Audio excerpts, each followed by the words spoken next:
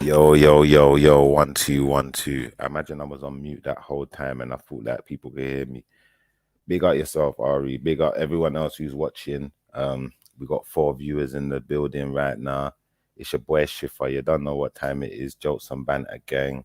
It's Tuesday. Let me try not talk too quiet and try live you lot up a little piece. Is it?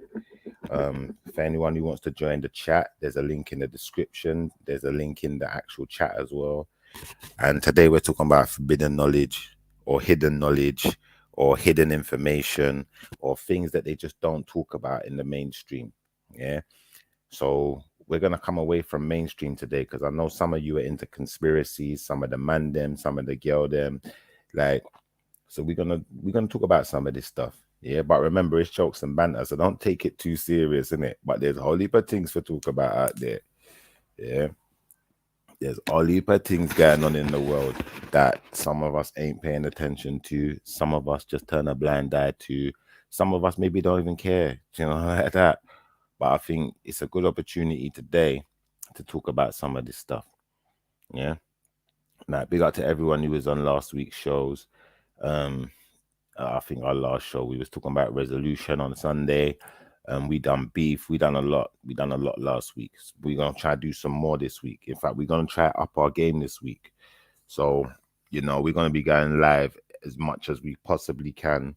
Out to the team, out to Sham, out to Natty, out to G, out to 360, out to everyone, out to Courtney Chris, um, Natalie, whoever else is in the team. Now, if you just joined, Okingo, big up yourself, and big up all the viewers, the regular panelists. Um, you know who you are. Like, I appreciate you. Like, that's all I can do.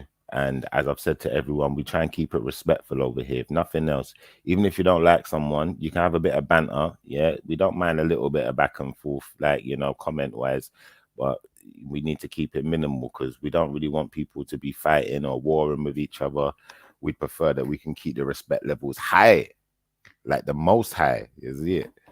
So I'm gonna play some music, a little warm up music for you lot, give you some time to think about some knowledge that you might want to share with us or some issues you might want to talk about with us, some things that's going on that they're not telling us about that you might want to talk about. But yeah, obviously it's jokes and banter. Don't take it too serious, people, man. Like, this is not an educational program. It's not for educational purposes.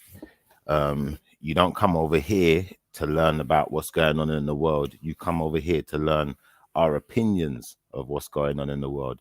So don't take it too serious. Anything that's said over here could be proven right or proven wrong. I'm not saying anything's 100% or 100% certain, but um, yeah, we're gonna talk about some stuff, because I've heard some stuff over the last few months. Um, I've heard some people talking about stuff like, the old debates like flat Earth and all of this stuff, you know. But I'm gonna try and steer away from those ones. But you got all of this new technology coming out. Yeah, you got all of these new robots. You got all of these new type of drones. Um, you got all of this new crypto technology. You know, we got all of this financial warfare going on right now. The tax hikes and all of that kind of stuff. And there's a lot going on in the world. So I know different people have got different takes on things, different viewpoints.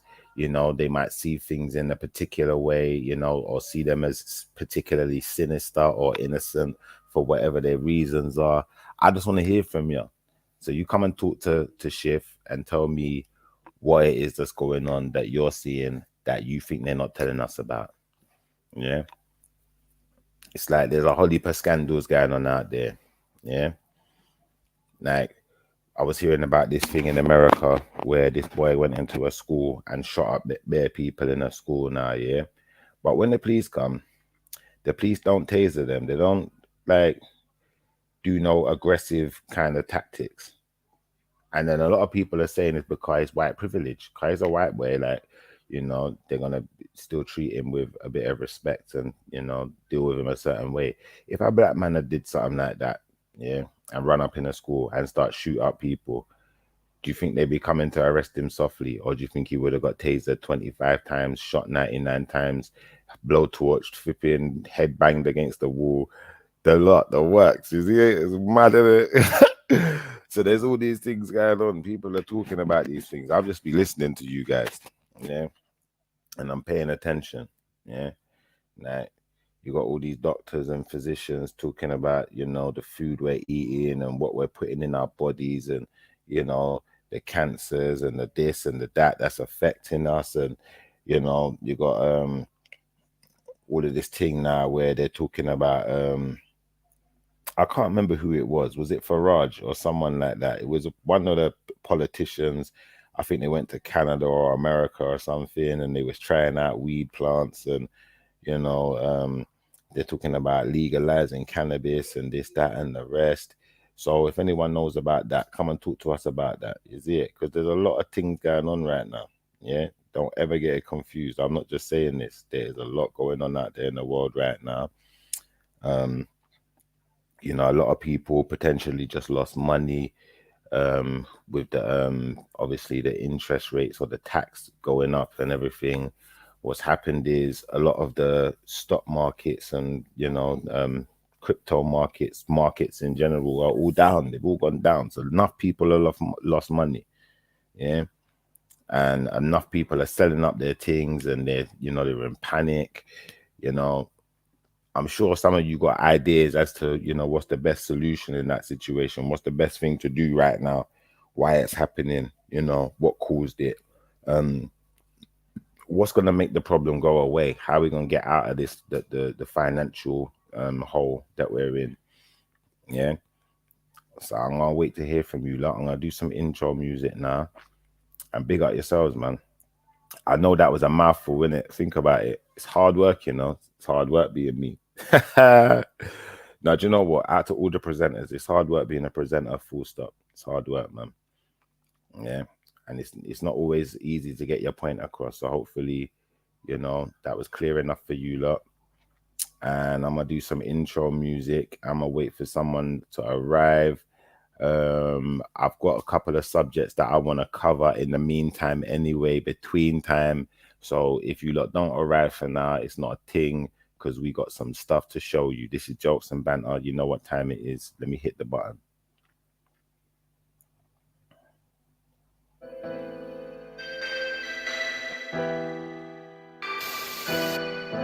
Okay, Riggs.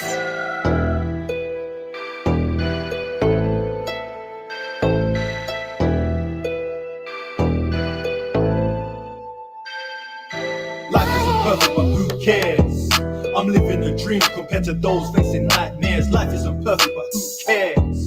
I'm living a dream compared to those facing nightmares. Life isn't perfect, but who cares? I'm living a dream compared to those facing nightmares. Life isn't perfect, but who cares? I'm living a dream compared to those facing nightmares. Life isn't perfect, but who cares? It's a dog-eat-dog world, progression in hand with family and friends. Learn to love, honor and care. That's part of the past, and when quarrels and disputes will end. For fuck's sake, I'm frustrated and angry at the state of my welfare. But why should I be, man? Should I be sad? As a matter of fact, I should be glad that I got a roof over my head, plenty Akis and Shahara, soul food and a couple of Budweiser. Car, some people ain't even got a penny, let alone or a pound or a bucket to piss in. Look, call me a joke, you last hard. Moving forward, there is no time, crying never spill. New beginnings, happy new year, laughter and good times. Life isn't perfect, but who cares? I'm living a dream compared to those facing nightmares. Life isn't perfect, but who cares? I'm living a dream compared to those facing nightmares. Life isn't perfect, but who cares? I'm living a dream compared to those facing nightmares. Life isn't perfect, but who cares? I'm living a dream compared to those facing nightmares. It's a mad thing. Coming up, we never had things. It was all about that money in a bag, quick peas. And it gets peak when you're on the road and you're struggling to eat. Hustling and juggling to make ends meet in the inner city, where the blocks are grimy, the streets are gritty, girls are pretty, but they're giving up the kitty too fast. Relationships that won't last. Watch the snakes in the grass, guns go blast. All about the papers, I didn't go class. From the low caste, but I still rose up like a fungus, growing in the darkness. Cold-blooded, heartless, looking for a target. Yeah, boxes of food getting sold at the market. Looking for a gig, it's no walk in the park. We had to grow faster, struggle from the start. Life isn't perfect, but who cares? I'm living a dream compared to those facing nightmares. Life isn't perfect, but who cares? I'm living a dream compared to those facing nightmares. Life isn't perfect, but who cares? I'm living a dream compared to those facing nightmares. Life isn't perfect, but who cares? I'm living a dream compared to those facing Call nightmares. it black and black crime, we didn't give a fuck about niggas. It was metal to your dome, dude, show me the figures. If you don't like the game, then you should've went to school. Now you stuck on the block, gotta blast that tool. Shit's greasy, blood, believe me, it ain't easy, but we never knew different. Think there's beef and Putin, the way they shooting. Streets too hot though, everybody lose it, get it, then I blow it. I know I'm gonna make it back. LV the Crips, Da Vinci the Tracky. Don't do Versace, I find it all tacky. Don't like swordfish, but love a little acting. Done a lot of traveling, my mind's all mappy. Got jealous on the phone, she's unhappy. I talk to the bitches, but I ain't got time to link. Now off my line with your dumb stupid shit. Life isn't perfect, but who cares? I'm living a dream compared to those facing nightmares. Life isn't perfect, but who cares? I'm living a dream compared to those facing nightmares. Life isn't perfect, but who cares? I'm living a dream compared to those facing nightmares. Life isn't perfect, but who cares? I'm living a dream compared to those facing nightmares.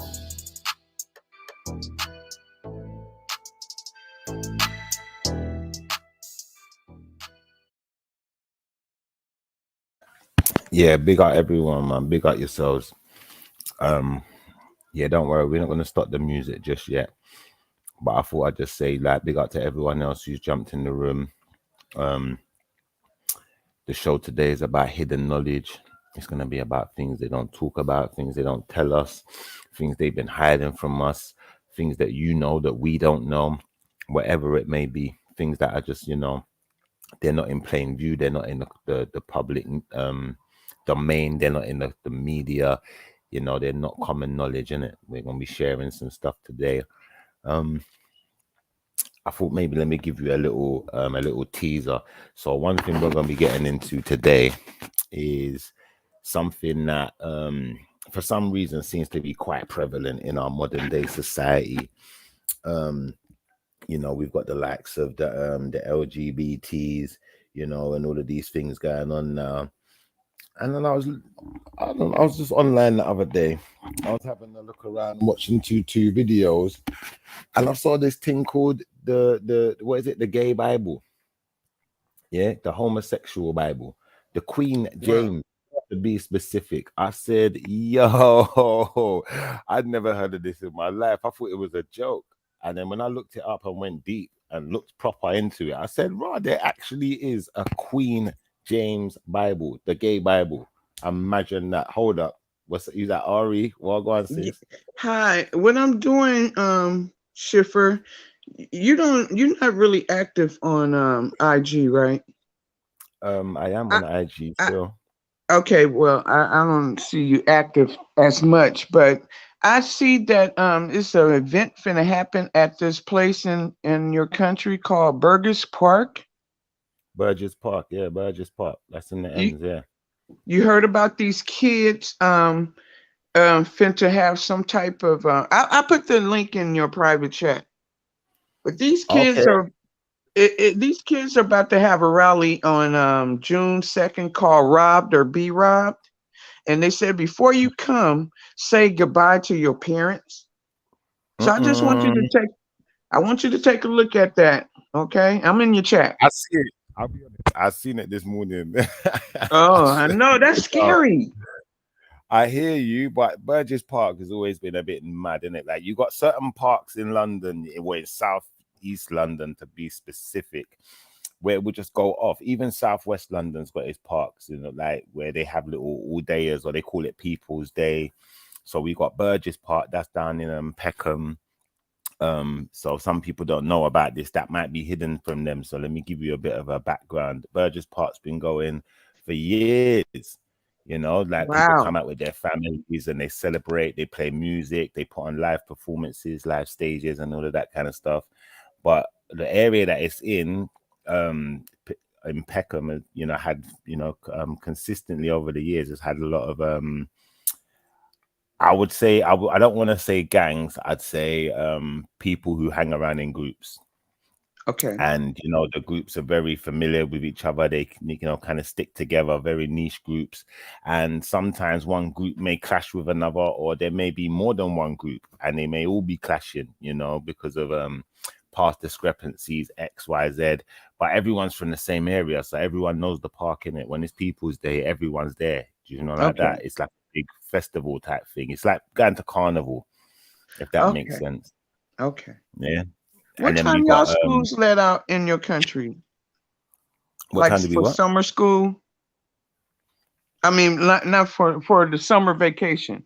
Like my kid, my youngest, he gets out in probably the end of this month, or he probably already out. He haven't contacted me yet. He live with his father. But you know, when y'all Yeah. kids let out school, when at the end of the day when they, you know, have summer vacation? I think it's either June or July. I think it's July, you know. Okay. Yeah, I'm pretty Due sure to the July. COVID? They get 6 weeks. No, that's just when they only get 6 weeks over here. I think your one's longer in America.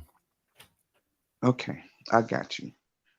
All right. When I saw that post, because I follow Raspect and that guy that collect knives, Yeah. Farron, whatever, and well, I follow that group online, and he I seen that. I'm like, that was so scary, and the way them kids was on TikTok was talking, how they gonna come out there. Don't be scared. Say goodbye to your parents before you even go to the park. I'm like, wow. I had to just share that on my page on Instagram. You know what though? That could be a bit exaggerated because the youth them know like how to shock people in it. They know how to use words on Instagram and XYZ to shock people. But I'm not gonna say that nothing's gonna happen. It's all gonna be cool because I know there's been times Burgess Park has been crazy. Like we got another park in South London, in Southeast London specific, called Mountsville Park. There's times that park's been crazy. Like it will go off, like because there's like so many large groups of people. There's one in Southwest London. I'm trying to remember the name of it. Brockwell Park. That's it, Brockwell Park. So you've got all these different parks, and then what will happen is Brockwell Park is in Brixton, but there's the you know, the guys from Peckham will still go Brockwell Park, or from, you know, Lewisham or the other areas, and then they might get into it with each other there, innit? The different groups, because they don't get along. Does that make sense? Well, I only seen his page and how he's gathering people from Forever Family and for them to meet up over there. So yeah, that's how I found out.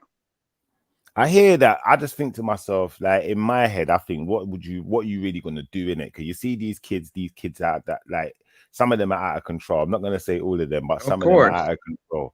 And when you've got large numbers of young people, their hearts are beating, they're racing, you know, they're a bit anxious, you know, they're not fully grown men yet. So they might do something crazy that, you know, you're not expecting. And then this is when people end up getting hurt. Like, at the end of the day, like, as a big man, I'll be honest with you, like, I've seen certain big men try to step in when the youths them are wilding out, and I've seen certain big men get seriously injured. You know, like that.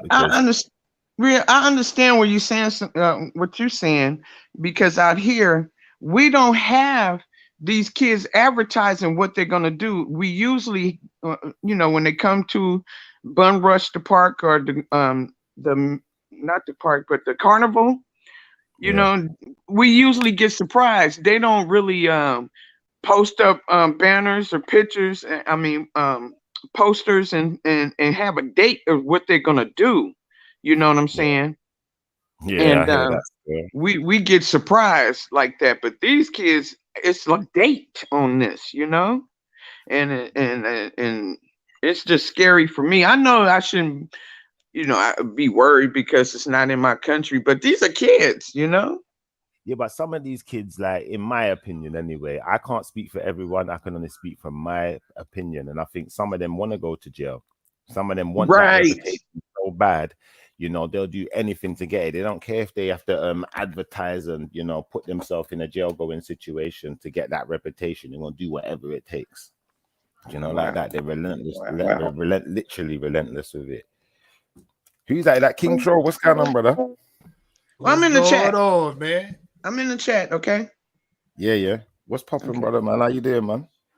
I'm chilling. I just seen you on. I was trying to catch you on and shit, so I just seen you on. I had some time. I'll pop up and give you some support. What's going on, my brother? Just here, man. Just started up the new channel now, so you know, just trying to grow and do what you do. I'm trying to be like my big bro. Oh no, don't do it. You know, I'm a mess, man. Don't be.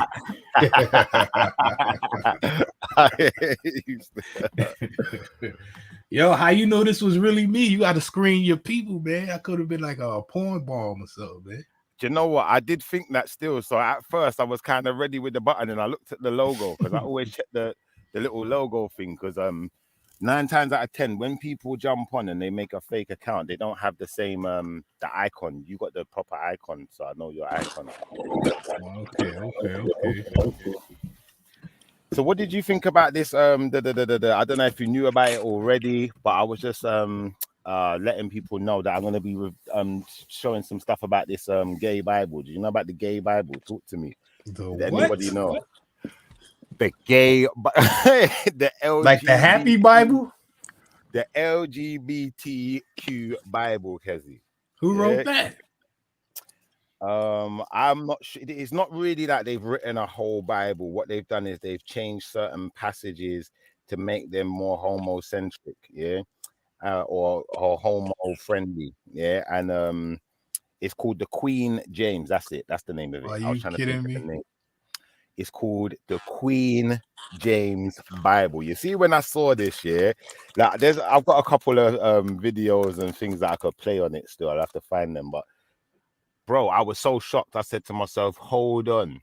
Like, and then the person who showed me about it, I was like, well, why are you showing me about this Queen James Bible? They was like, well, you know, this is what's happening. This is what's to come in it. So, like, this is the Christian version. We seem to get the Muslim version. What? So when he said that, did they wrote this where in America? I believe so. I'd imagine somewhere, either America or Europe, innit? But like they said that the gay Quran is on its way, and you know, you've already got the gay church. They've just started forming the gay mosque, so you got like gay imams and all of these things. I said, yo, this was not in the public eye. This was definitely not something I saw in the news or heard anything about. Like. And then it weirded me out because remember, you had these guys that were drawing pictures of Muhammad, and the Muslims, they went and killed them. This was in France, that Hebdo thing, whatever it is. But if they got gay imam and gay mosque, like what's gonna happen next? Well, man, listen, I think probably that's maybe that's just for gay people. I hear you, but at the same time, you know, how can you be gay and be a Muslim? How does that make sense? Like, and then in the same respect, like certain things like with the Christian thing where they're saying they got gay Bible and you know they're allowing gay marriages and all of these things.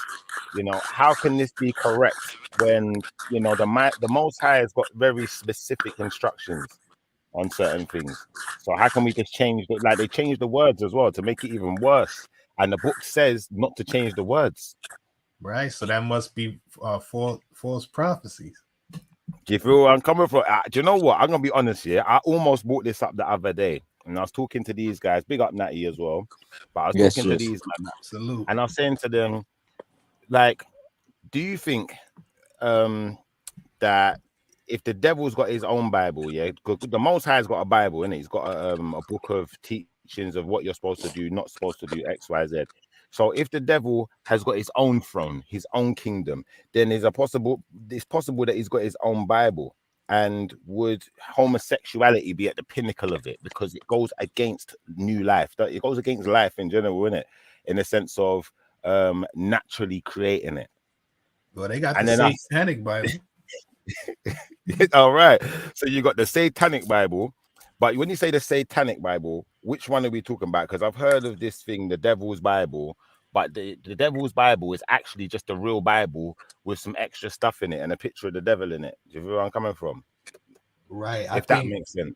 I think all of it is you know, taken from the real Bible, you know, but my whole thing is Satan, that just means like the adversary or and shit like that. So whatever goes against what the Most High is saying, that's Yeah. Satan. You know what I'm saying? All right. So it's all the same to me. Satanic Bible, gay Bible, vampire Bible. And the word Bible just means books. So, you know. Yeah.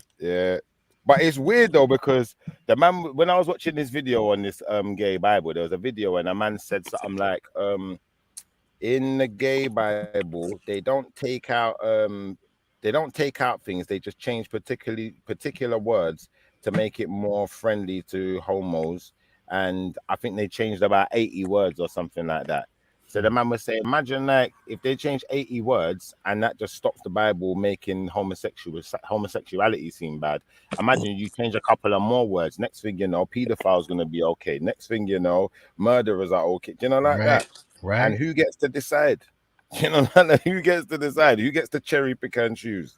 Right. You know, we got free will, so whatever we choose. Like me Bible, personally, I don't got nothing against the Muslims, the Quran, but they kind of remix the Bible too. You feel what I'm saying? In the Bible, they already mix with animals, man. They got talking donkeys, isn't it, Shifa? I'm done. I don't know about the mix of Now you see, this is why this is why they made the gay Bible. See, y'all up here talk about they got talking donkeys. They mix wait for the talking donkey. Now you gonna have bestiality Bibles. No, that won't happen, because remember the Bible is very specific here when it talks about strange flesh and certain sentences, certain wording. You know that it's against certain things, bro. Like when it talks about in that story of Lot, when the angels surround his house and they want the men, they want to sleep with the men. The men come to the house to sleep with the men. It's very specific. You know, it says a man to lie with another man like he's a woman is an abomination, if I remember rightly. So all of these things are very, very specific. So then, you know, I think in the gay Bible, it said something like, if a man was to lie with another man in the temple of Molech, it's an abomination. But who on earth is Molech? I never heard of. I don't even know who Molech is. Molech is that god that they was sacrificing the kids to, that bull looking god, I guess. All right, so only if you're gay in the temple of Molech, then you know that's the only one that is going against the Most High. That's basically what they're saying. If you're gay and you don't go to the temple of Molech, you're cool. That's how they're trying to portray it. And it's like, in my Bible, it don't say no Molech business. If I go in the King James Bible, it don't say no Molech. But if you eating shellfish is an abomination too. But people still eat pasties and clams. That's right. Let me ask you something, Let me ask you something, Shifa. When do you think, right, in them days that women would look actually like women? Because if you think about it, it's not till like the 70s that women really started, like, you know, waxing and doing the beard thing and the armpit thing and the leg thing. Like, so we gotta look like to see how some of these things must have been looking back in the days. Do you get me? But every man is not hairy. Yeah, every man's not hairy. That's very true. No, not every man's not hairy, but boy, like some of these women, man, with their haircuts and their styles back in their days, man, must have looked fucked, bro. I'm dead. Why you say that? Why do you say that? What's wrong with you, man? What's wrong with you today? Nah, brother. Listen, women have been straightening their hair and perming and weaving and all of that good stuff for generations, bro. Like we going back thousands of years. We can go back to like the pharaohs and them, man. They had wigs, cuz. So how come, at the Last Supper? How come at the Last Supper they thought it was all men there at the table, and then they realized, oh shit, there's a woman. Well, when you say they thought there was all men there, who are we referring to here? Like, explain this. The picture of the Last Supper with Jesus. Yeah, but who drew that picture? Right. I don't know, man, but they all got long hair, man. All right. So think about it like this. Whoever drew that picture, whoever drew that picture obviously has a fascination with man and man and man. so they want to put man in on the picture. Yeah. But if if it was Schiffer drawing that picture, that picture gonna have man and girl, every man to a girl. So, but Jesus broke up with pure man, Come on, y'all. Y'all never ate with your what y'all call them? Your home, your with the man them. Yeah, the man them. Oh, y'all. Jesus That's what I'm saying. Jesus died a virgin as well, What does that tell you? Listen, KT makes a very good point there, bro. You've never been out and eaten food with the man them, cuz. Like, yeah, of course, but me. you hear other stories as well. I've eaten food with girls. Like, you don't see that with him. You don't really. The only person who he mixed with was what? The prostitute. All right, so even hold on, no. That's if we sit down and we having a conversation about certain things that only concern us men and all that. What's the name? What was girls there. She was his purse. What? Yeah, she was just his purse mate. She was like, listen, you got to roll with us. That people don't. No. You messed up there. I'm gonna tell you where you messed up. You tried the thing there still, but it was funny, but you fucked up. So this is the thing now. Remember when the woman's going to draw water from the well? Where was that? Was that Jacob's well? So that's not the only woman that he did talk with and friend up, Yeah. Right. All right, so get that right for starters, isn't it? And there's probably more. Then you got Mary and Martha. Mary and Martha, he was talking to too. There you go. See, there's more. So, obviously, I understand that you as a non just talk. Yeah, just talk. You see, but you got to remember this mentality that we have. They put them same people who wrote the gay Bible put this in our mind. Who was washing up Jesus' feet in the cave? Who wanted to wash? That was Mary. No. Yeah. No. She washed his with her hair. One of the disciples said, "Let me wash your feet." Okay. And the only one that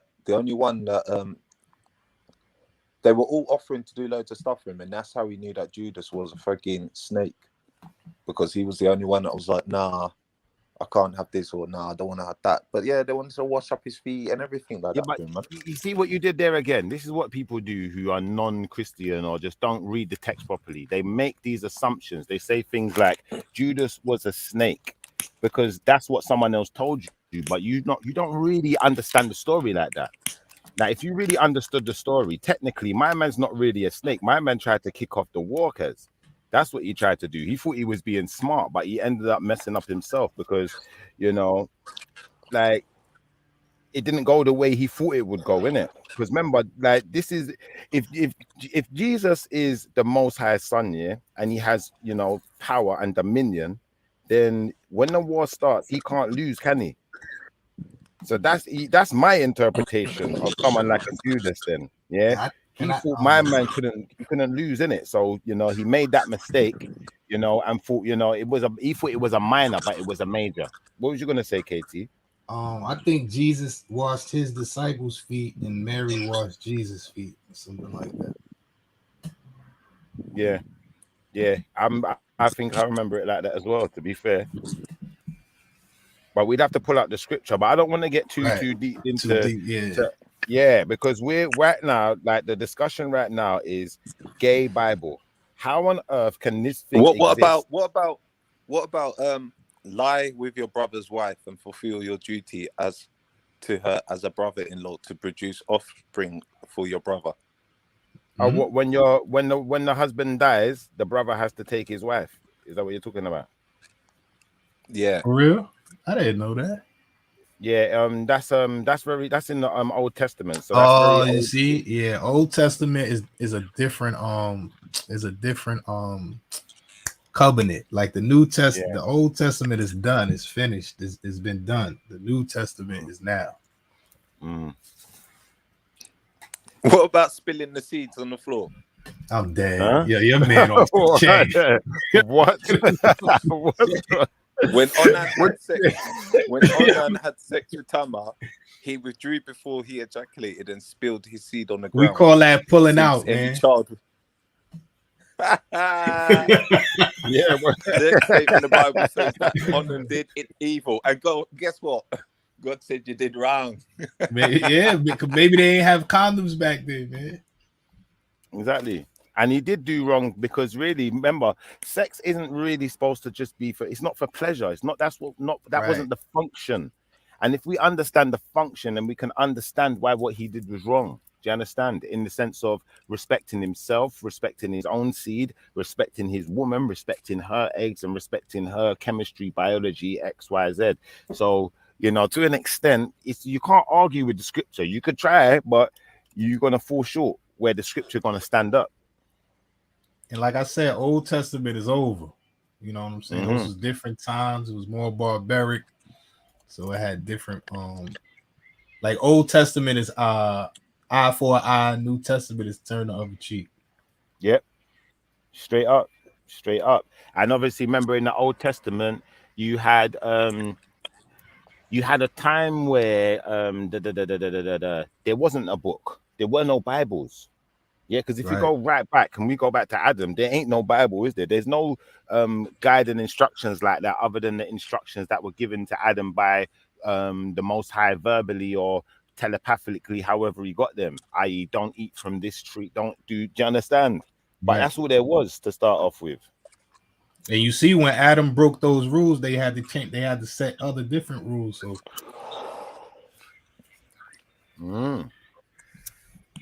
but this whole thing of man and woman, like I said, we can go right back to the beginning and we can find that concept that, you know, Adam was around. Yeah.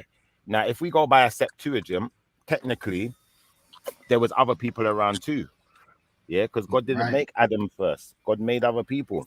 But God never just found some random person or another man and put him with Adam in the garden. He was very specific in making, you know, a very specific woman for him. Right. You feel where I'm coming from? So, you know, we know that woman is the key here. Woman is the key to man, and man is the key to woman.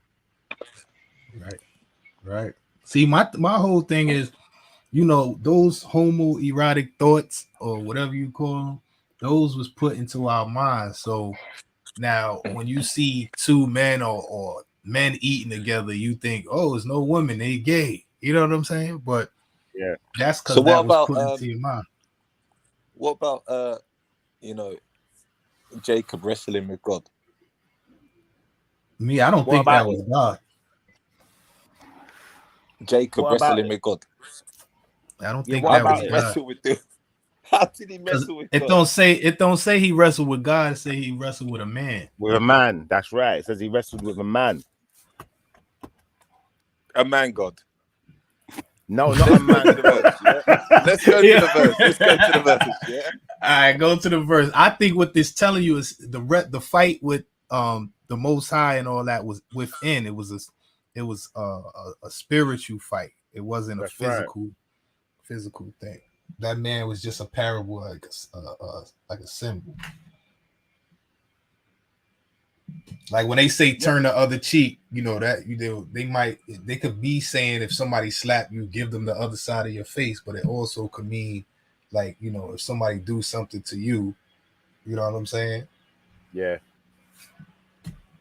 And it's about forgiveness as well. That's what right. That's what I mean. Yeah, it's a lesson within what they saying. It's like when you read The Cat in the Hat or Green Eggs and Ham. We know we ain't eating no damn green eggs and ham. You feel what I'm saying? But it's a message that it's trying to tell us. It's like a metaphor almost. Right. So do you want to pull that verse then, Natty? Because I know that obviously you got a lot of questions, obviously referring to the Bible. Although we're not really doing that today, but I'm allow you to ask your questions because you sound like, you know, you need this answer to you. So are we pulling the scripture? What are we doing? Talk to me. I think he's trying to find it. But yeah, like we're gonna have these strange interpretations, innit? And I think sometimes, you know, I'm not sure where you learned how to interpret the Bible from, but me personally, I learned to interpret the Bible by not only going to church. I've been around Jehovah's Witnesses. I've been you know, around Israelite brothers, and, you know, done study groups, and, you know, sat down and listened to other people's interpretations, listen to the preacher, listen to the popes or whoever's interpretation before I just start making up interpretations, if that makes sense. Me, I just try to find the message within every story. Are you ready for it? All right. That night, Jacob got up and took his 2 wives, his 2 female servants, and his 11 sons, and crossed the ford of the Jabbok. After he had sent them across the stream, he sent over all his possessions. So Jacob was left alone, and a man wrestled with him till daybreak. When the man saw that he could not overpower him, he touched the socket of Jacob's hip, so that his hip was wrenched, and he wrestled with the man. Then the man said, "Let me go, for it is daybreak." But Jacob replied, "I will not let you go unless you bless me." The man asked him, "What is your name?" "Jacob," he answered. Then the man said, "Your name will no longer be Jacob, but Israel, because you have struggled with God and with humans and have overcome." Jacob Exactly. said, please tell me your name." But he replied, "Why do you ask my name?" Then he blessed him there. So Jacob called the place Peniel, saying, "It is because I saw God face to face, and yet my life was spared." So Okay. wrestle with God and see him face to face, yeah. No, Well, well, in the New Testament, they said nobody. In the New Testament, they said nobody's ever seen. Exactly. No, but listen, Contradictions no, all hold over on, the listen, place. no, you messed up. I'm going What to you show mean, you where you listen? messed up. Nah. Listen. Your words, you just read this, yeah? So you should remember the words that came out of your mouth. He had wrestled with a man, yeah, and with men and with God, yeah, not just with God. So, you know, the man doesn't necessarily represent God. Maybe the man was touched by the Holy Spirit. You might argue that because he's asking for the blessing. But at the same time, it's very specific in making a differentiation between the two, in differing between the two, man and God, yeah, and humanity, and all Yeah, of these things. He's wrestled with more than just God. So or you maybe just interpret it as God because you know you want to have this image of a man wrestling another man in your mind. I don't know, but it's not. wait a No, minute. that's what it's Well, telling you, bro. Bro, that's what it's maybe telling you about. that was Man grab a the next man hit. maybe Allow that was it, a bro. maybe that was a vampire. That's why he wanted to let him go.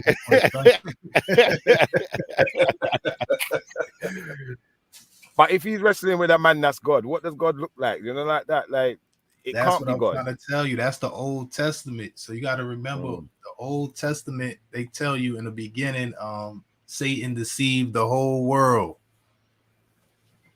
So that's why Christ had to come and tell us how it really is. That's why in the Old Testament they tell you an eye for an eye, and in the New Testament they tell you to turn the other cheek. So what happens is either God is a liar, or whoever was interpreting the Old Testament was confused, and they was the liar. And Jesus said he didn't come to change nothing. So at the end of the day, really and truthfully, if it's made it very specific that a man is not to lie with another man, yeah, you can't change it, bro. No one can. If Yeshua can't change it, how are these Queen James Bible is going to change it? That don't make sense. Exactly.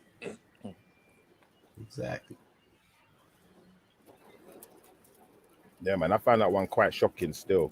Now, the one that shocked me the most, though, I'm going to be honest, when I saw that they had, and to be honest, it's not actually in a like a mosque type building, it's in someone's house, but nevertheless, it's a gay mosque. When I saw that, that one threw me right off because I said, hold on, the Muslims ain't allowing that. They're not allowing that. But it's happening. Like it's in Australia, it's in South Africa, it's in loads of different places. They got these gay mosques popping up now, and it's like, you know, how far do they have to go before people start to realize the demonic entities in this world? Yeah, that's Hellenistic. I call that Hellenistic culture. Why you say Hellenistic? What's the relation? Like that's like the Greeks. The Hellenists, or those are like the Greeks. So in Greek culture, you see men with boys, and that comes from that type of culture. So what you're saying is this is something that is pertaining to what's the Greek deity again? Is it Zeus? and Apollo and you got like, Zeus, Apollo. You see how they depict them, and you know the things. You know they had homosexuality and all of that inside their culture. So when the Greeks came and you know they came into the Bible, the scriptures, and they start rewriting them in their language, they interpreted things how they seen it in their mind. So if you got certain things in your culture, and then you come across somebody else's culture and you interpret their culture, some of the stuff from your culture is going to spill into that. You feel what I'm saying? yeah. And that's kind of like going back to the Bible again, where the Bible is very specific in saying certain things. It says, what does it say? Beware those who call themselves Jews, for they are not. So if it says that about the Jews, could it not still be referring to the Christians who are supposedly following the same thing, but occasionally seem to be, Right. you know, diverting to Christmas and, you know, pagan holidays, X, Y, Z. Right. All of that comes from Hellenistic culture. All of the Christmas, all of that type of stuff. They got the it all goes back to a Greek god. Like if you see like Egypt, like the Egyptians, when the Greeks came into Egyptian culture, now Zeus is Amen. You know what I'm saying? Like they mix the gods together, like what's his name, Mercury, and what's his name, Thoth. Is like they say that's the same because they only can compare it to the gods from their culture. They compare the Greek deities to gods from their culture, so they don't really understand what the Egyptian gods. They not even probably called gods. You feel what I'm saying? But they was called gods by the people who interpreted these deities. Yeah, I hear that still, and I think that probably look, bro. The only connection that most of these things have got is that civilizations around the world have been under the influence of a greater power, more greater than like humans themselves. Yeah, so right. That's the only real connection that I can see. I mean, like if you look at like Chile, the South Americans, they're all on pyramids, they're all on big mountains, and then they've got under like big caverns that are like 10 feet tall or, you know, 20 feet tall. So, you know, bro, like this could be something that we could definitely look at, because I've always thought about all this goat sacrificing and everything like that. The way I've seen most of these goat sacrificing is what like the Viking man used to do.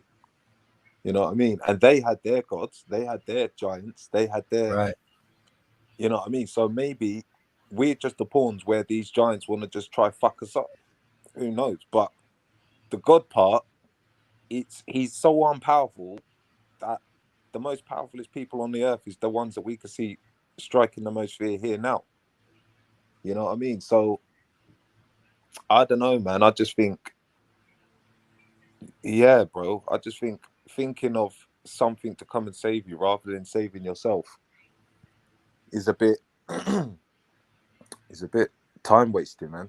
Like if you see some injustice, yeah, I think all of us, we don't really cry out to God now, save us. I think we go out there and do it. I think when we saw George Floyd, we could all said, no, don't go out, don't voice it. Like we could all gone and prayed and said, God, do something about it. But you know, yeah. Well, the Bible say the kingdom of God is within. Also, like just like when God in Genesis, when God had a problem with these bad people around the world and everything like that, why did he then need to use human beings to go and destroy other people? Why didn't he destroy them himself? Why didn't he just send angels? Why didn't I can't answer that? Go there I can't answer that. I can't answer that. Yeah, you see the Most High. Yeah, you have to understand you have to understand the levels, and if you can understand the levels, it's like, say for instance, yeah, you're Sosa or you're Tony Montana. You're the big guy. Yeah, you're the big man at the top of the food chain. You're not going out to do the flipping dirt yourself. You send out the minions, innit? You send out the soldiers. Do you understand? No one ever sees you like that. They don't get that close. They never get that opportunity. And if you haven't put the Most High on them type of levels where, you know, he doesn't have to get directly involved like that, then, you know, that's the fault you're making in my impression. If you are coming from. Yeah. See, me, I don't need the Old Testament is over for me. So I don't really think on the Old Testament. My whole thing is everybody's going to die. Like, you know what I'm saying? And what we see is people who's evil and what's evil and all that. That's all human perception.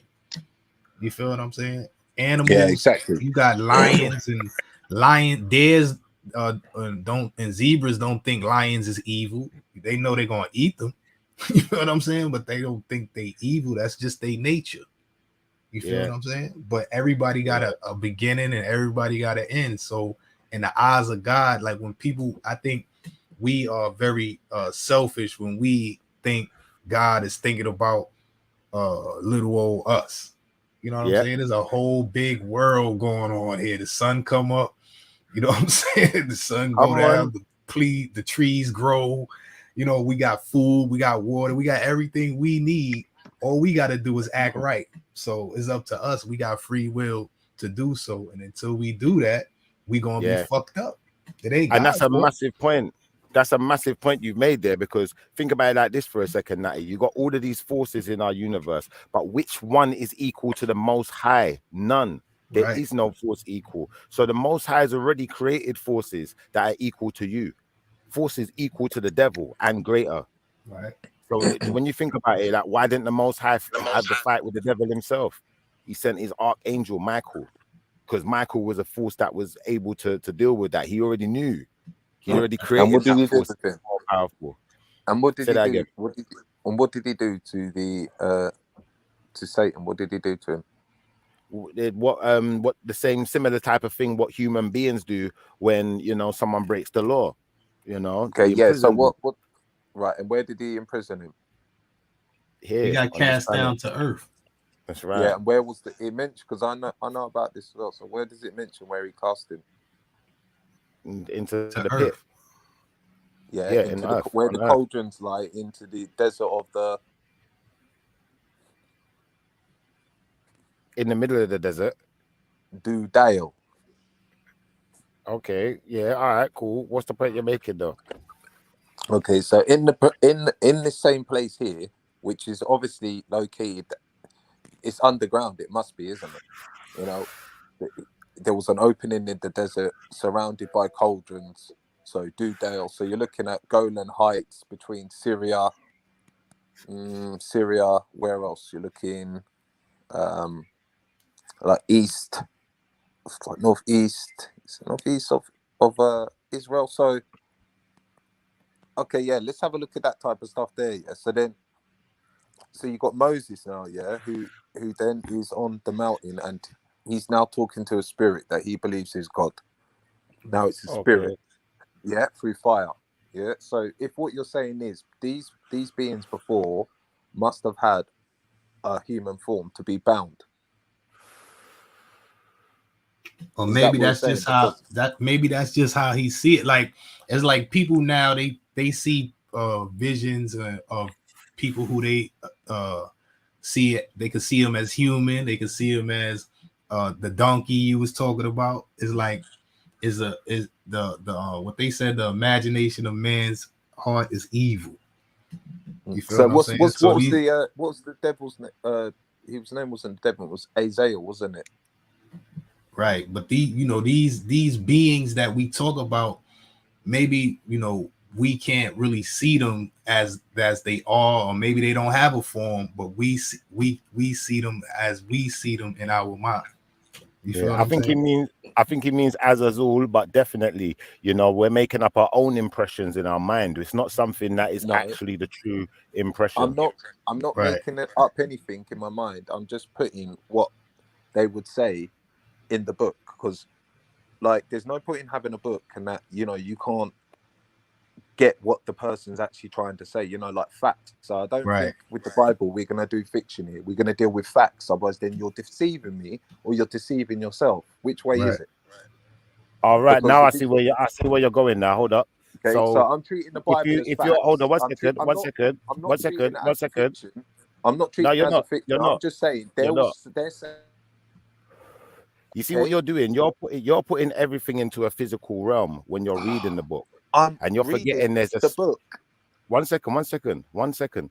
You're putting everything into a physical, into physical dimensions when you're imagining things inside of the book. Right. Now you Okay, have so to if you're imagine. reading your You have driving to test and imagine. it One second. When you're dealing with a spiritual book, you have to imagine it in more than one aspect. So you can't just imagine it in the physical. There's also a spiritual aspect. Yeah. Right. So Now, this is if what I'm there's a trying to say. spiritual aspect, then there's no different. matter There's what I say different. about this There's book, different I can dimensions never get it right. overlapping each other. Yeah, so whatever I say about this book, I can never get it right. So it's pointless for me No. to carry on then. Do you know why? I'll be honest with you. I'll be honest. There's The no- reason why you're never gonna There's get no it right, yeah, understanding is to it. because If he says God Yeah. came down to the earth, someone's going to say, well, Yeah. no, he didn't mean that he came down to the earth. What he means is that God was around, and like, what are we doing with it? Is it No, But God if no, came you no, down no, to no. the everywhere, earth? you can't really come down. If God is That's right. everywhere, you can't come down or go up. Or, Okay, so God was everywhere, and God Right. was everywhere, or the Spirit of God filled everywhere. You can understand that. Yeah, it's everywhere. right. So it's spiritual. There you go, and that's what Just I mean like in the sense the of they say Right. the kingdom of Yeah, God but is Holy within you. So now, That's right. if God is speaking to you, He's speaking from within, not without. from the kingdom. Right. All right. So now, once you put that in perspective, when you said, you know, the devil was sent down to earth, so that means the devil must be a man. That doesn't mean the devil must be a man. What that means is that the devil was sent down to earth, the devil's spirit, then. Yeah, because remember, we're dealing with spiritual now. We're dealing with spiritual beings. Okay. It's like Let's say 9 the times out of devil- 10. One second. I'll finish on this sentence. 9 times out of 10, if you watched a movie or read a book talking about demons, it's going to talk about demonic possession. It's not going to talk about some massive devil creature walking around with horns and a pitchfork. Right. I was going to get there. I was going to get to that point as well. Yeah, like it's whatever. I've never seen in the Bible where it's described in being read like that. So that's why I definitely say to you, it's not in the Bible. So it's pointless bringing that up. Do you know what I mean? I'm not But saying it it's a is in the good point Bible. to I'm just make saying because- it doesn't. No, it doesn't. It's a good You point. never see anything depict the devil or what's the thing, or a demon as a physical creature, unless it's some kind of parody or some kind of comedy or maybe a cartoon or something like that. But externally to that, if you was to read books or even watch movies on things like possession, like The Exorcist, that's a movie about demonic possession, someone being possessed by the devil or a demon. Yeah, and the demon isn't a physical entity until it enters that person. Now it's got control of that physical entity, and it's about control more than it's about an actual physical being, like, you know, just saying and doing things, walking around with 2 legs. And you got to remember that the Bible is not a story, it's a message. So That's God right. is giving us a message. So angel just means messenger. That's So right. anybody could be an angel who brings the message of the Most High. But that's what I'm trying to say. Like, I'm not a Christian, but I know many Christians will disagree with you. Of I course. don't know. I disagree with that, because I think most Christians, in fact, all Christians, are going to have no choice but to adhere to the fact that within the church, within the Vatican, within these establishments, they talk about demonic possession. They talk about exorcism. They talk about practicing the rites of exorcism and so you can't escape from it as a Christian. That will be unfathomable. So where in the Bible does it talk about exorcisms? This is what I'm trying to say to you. Where do we get stories about exorcism? Who When they performed an when they exorcism talk in the about Bible? when they talk about Legion, like when Christ took, you know, he took the spirit out and it went into the pigs, and the pigs ran off the side of the mountain. And then when, you know, they said the one priest, he tried to put exorcise a demon, and the demon said he don't know this person, but he knows Christ. You see what I'm saying? So that's why they say you gotta exercise the demon in the name of. That's right. Because right. there was a town, there was a wicked town where there was meant to be some wicked folk, and there was wilderness places where there was meant to be talk about some mad, crazy man that was right, rough, scruffy, blah blah blah. I read about that story. Yeah. So I'm not going against that because it's what it says, right? Yeah. And I've got a very clear picture. To look at that, yeah, and think, wow, you know what? We've seen certain things, you know, maybe a lot more in the media, not like personally myself. I've seen somebody possessed, or, you know, like not even around the corner or even 100 miles away from me that I've like, do you know what I mean? Like, but I'm very skeptical to it because of certain things that I might have seen or I might have felt, yeah. But well, we got free will. We got free will, so you know everybody got the free will to choose whatever they so want to choose. You know what I'm saying? So at the end of the day, you can't really get.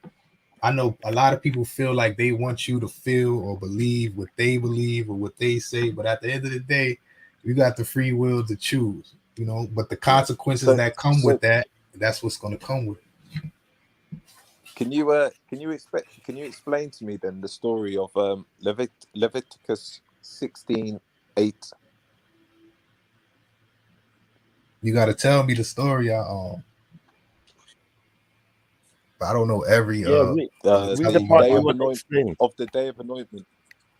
We'll read the part that you want to explain, Day and we'll do that. We'll do that with you. Let's do it. Go on, read the part you want read. What is it? What was it? Okay, so Leviticus 16:8. Leviticus 16:8. Do you want me to read it, or how do you want to do this? Talk to me. Yes, please. Yeah, read it and then interpret it for me. Yeah, please. All right, Leviticus 16:8. Let's go to this for you. And is there something in particular about Leviticus 16:8 that caught your attention while I'm finding it? It should. Yeah, it did, and it might catch yours as well. Let's do this. Well, what was it that caught your attention?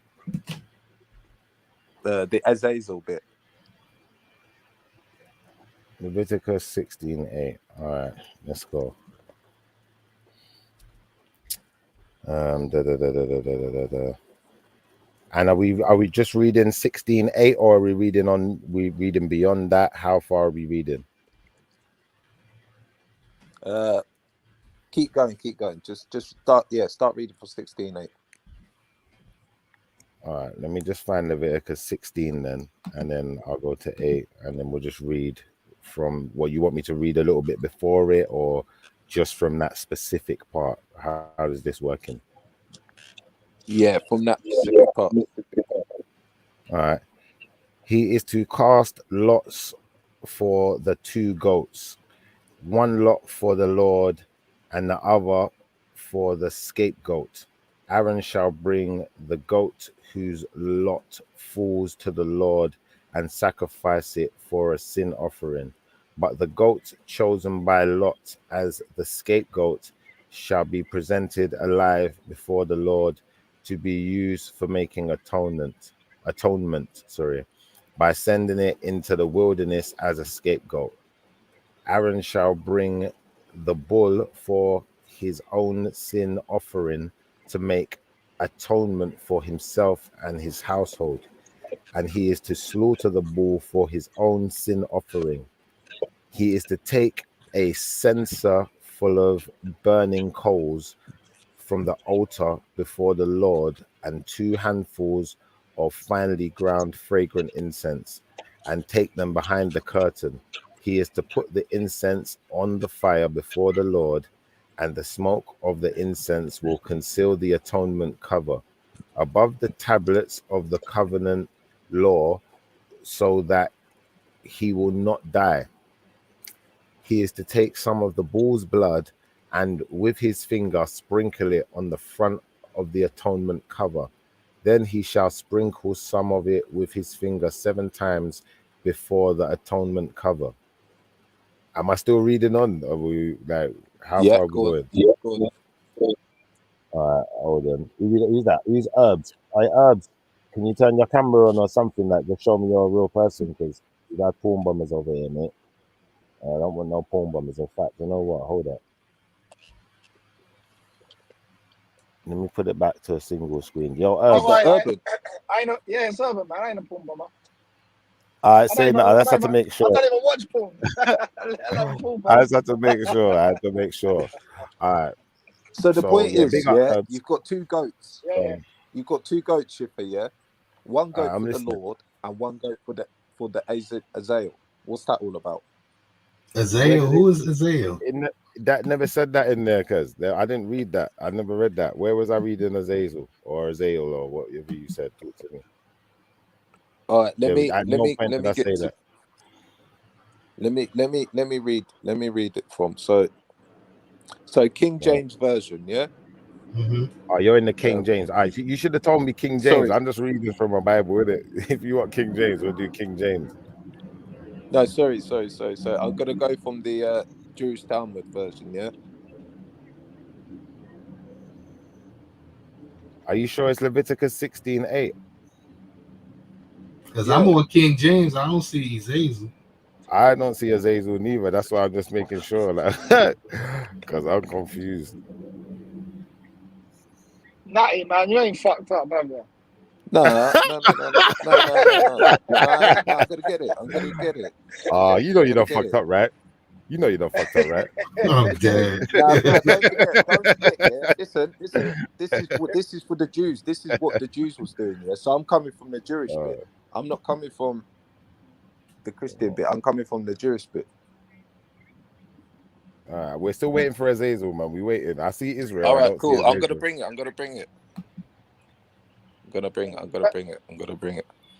Don't sing it, bring it. Yeah, don't sing it for real. Don't sing it. You tried hard, though. You tried hard. When interpreting the Bible goes wrong. 10 out of 10 for effort. Yeah, 10 out of 10 for effort, but like it seems like you may have made a mistake here, my brother. Nah, I got it. All right, here it is. Wait for the load up. Leviticus 16:8. And Aaron shall cast lots over 2 goats, one lot for the Lord and another lot for Azazel. I don't know. This one says it says for the scapegoat. That's what I see. Yeah, that's what I see too. I see the scapegoat. That's a lot. That is a lot still. That's a lot.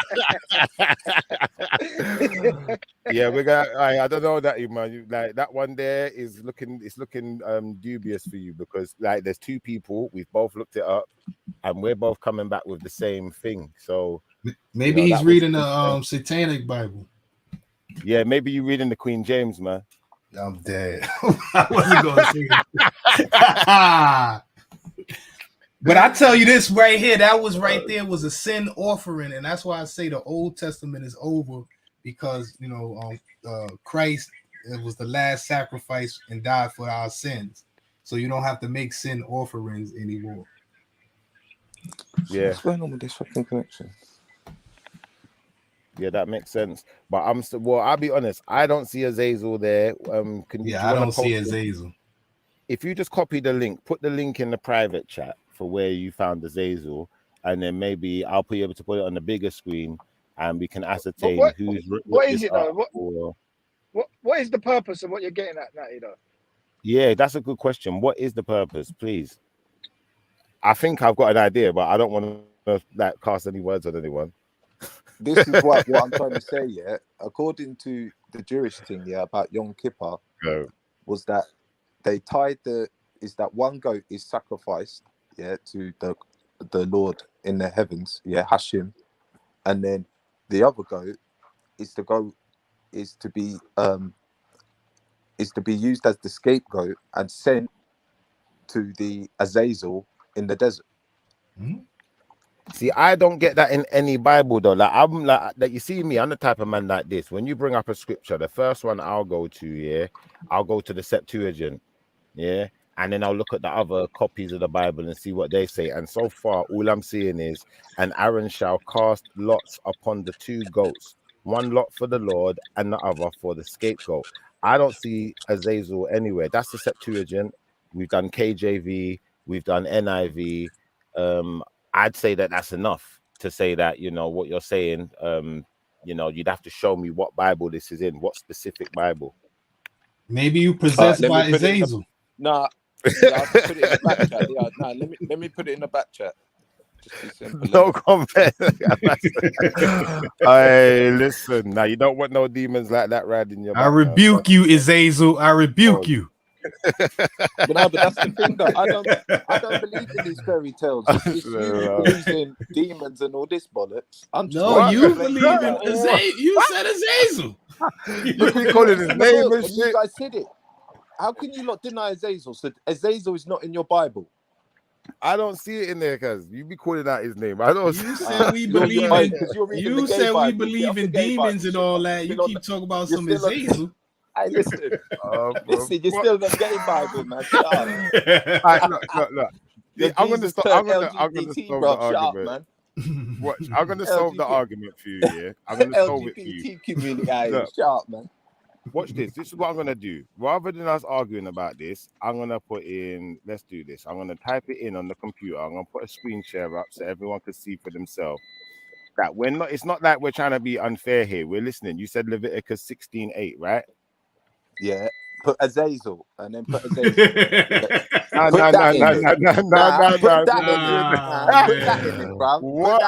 Put that in it. Make sure you put that in there as well. Oh, for fuck's sake.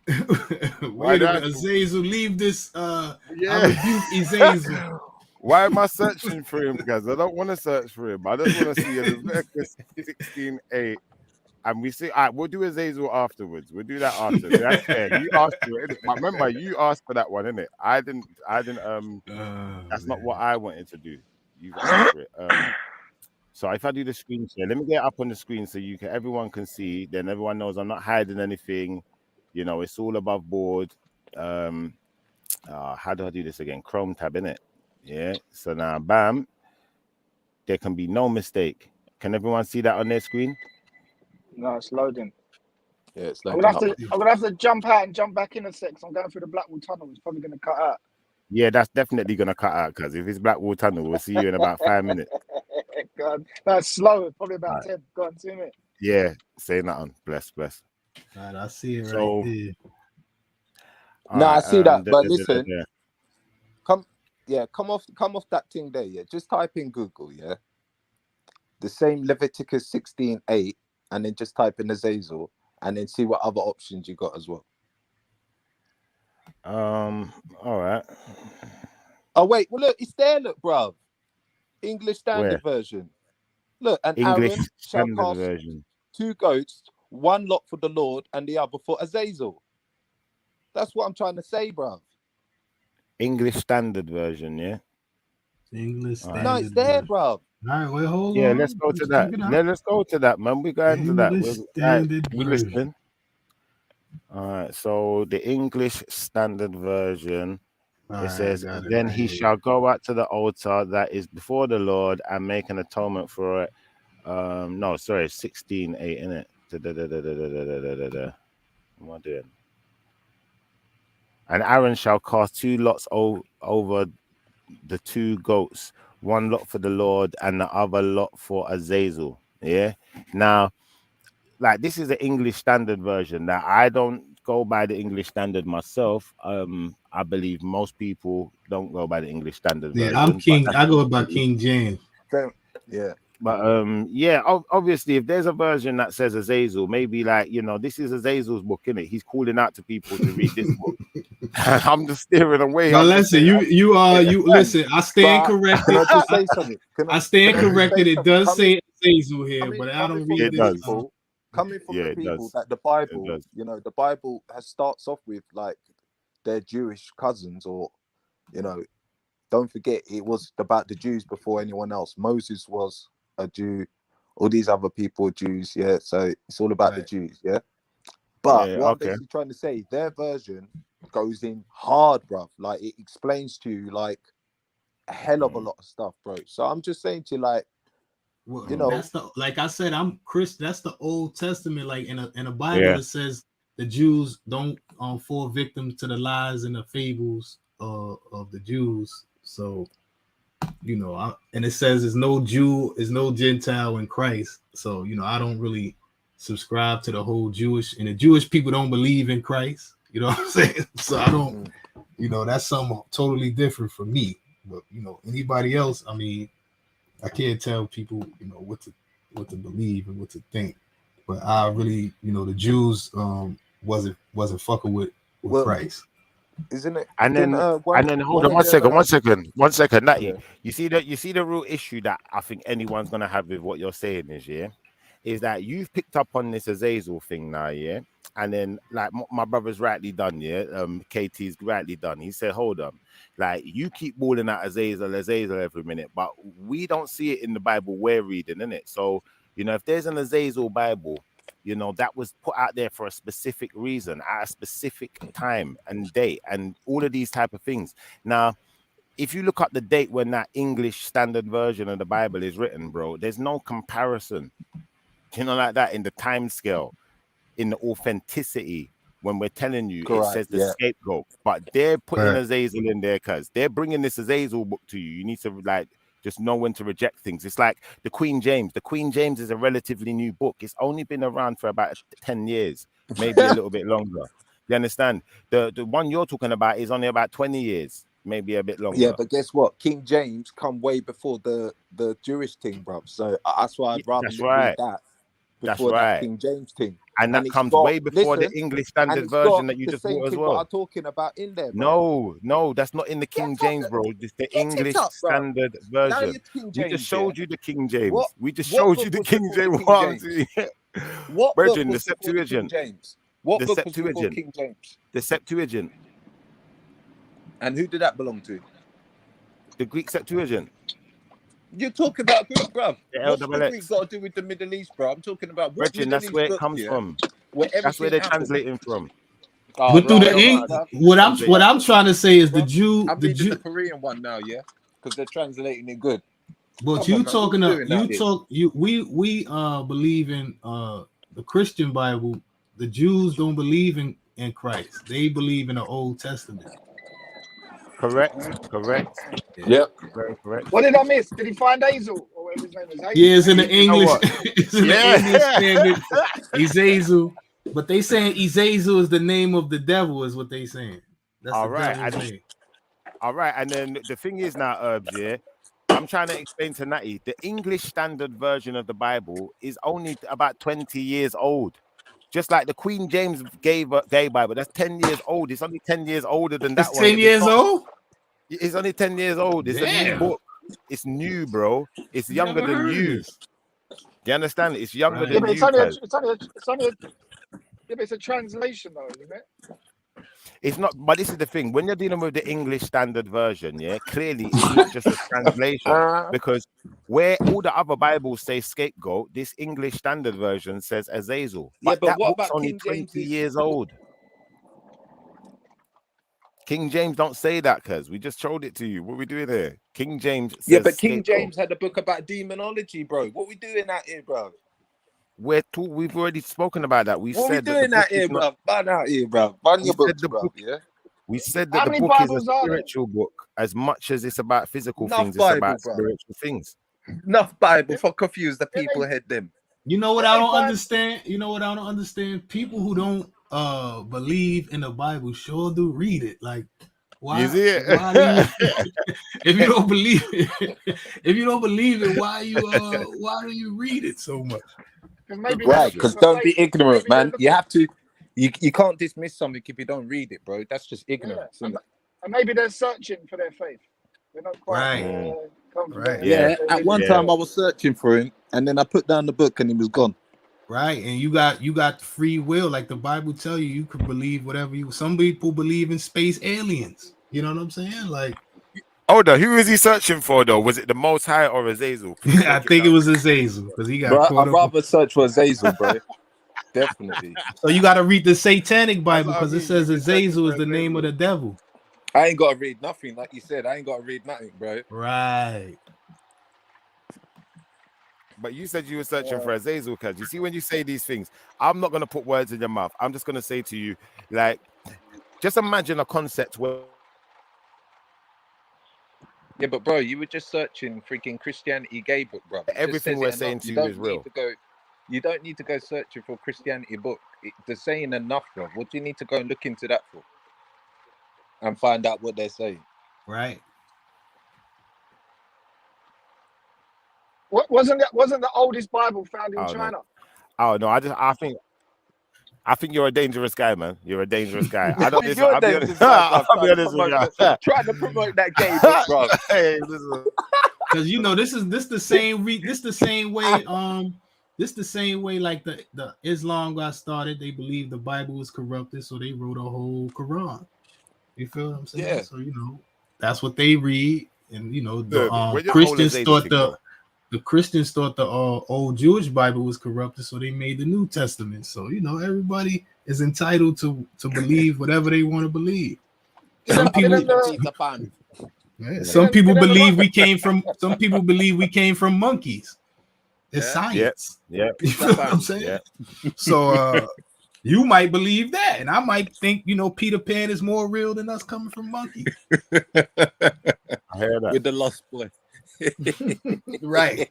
Yeah, that's still.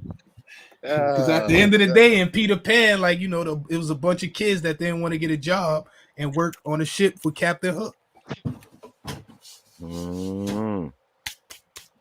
Yeah, I don't know. This whole Azazel thing, though, Natty, man, you're confusing me, bro. He's stuck on Azazel. Listen, it say Azazel is just another name for the devil. Did I make it up, or was it part of the Bible? Did I make it up, or was it part of the Bible? Did I make it? Was it part of the Depends what Bible you're reading, though. Right. How many Bibles? How many Bibles are there? Right. Enough Bible, bro. What's the I read the Bible? King James Bible. That's what I read. Nobody knows, bro. It's in China. Yeah, the oldest one's in China, isn't it? 10,000 years or something, isn't it? Like even China, that's new. China, they didn't always call that China. As far as the Bible's concerned, though, the earth is 6,000 years old, right? I'm just saying. I don't know how old the Bible is. You know what I'm saying? But at the end of the day, in the Bible, people believed in the Bible and it say thou shalt not kill, and that's why I'm running around not killing people and shit. That's right. But there's people that have read the Bible and calculated the years, like how old people were and when they died and whatever. They worked it out to the earth is 6,000 years old. Yeah, that's the only dates I see in the Bible is that that's a good one, still. That's a good one. So now, are you seeing the screen? Are you seeing the screen? When you're talking about Azazel, because this is what you're talking about. You want to chat to the test. You have to. Yo, I don't get yo, Chef, stop, man. I think Azazel is you too, man. You need to stop thinking about Azazel, man. I think he flashed. I rebuke you, Azazel. It's got you now. Hey, listen. No, but seriously, no, Natty. Seriously. What I'm saying to you is a myth now. No. Right. Christianity is not in the Bible. That's right. And we're gonna preach right now. So just hold up for a second. Listen, like we talking about book. 16:8. Listen, we're talking about Leviticus 16:8, yeah. And we can go in many a Bible. We can go in several different Bibles, yeah. And we find the word scapegoat used in Leviticus 16:8. But it's only when we come to, the Azazel Bible, which is the English Standard Version, where we find this Azazel word. Yeah, and Natty seems to have a fixation with this English Standard Version for some reason, pertaining to it as, like authentic. He's westernized. But that's what we have to check out there, isn't it? All right, it's westernized. And now remember the people that deal with Azazel. Yeah. So where did King James come from? Where was King James? King James is a black man. King James was a black man. Oh, Lord have mercy. Here we go. Where King James? That is from the country, though, isn't it? King James, country Bible. King James wrote a book about demons, But What King we doing James out didn't here? write the Bible. He just said it was all right. Like he just He what we translated it. doing? You lot no, are he messed didn't up. translate it himself. He just gave permission because he was the king. Permission. That's right. Permission. But he didn't actually do the handwriting himself. You're right. So That's he what I gave mean. permission. Like, So he granted it, innit? all right. King James is. Well, What does it say? that makes no King difference. James's Bible. Yeah, It it's like doesn't say this.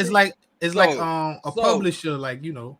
Right. All So right. guess what? Done out here. You're done out here. I'm Yeah? going to tell King you what it James's doesn't Bible say is in. King James's Bible, innit? Like All J.K. right. Rowling is J.K. Rowling. What we doing out here, people? Stop Hold on. switching things and We're not.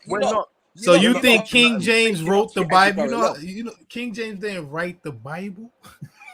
We're not King switching nothing, James's guys. version. Commissioned it. King James's version. What we doing He out here, bro? commissioned it. J. Cole. Yes, Alright. there we go. Ronald Commissioned Style. it. Right. What we He doing out commissioned it. here? All right. He What we're commissioned it. saying is You lot King mad in James's the head. version of the Bible. Listen, King James's Bible it does not have anything about this right here, this Azazel thing right here. It don't Okay, have cool. nothing about it, Kez.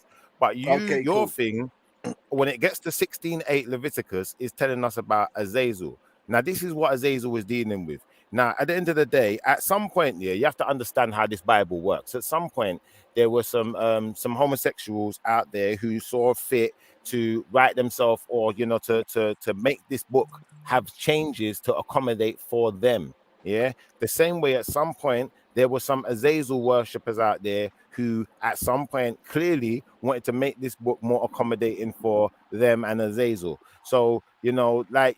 You can make But your why own. would God version why would you're God gonna make deal with. why would God make homosexuals and make homosexuality illegal though?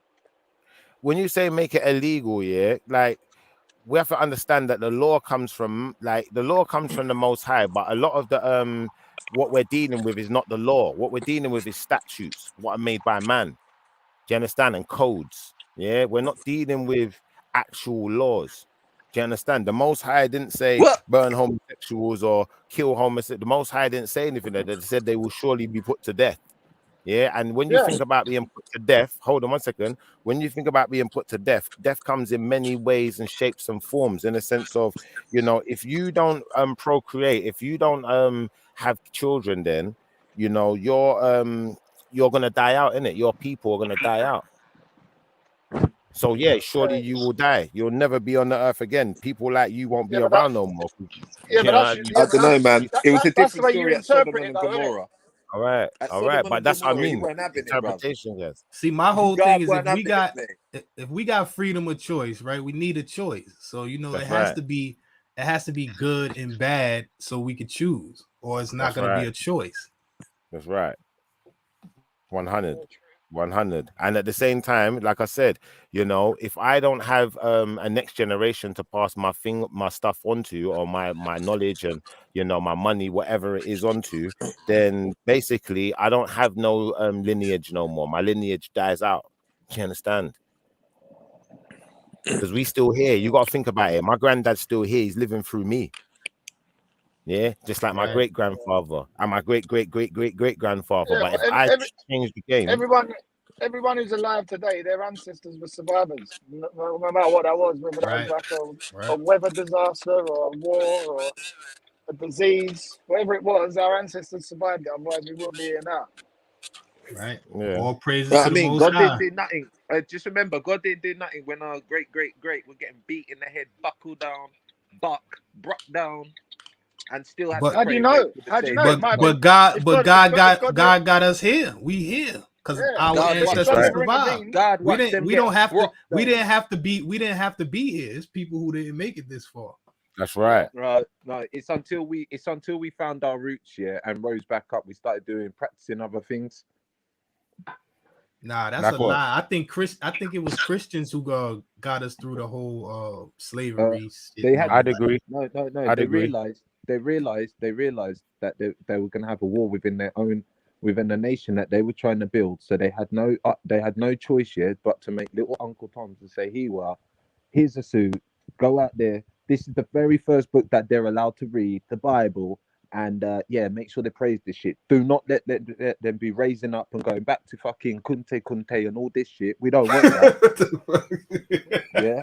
And that's what I'm just talking about the people who fought against slavery was Christians. Yeah, like in Haiti right. as well. In Haiti as well, just like in Haiti as well, Cuba. Like I think there's evidence there. What, you're gonna deny that? It's because the people who was reading the Bible, hell no, it's not Christianity. Christianity is a religion. Christianity went over there and done. Yeah, Christianity is a religion. But people, one sec. Yellow fever.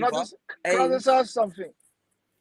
I know I obviously from Velis and Raspects and Jedis and whatever, I've heard a lot of black people say that they believe, and I'm not saying whether it's right or wrong, it's quite credible, but they believe that, or you believe, black people believe that the Bible was, Jesus was actually black, Moses was black, everyone was black. Yeah, is that true? No, don't believe that. Do you believe that, Shifa? Because the thing is, if that's true, which maybe it is, maybe it isn't, I wasn't around to be able to say, and it doesn't bother me if it was or it wasn't. But then why did it take the Europeans, the Westerners, to indoctrinate African people with Christianity? If Christianity was the original religion from that place. Well, I think the Christian faith came from Africa to Europe. It's not the other way around. That's correct. Then why you're not hearing what he just said to you, bro? We did hear. Let him answer. Hold up. Let him answer. Yeah. So, in the respect of the Christian faith coming from Africa to Europe, I'd have to agree in the sense of the Europeans who came up with this concept of Christianity did it by studying concepts they had found within Africa and the Middle East. And even if we go back to the Alexandria then, and you know, that whole lineage coming out of Greece, going into Persia, conquering all the way down into Egypt and learning all the different cultures, then sending their the 72 scholars back to flipping Greece to translate all of the different scriptures. What were they translating from? So why wasn't the African people already Christians when the Westerners got there? Exactly. There was Christians there. If you look in the Bible, when they talk about Ethiopia, do they talk about Europe in the Bible? Yeah. Where? They talk about the Ethiopians. You're right. They talk about that's the what Ethiopians. I'm saying. They talk about Africa in the Bible, but they don't talk about Europe in the Bible. Where they talk about that's right. And when you say Christian, remember Christian, there's only Christians after Christ. So at that time, there were no Christians. You're right. We don't have to argue that one. But what I will say to you is, if you're referring to a Christian as in people who walked with the Most High and shared those life stories, those people did exist in particular places, and it wasn't in Europe, bro. And if the Europeans came over, I'm not saying. But what I'm saying is, they then became the lost tribes. They then became the lost tribes of Europe, and that is how they claimed their rights. Listen, let me tell you something, man. Let me tell you something. It was no Europe. When you talk about Rome, Greek, that's Asia Minor. That's right. It's not Europe.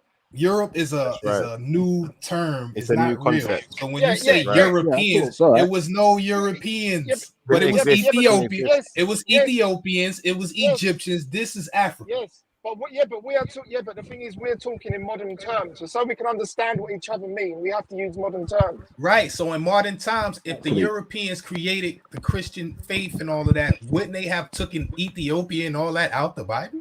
That's right. In fact, they went to find Selassie from. They believed that was related to Solomon in Ethiopia. But my point is, why was the African people not already of that faith? They were. I just told you, Selassie. I just told you, Selassie. They traced their lineage to the Queen of Sheba. The Ethiopian Bible is one of the oldest Bibles inside the world. On top of that, the oldest depictions of the Hebrews and all that is black people. Yeah, I understand. Right. What I'm saying is, I'm talking about the faith. Like, why was the African people why was they indoctrinated by Western people with Christianity? If they was already Christians, they wouldn't need to be indoctrinated with Christianity or the faith. Just like the pagans of Europe, the pagans of Europe in Britannia, they was indoctrinated into the Christian faith by the Romans. Yes. Okay, Yes. my friend, yeah. Not so long ago, But the Pope went over to the pagans, the Pope the went over pagans from to Europe. Mexico. One sec, Natty. Oh. The pagans from Europe. I'm not saying that Christianity originated in Europe, though. That's the difference. Right, but what I'm telling you is, if you read inside the Bible, they talk about Africa. They talk about Ethiopia from the Old Testament to the New Testament. That's because I know. That's not the question. That's not the question I'm asking. Though. I'm asking why they following that faith. They was following that faith, but just like you had pagans in Europe, you have pagans in Africa. You have pagans everywhere. Cool. Check this out, right? Check this out. Let me explain to you in a bit of terms here. In Mexico, the Pope went over there, and they were talking about this reparations money, and they apologized. They apologized, yeah, for what they done to the indigenous people of Mexico and some places like that. They apologized to them, yeah, because these Inca people didn't know who the fuck Tom. It's not in anywhere you go to that place there. There's no Tom, Peter, John, Paul, Moses, Musa, Abdul, or anything like that, yeah? Unless it was brought over to them by many people that wanted to colonize them, yeah? To make them adapt and think of their way. Yeah. What he's basically trying to say here is, how is it that my great grandmother, now listening to you lot, yeah? She told me the truth. We only knew about Christianity, yeah, because it was taught to us. What we knew before, we had our own ways of life. We had our own ways. We were doing our own thing. I get your point now. Now, the way I'm going to answer your question is like this: our great grandmothers weren't getting the truth that we're getting today. For one, a lot of information that they were given in them times was obscured lies, yeah, or very manipulative and deceptive lies, yeah, to control people's minds, to control what they thought about things and how they utilize things and how they saw themselves and so many other things. You got all this MK Ultra and all these things that we grew up in just our generation. So imagine all the things that came before it. Now, once you put that in perspective, broski, not being funny, it's plain as day to see that if I pick up a Bible and I open it, like my brother KT pointed out, the book starts in Africa. Even if I go to the earliest version of a Bible and I go to a Greek Septuagint, it's going to talk about the garden, yeah, where Adam was. And if Adam is the first man who is, with walking with the Most High, yeah, then, that's where our people are starting from, innit? Yeah, and it's in Africa, because the river leads out to the Euphrates, one leads out and encompasses the whole land of Ethiopia. That's the only place that's right. Like Ethiopia. You're following the Bible that you're following came from Africa. It didn't come from Greek. Right. Listen to what I'm saying to you. Yeah, you said earlier on the Bible that I'm doing. Yeah, it was written in Greek, bruv. It should be written in Africa. Come from Africa, day one. The fucking thing should be 00 fucking the beginning of fucking time from Africa. What we do? Nah, listen.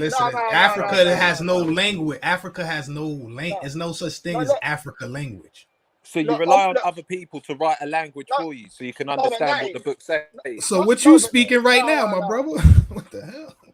No, but Natty, I can understand, yeah, how the Western or Europeans, whatever term we want to give them for now, whatever their term was before, yeah, the Western Europeans, yeah, took a faith and adapted it to benefit them, and then used their interpretation to dominate the rest of the world. That I completely understand, but. You missed something. You've missed something there. We're making a categorical error here, because we're going by the assumption that the Europeans are the ones that taught us language then. Yeah, if we're going to say that, we can't have it in a European language, that's absurd. That doesn't make any sense. Hold on, we're the ones who taught them language. So anything that they know, any language that they're using comes from us. When we're dealing with an alphabet, we're dealing with a what alphabet? Is it called a phonetic? Let's get this shit correct today. Is it called phonetic? And if it's called phonetic, what is phonetic a connection to? What is that phonetic word relating to? If we do the linguistics and we trace it back, we're going back to Phoenicians. Who are the Phoenicians? It's that black people that taught them their language. right? And So what they let's get this said, shit correct. who came and conquered Europe? The Moors.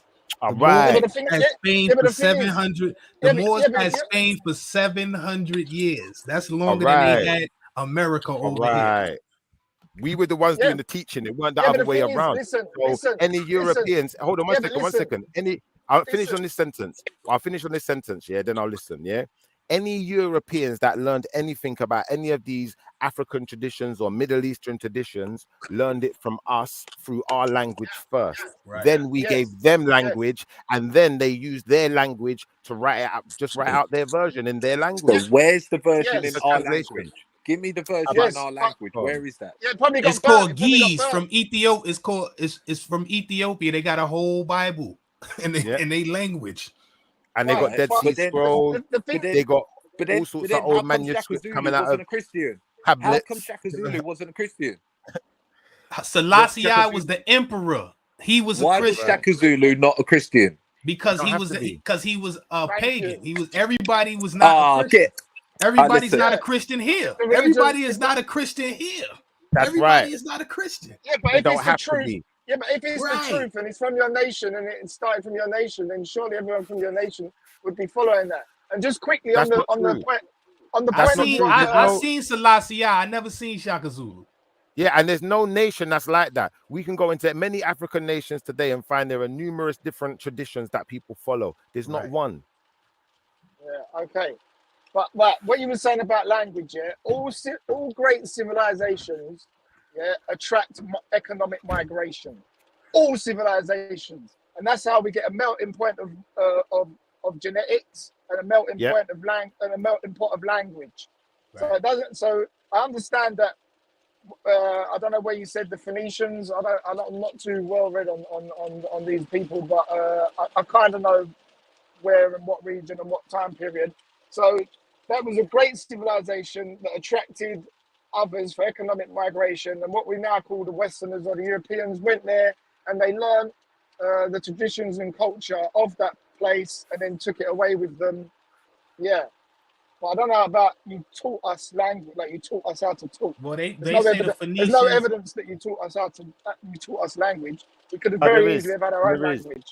They say the Phoenicians come from the Phoenicians come from the Canaanites. The Canaanites speak Semitic language just like the Hebrews. Yeah, but just because they went there and learned that language, it doesn't mean that.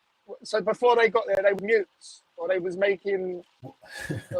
Well, I got a question for you. If you said you don't know if the people of the Bible or Jesus and all that was black, but if you go to Latin America, the earliest depictions of Christ and disciples are black. If you go to Latin America, the Spanish king. That's why the Pope got the black Madonna, and then they got the white Jesus and Mary. Even in Russia they have books that have the disciples and all that depicted as black. So if these people in Russia and these people in Spain and all that was white and all of that, and they had something against black people, why was they disciples and all that depicted? Yeah. Right. I get it. Right. But what I'm saying is, as far as my understanding of most of these Abrahamic faiths, is that they come from the Middle East. So I'd definitely say that they wasn't white. But obviously, if you're gonna take, can you read your screen? Can you read your screen? No, I'm driving. There's no such thing. There's no such thing as the Middle East. That's what I'm trying to say. I'm going to read this out to you, yeah, so you can just hear it for yourself. If you go on Google, just type this in, yeah, just go on Google, type in Phoenician alphabet, yeah, and then what you're going to find is this. It says, there's questions here. It says, who invented A, B, C, D, E, F, G, H, I, J, K, L, M, N, O, P, Q, all the way to Z, yeah? It says, by at least 8th century BCE, the Greeks borrowed, yeah, not just copied, they borrowed the Phoenician alphabet and adapted it to their own language, creating in the process the first true alphabet, which vowels were accorded equal status with consonants. Now, if I go a bit higher now, watch this. It says, but we were still communicating. We still had a language before that. It's just that we wasn't using that language, and we wasn't using that as a written way to write that language. All right. So still what had I'm a gonna say to you language. is, yeah, Right, and what that's I'm why gonna I say say to you is, Hellenistic, because the people, yeah, so-called white people, they trace all of their things back to the Hellenists or the that's Greeks. right. They They can't Hellenized go everything. right. They Oh, They can't go no Hellenized further than everything. that. So they That's believe right. anything before that is That's savage and right. all that. yeah, That's The right. truth is, All they can only right. go back so All far. right. because they So they only was the going by what they civilization. think. Because they Let me was explain it to they you. was the Hold on one great second, brother. civilization that Let me, attracted no. migration. Let me explain it to you, brother. This is how it went. These people had primitive languages. That's why they were going around calling themselves hunter-gatherers and making up all of this nonsense about cavemen and monkeys and nonsense. Right. Now, what we need to understand is, because those languages had no substance. You could talk in them and say these, but maybe there was only a few words that actually had meaning. So when they found this new alphabet and saw how the Phoenicians were so organized, now what they've done is they've adapted the words and the tones or whatever they use in their language, but they've put it to this language and given each one a character. And where did the Phoenicians? That's what they're doing. They're borrowing. Where did the Phoenicians get this language from? The Phoenician language is coming from Sumer. Rigvedic Sanskrit. It's coming from Rigvedic Sanskrit. Yes. You're going right back into. Hold on, one second. You're going right back into the earliest forms of Sanskrit. You're going back into cuneiform, and you're going back into the earliest languages, because Phoenicians consisted of more than one type of people. Was more than one people group. You got people coming out of Kemet. You got people coming like from Canaanite places. All right. So basically, it's different groups, tribes, whatever words you want to use. Different groups and tribes had their primitive languages, but Elamites in there. Yeah, but listen, from places that they'd call the Middle East today, you got Elamites in there. You got Asian people in there. Basically, then if they're from that but region. what I'm saying is, when they've come up with that language, obviously previously there was groups of different tribes that had their own little way of communicating, primitive way of communicating. Then a civilization is established. It attracts more and more people, and they've all got their little language, but they don't understand each other, so they start teaching each other's language. So where was it established? One tribe. Where was it established? Where was it established? No. You said civilization was established. Where was civilization established first? Let's forget about as far as how I'm many aware, different places it's been established. As far as I'm aware, Göbekli Tepe is the oldest recorded civilization, which is in Turkey. Where's that? Turkey. Göbekli Tepe, yeah? All right. Yeah. You're saying that's the oldest recorded civilization, yeah? Yes. You're sure about this? Yes. I thought it was the Sumerians. I'm going to say that we're going to go Sumerian with this, because that's what I'm going to say. We're going to end up there. Göbekli Tepe is older than Sumerian. I always thought it was Sumerian, but I'm sure. Get it up. I could be wrong. I knew it was either Sumerian. Originally, I thought it was Sumerian, but I'm sure I recall that Göbekli Tepe is now the one that's the oldest. How do I spell that? Where's that at? Where's that in at? Turkey? Göbekteke should bring it up. So you know where's Turkey located at? Well, yeah, we have to use modern terms, don't we? No, we don't have to use modern terms. It's the gateway to the Middle East. No, it's an Asia Minor. Asia Minor. What do you call it? What's the Middle East in old terms then? The Middle East is Middle East. What's the Middle East? What is that? In old terms, that would be like Samaria then. It's Arabia. It would be Samaria in older Arabia, terms. yeah. Well, Turkey. No, I don't think Turkey. No, I think Samaria is more Iran. No. That's the gateway. So the Middle East is not connected to the Arabia. The Middle East is not connected to the continent. It's not connected to the continent of Africa. The Middle East. Yeah, as far as I know, yeah. Okay. It's a different continent, though, right? So continents are based on plates. The Middle East is not a continent. You know. So what continent is the middle? So what is the continent of that region then? Is it Arabia? It's connected to the Middle East is connected to Asia, Europe, and Africa. Okay, so what is it called? What is it called on its own? It's connected to all of them. So what would you identify that landmass as? They call it Afro-Eurasia. Afro-Eurasia. Okay. All right. Well, when I refer to what I know as the Middle East, I'll call it Afro-Eurasia when I'm in the presence of you. Right. And when you say the Middle East, go on the map and show me where it says Middle East, please.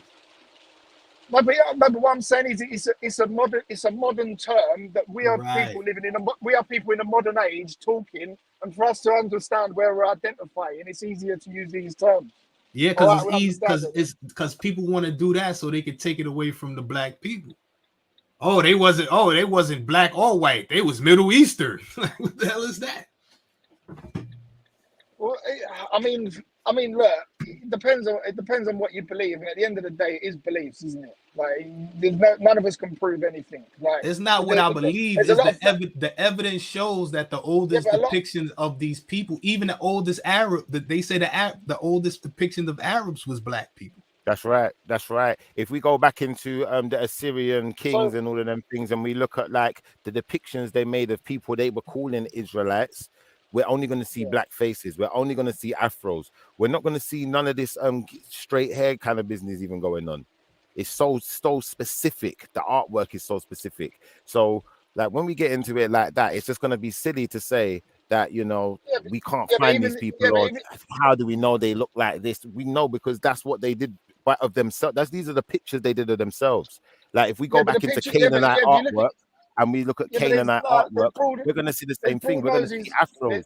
We go into Egyptian artwork, we're going to see the same thing. We're going to see afros. Yes, you're going to see it, but you're also going to see sharp noses and straighter hair as well. Black people get sharp noses, though. Listen, there are black people with sharp noses. There are black people with straight hair, but majority of black people don't have the sharp noses. But there are certain, for instance, if you look at like like African people, then you got different parts of Africa. So you got a part where Didier Drogba comes from. The Africans with sharp noses come from the Arabic invasion, though. No, right? With a mixture of Arabic invasion. You say that. That's not actually the truth. That's not actually the truth. Not the truth.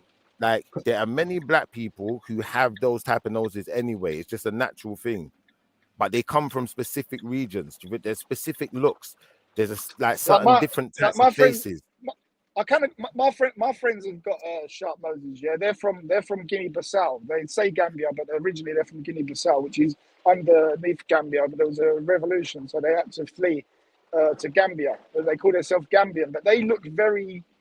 They've got like a Moroccan complexion to them, like So I would say I see what you're doing now.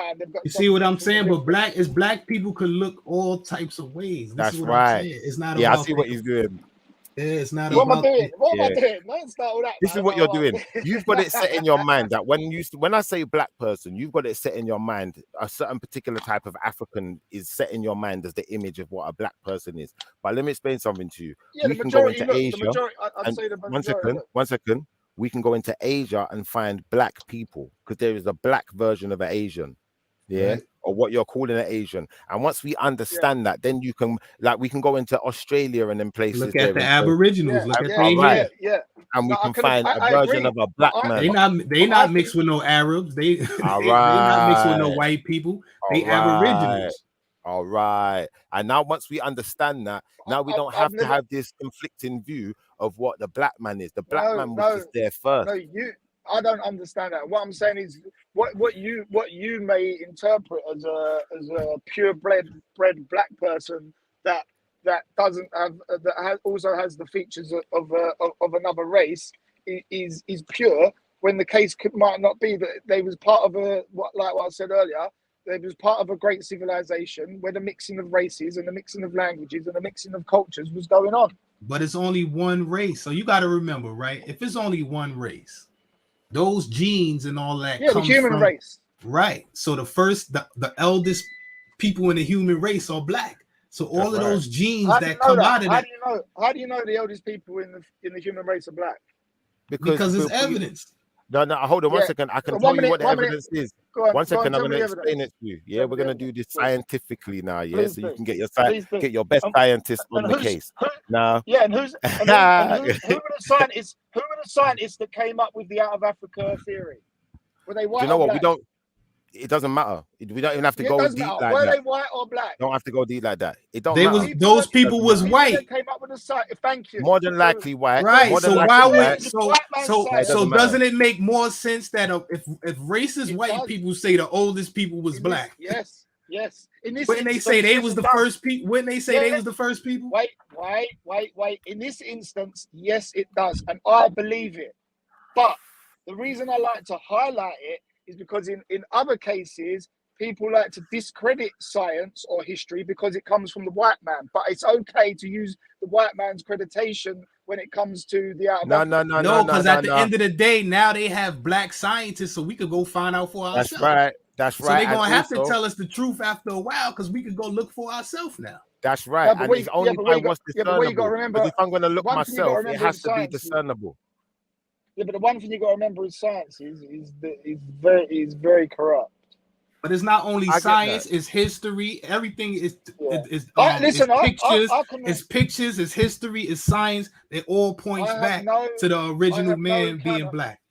I have no counter argument. I don't know whether it's true or not, but I definitely don't have a counter argument to. The I original tell you, people yeah, being I tell you black. this, I yeah. have no After counter my argument. next So sentence, trust I me. give it benefit. I give it benefit of the doubt that it's true. Now Because I listen, can't after prove it, my but I after believe my it. next sentence, yeah, after my next Go on. sentence, you're gonna know What? that the first people was black. You're gonna Go know. on. You're not gonna even Go guess on. anymore. You're gonna know. Now watch this. God.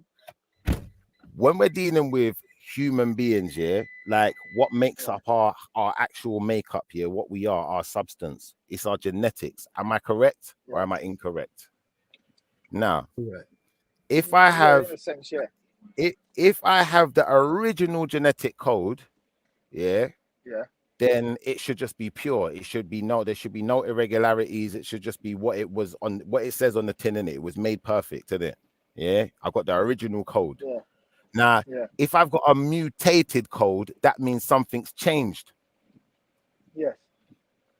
So if we're talking about genetic mutations, where do they come? Where are they stemming from? They're stemming from black people. When you're dealing with white people, you're dealing with genetic mutations, cuz. Yeah, you're dealing with recessive genes. You're dealing with all sorts of mutations that don't occur in the original genome, cuz. That's why it's called a mutation. Well, so we evolved. So What basically, we doing there? from What we doing? What we doing? Come on, we did white- mutated. So no, wait. We So mutated. did white people evolve from black people? Is that what you're saying? They mutate. Yeah, they are black people. They I just don't mutated. think they evolved. I think they was just. I think we all human. I think white people Yeah, is the I ones agree. who split. White people split us into black, white, blah blah, and then the Yeah. people who they couldn't figure out, they start giving other titles to. You know what That's I'm saying? right. Because everybody's That's not right. gonna I fit in believe- that box that they trying to create. That's I right. And believe- ultimately, the I white believe people that come black from people- mutations, not believe- flipping, Right. not evolution. Because you use the term evolution. I'm using the term I was trying to mutation trap because you. that's the term I was that trying to trap that's the you. term. I know you beat I me. know, but You beat listen, me. that's the term they gave us, innit? I didn't come and Right. listen. I couldn't come up with this shit myself. I don't sit there. I'm not a scientist with a lab coat and a pair of glasses and a flipping binocular, whatever that thing is. I don't even know what it's called. You know that thing they look through, the magnifying Yeah, thing. microscope. I ain't Microscope. microscope. Yeah, I'm not that guy with the microscope, but the guy with the microscope said that these are genetic mutations. When you see blonde hair, red hair, But a lot of that. Yeah, but I a never lot of came that, up with that. Shifra, a lot of that is theory though, and different scientists have got different Huh? theories. No. Different scientists have got different theories. No. These are things that are ascertained. We can this is discernible information. These are things that they've done experiments with and can see the reactions and get the results to come back. They know, innit? They know, guys. They know that if you've got certain types of certain coloring in your eye can lead to more blindness and XYZ. Yeah. They know that if you've got certain types of genes that it can cause infertility and birth and rare. They know these things. They've seen it happening. They've Why would tested you it. need? Guys, Why would you need but the thing is- sunscreen? Why would you need sunscreen?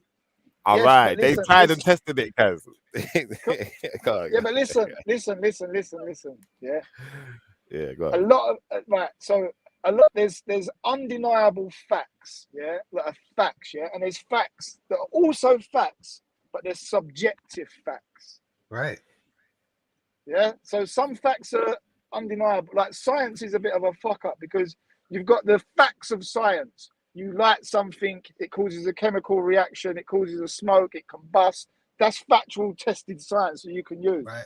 But then there's theoretical science, yeah, which is basically I've come up with the best idea and my idea can't be beaten. So therefore my idea must be true unless someone else can come up with a better idea. Right. Like Stephen Hawking, he got his doctorate by proving what is it he proved? I think he proved something like black holes or something like that, yeah?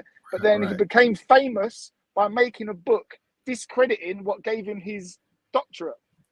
Right. Because later on, he thought about it more and come up with a more explainable theory. And See, I understand what you're saying. Theories like the out of Africa is a theory. But what's true is everywhere so-called white people went around the world, they found black people. They was already there. True. That's they found melanated people. They found melanated people. Yeah. Do you know what's see now? This is where the problem come in. When we say black people, people want to say melanated people. People want to say, but when we say white people, people say white people. You feel what I'm saying? Well, but the thing if you made up that scale of black, if white people made up the scale of black and white, and we find black people, you can't. Oh, now it's melanated people. That's no, because at the end of the day, everybody that they calling white people are not white.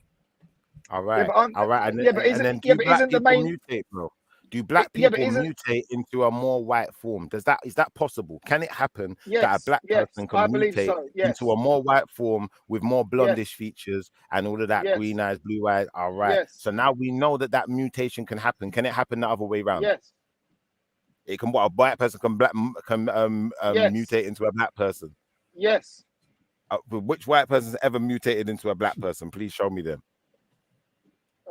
It'd be hard or into to a prove, blacker version. So basically, show me one. Just one. One minute. So to my understanding, from what I was taught, and for what seems logical to me, so I tend to go with it.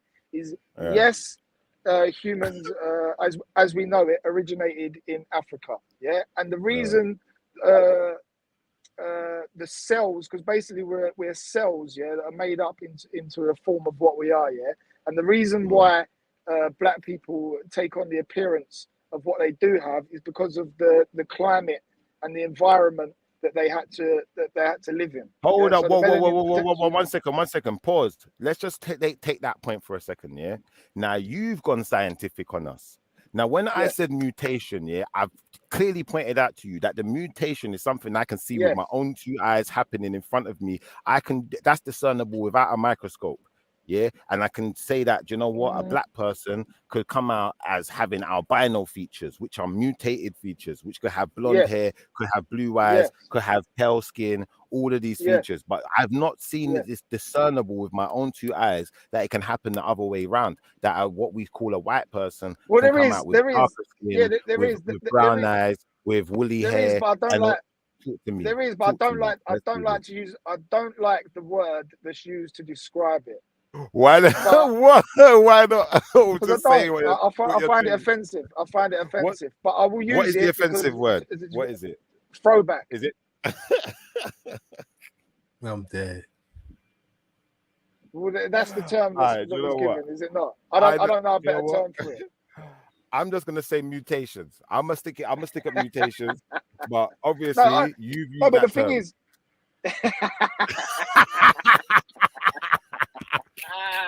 Listen, man. I'm not getting into mutations, evolution. I'm just saying that the original evidence points to the original people being. I'm not saying it's right.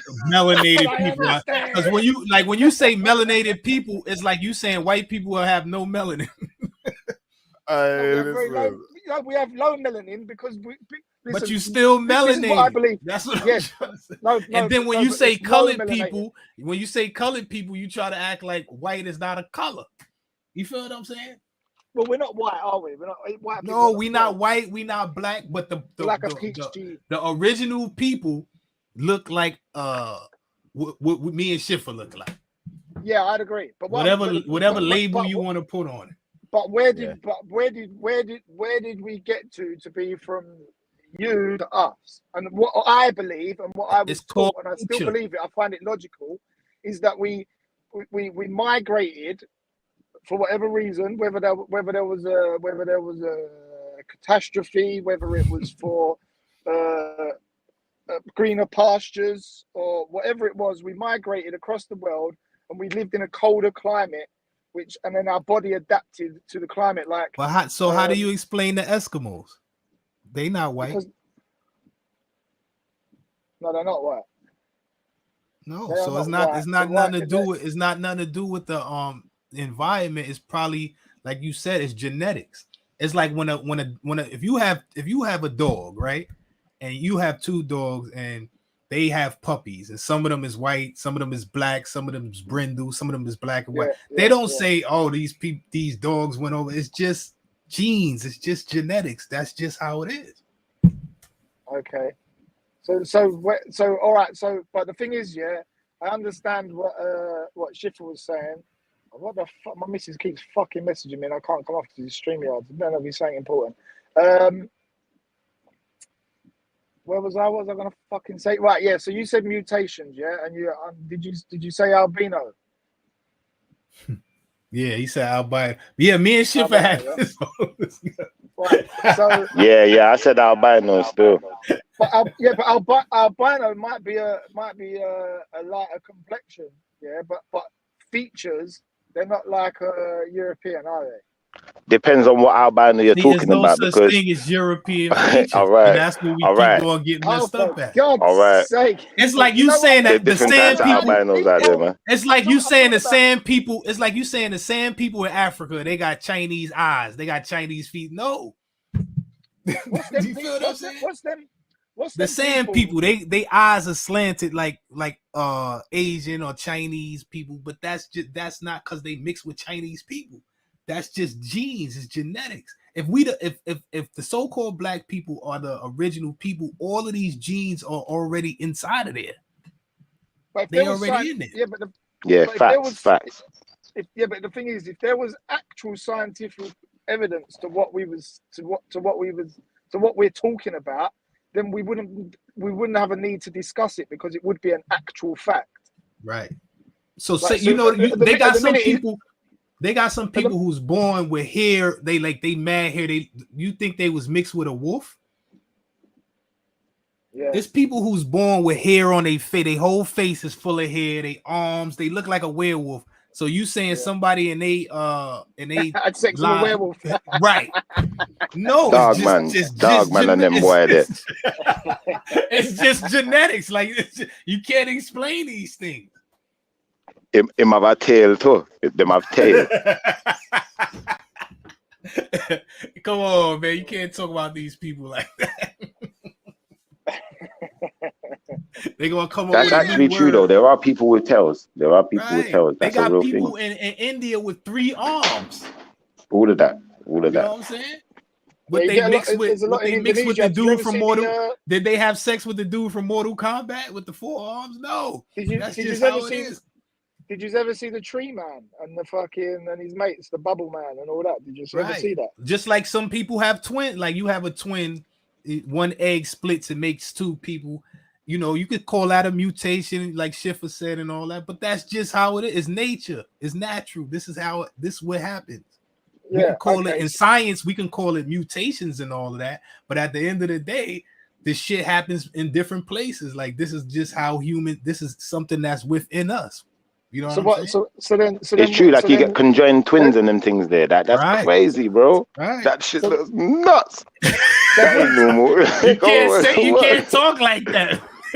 What ain't normal though, cuz come on, man. Who else is born like that? That's like a 1 in a million. It's natural. It is normal. Hey, listen, they got problems though. Remember, enough of them died. They got like problems with the breathing and all sorts of stuff. I don't know, man. It's true. All right. So listen, yeah. So using logic, yeah. How did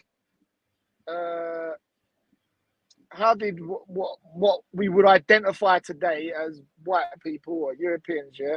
How did we go from a mutation to a whole race?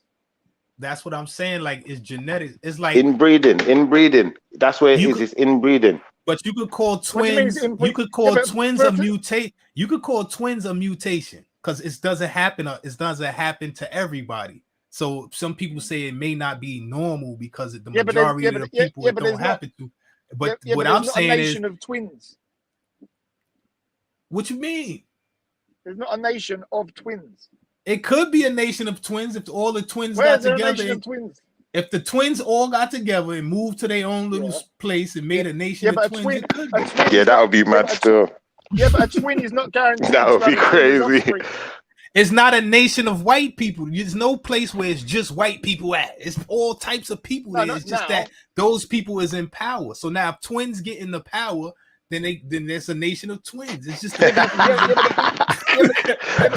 I'm just saying. Twins. But it's possible though. Think about it, cuz. Think about what he said, yeah.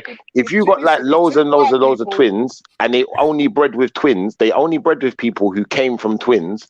Eventually, you'd have a whole nation of twins. That would be crazy, especially if the twins enslave. If the twins enslave people who's not twins. Yeah, that's gonna be. No. I'm just saying, man. No. Listen, if two white people were to have a child, it's very, very high chances, a very slight chance, very high chances we are going to have a white offspring, right? Right. Because it's like a breed. But if a twin has a child with another twin, it's not a higher chance that they are going to have another twin. Well, so you wouldn't have a nation of twins. What I'm trying to say is we was bred like that. All right, you have different dogs, right? You got German Shepherds, you got Pit Bulls. These were bred. The first dogs was not called no German Shepherd. They was just dogs. Then people took this dog, they mixed it with this dog. Then they took the similar dogs and mixed it with each other. That's why we had segregation. We had apartheid. People was bred to be white and black. And then when white and black people mix, they say, "Oh, those are Indians." Hey. I'm just saying. It's because two white people don't want to mix with nothing else because they believe that's a race. We white, black people, they don't want to mix with nothing else because they believe we're gonna keep it in our own breed. Who bred us? Dog breeders breed out the different dogs. Who bred us into separates? I just told you they had segregation, right? Apartheid. That's a form of the people who's in power. Whoever was in power. Who were they? It depends on where you at. It depends on where you at. You can say white. You can say white people. You can say white people did that, but white people didn't do that in Asia. White people didn't do that in Africa. It's people. It's people this is the point I'm getting at. Whoever's in power is the ones who breed whatever. Like in Africa, you got different tribes. You got some tribes who got like you got Trump. You got some tribes that got plates in their lips. You feel what I'm saying? Because these right, because these people chose that we gonna only mess with the plate lips or the ring necks. You feel what I'm saying? Yeah, I understand that, but you can go back to the ancestors. You can go back to the ancestors of them tribes were the people that initiated that process. Yeah, whoever's in power, right? But where? Who went and where? Whoever was in power. Whoever was in power. Where? Whoever was in power. Where? Wherever they was. So the first mutation comes along. Who separates the normal people from the mutations? The people who's in power, like in Africa. Some places would have been albinos are casted out. Some places in Africa, albinos are casted out. So African whoever's in power made that rule. Not African people, the particular people in that region, which would have been Africa, who was in power, felt like, yo, these albinos, they got to get casted out. They are cursed or whatever they thought in their mind. So black people separated the white people from the black people. That's basically what you're saying. No, people who's in power, no matter if they white, black, green. Yeah, but initially, if the first people were black, and white people mutated from them, and the first people were black, therefore the first rulers of the black people would have also been black people because there was only black people. There wasn't anyone else. Hold on 1 second. Let's stick to the point. The point here is, that look, if you look at your screen, you'll be able to see this as well in plain English. I can't. I'm on a fucking tiny little. I can zoom in. I didn't even know. I'm gonna read it anyway. A mutation is a change in the DNA sequence of an organism. Mutations can result from errors in the DNA replication during cell division, exposure to mutagens or viral infection. Okay. All right. So now, that's a definition. How I described that's a definition of mutation. How it is. All right. So how I described it is how it is. DNA. A mutation comes, but hold on. A mutation comes after the fact because the mutation is not the original thing. So we don't need to have this argument. Right now, I understand what you're saying. I don't. It's a mutation because it has to come after. Look, a change. A mutation is a change. That means something changed. That means it's not the original. Done. Argument done. You're reading me. You're reading me the definition of the word mutation. You're not giving me evidence that white people are a mutation of black people. I see. I don't like to use that word, but you know, I just call it genes. This is genes. Who's K? It's me, man, Schiffer, man. You know me. Oh, Carnito. What's going on? Yeah, What's going on? Why are you lying to the people? Schiffer, why are you lying to the people? We're not lying, bro. It's on the plain English. I mean, Khan's an expert, man. Come on, Khan. We're gonna go back to the screen. This ain't about mutation. Khan, rain knowledge on them, Khan. It's such a thing called genetic drift, where one group of people can become 2-3 different groups of people. Thank you. It ain't nothing to do with mutation. Where I mess it up at, where it mess up for me is when you say 2 or 3 different groups of people, they all people. Yeah. Nobody look the same. Everybody's 100%. Different. Everybody got different features and all of that. These are genes. It's just how inside of you. How they've chosen to categorize those people. That's what it is. Right. Like we're all people. There's only one thing that's people. But the thing is, we base our stuff on looks, isn't it? So what we see. Not really. Looks is phenotype. It's just like the look, it's nothing to do with the real DNA, the makeup of the person. I know, but the average before we had science, the average human being would judge everything on what they on appearance, on what they could see, right? Those racist people. That's racist. That's racist. Because, like, I say you got 2 parents, right? Say you got 2 parents. You like, let's say we look at Ethiopians. They're closer to white people than they are to sub-Saharan Africans. Their genetics is closer. But what I'm saying is, it's not racist for people in earlier times that didn't have science to know that the people from their tribe, from their village, from their region was different in appearance to people from another part of the world. But everyone thinks they're different, innit? Everyone wants to be special. Everyone thinks they're different. Like there's people that to us would look identical, yet they will fight each other and ethnically cleanse each other to the death. But like, really, they're the same people to us. They look the same. What's the difference between a Kurd, an Armenian, a Chechen, a Turk? They all live in them same areas. They're all roughly the same people. Like the difference between them is minuscule, but they will fight each other to the death. What's and the they'll all difference claim to be special and original. What's the difference between a tall person, a fat person, a skinny person, a pygmy, a giant? Like this genetics. Yeah. You could have 2 short parents and you come out tall. What's exactly. that? Exactly. No, I understand how you get one. Yeah. How do you get a whole nation of them people? How you get a whole nation of pygmies? You can't get a nation like how you're thinking. All nations are diverse. They all contain diversity. So even if you look at we're the ancient Hebrews, and the Hebrews are E1B1B. Yeah, but when you look at the reality on the ground, that group of people was diverse. They had all different tribes mixed in with them from 30,000, 100,000 years ago. They're already mixed, but they claim some purity. But it's not true. It's all a myth. It's a lie. It's like two regular sized people. Two regular sized people can have a dwarf, or what they call a midget, right? Or an albino even. And 2 midgets or dwarfs can have a regular sized person. Yeah. Right. So now if you take all the dwarfs and you put them over there. Yeah, then you're getting into the realms of eugenics. That's eugenics. Right. It's breeding. Yeah, or trying to outbreed something. Isn't there a distinction between skeletal types? What they call them people in Africa, the Hutu and the something in the Hutu, and they was killing each other. The Hutus and the Tutsis, the Hutus. Right. Those are the same damn people. But they was just in their minds, they believe, oh, these people are these Hutus, these people are Tutsis. They short, they're tall. You feel what I'm saying? Yeah. But what this guy said a minute ago. Sorry, I don't know your name, bro. What's your name? Who, me? No, the other guy. He left, I think. Who, Herbs? Herbs is still here. Yeah, he's coming with this myth that the original people were, maybe, but you know what you said? The original people are black. Yeah, you're giving this kind of idea that the blackest people were the original people, and people somehow have got lighter and lighter and lighter until they become white. That's not actually the case. The original people that you look at are not the blackest people. So when you look at like the Khoisan, these people, they look like red-skinned people. They got high cheekbones, Chinesey eyes. Right, the sand people.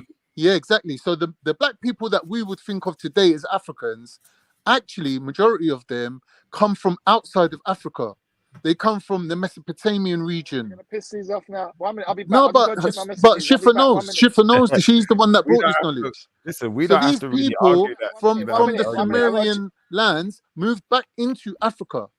Yeah, and they bred with the original Africans yet again. So they were African, they left Africa, they came back to African, and they rebred with the indigenous Africans again. So when you look at their DNA, they've got Mesopotamian DNA as well. Do you understand? So these people are not the original Africans. The original Africans are not as black as them. So blackness or how melanated you are isn't really a measure of anything. Really, you can't judge a person by how black they are. And when you look at Africans, they're more diverse than anyone. They have the most amount of diversity, including in their skin tone and their phenotype. That's what I'm saying. To judge it by blackness, I think you're misleading yourself. You're putting yourself in this Darwinian mindset of black people being primitive, and then slowly the white man come along. But that's just bullshit. That's not true at all. Right. If you know your timelines, that's all bullshit. Because before the whole race and things like that, if two people who was dark skinned or two people who was light skinned had somebody who looked different, they didn't call them a different race or people. They called them kids. That's my children. You know what I'm saying? That's right. And every time, don't forget, every time you have a son, your son and your other son, they're not the same. It's like when Noah had 3 sons, right? They fathered 3 nations. When Abraham had 2 sons, they made 2 separate nations. But this is why sometimes I think that, you see, from my perspective, then, as most people would know, I would classify myself as being an Israelite, and from that directive, I would say that a lot of this stuff directly, it's like it comes out of the Bible, because like when you're dealing with science, because what they're going to tell you is that like there's genetic mutation. And then when I read the Bible, we're going to read like the story of Noah, and Noah's got X amount of sons, and they all look different.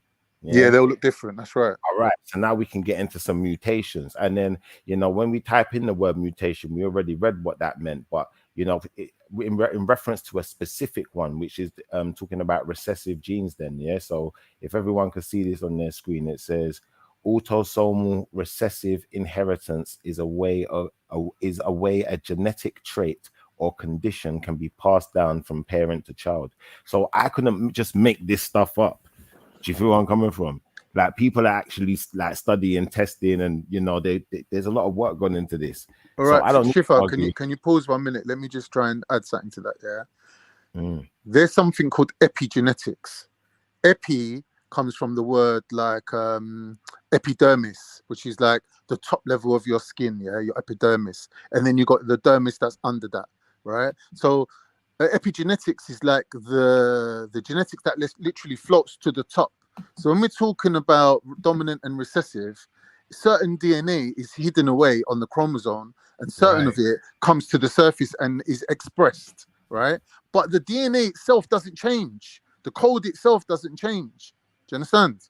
So when you're talking about mutations, we're not going outside of our own species and creating another species through what's it called? Mutation. It's a minor little mutation. Like, one man had straight hair.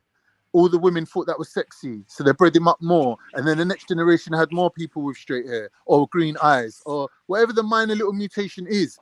It's usually down to sexual preference and the women saying, because don't forget, it's the women that choose the men, right? The women choose which men are the alpha males for that next generation to father the next set of children. Right, so the women have to decide: do we need strong men? Do we need intelligent men? Do we need business type men? Or do we need warriors? The women make that decision amongst themselves. They choose who the alpha male is, but not always. Now, here's what I'm going to say. For this time and day now, I'd agree with that statement. But for previous times, I can't necessarily say that's the truth. But I'm going to say to you this: like, you brought up the subject of epigenetics, then, Now, if I just type that in on the internet, it says epigenetics is the study of how your behaviors and environment can cause changes that affect the way your genes work. Unlike genetic changes, epigenetics changes are reversible. Now, you can't reverse recessive genes, because certain things are irreversible. Why can't you? Will you show me how to reverse it then? Because I have never seen it done.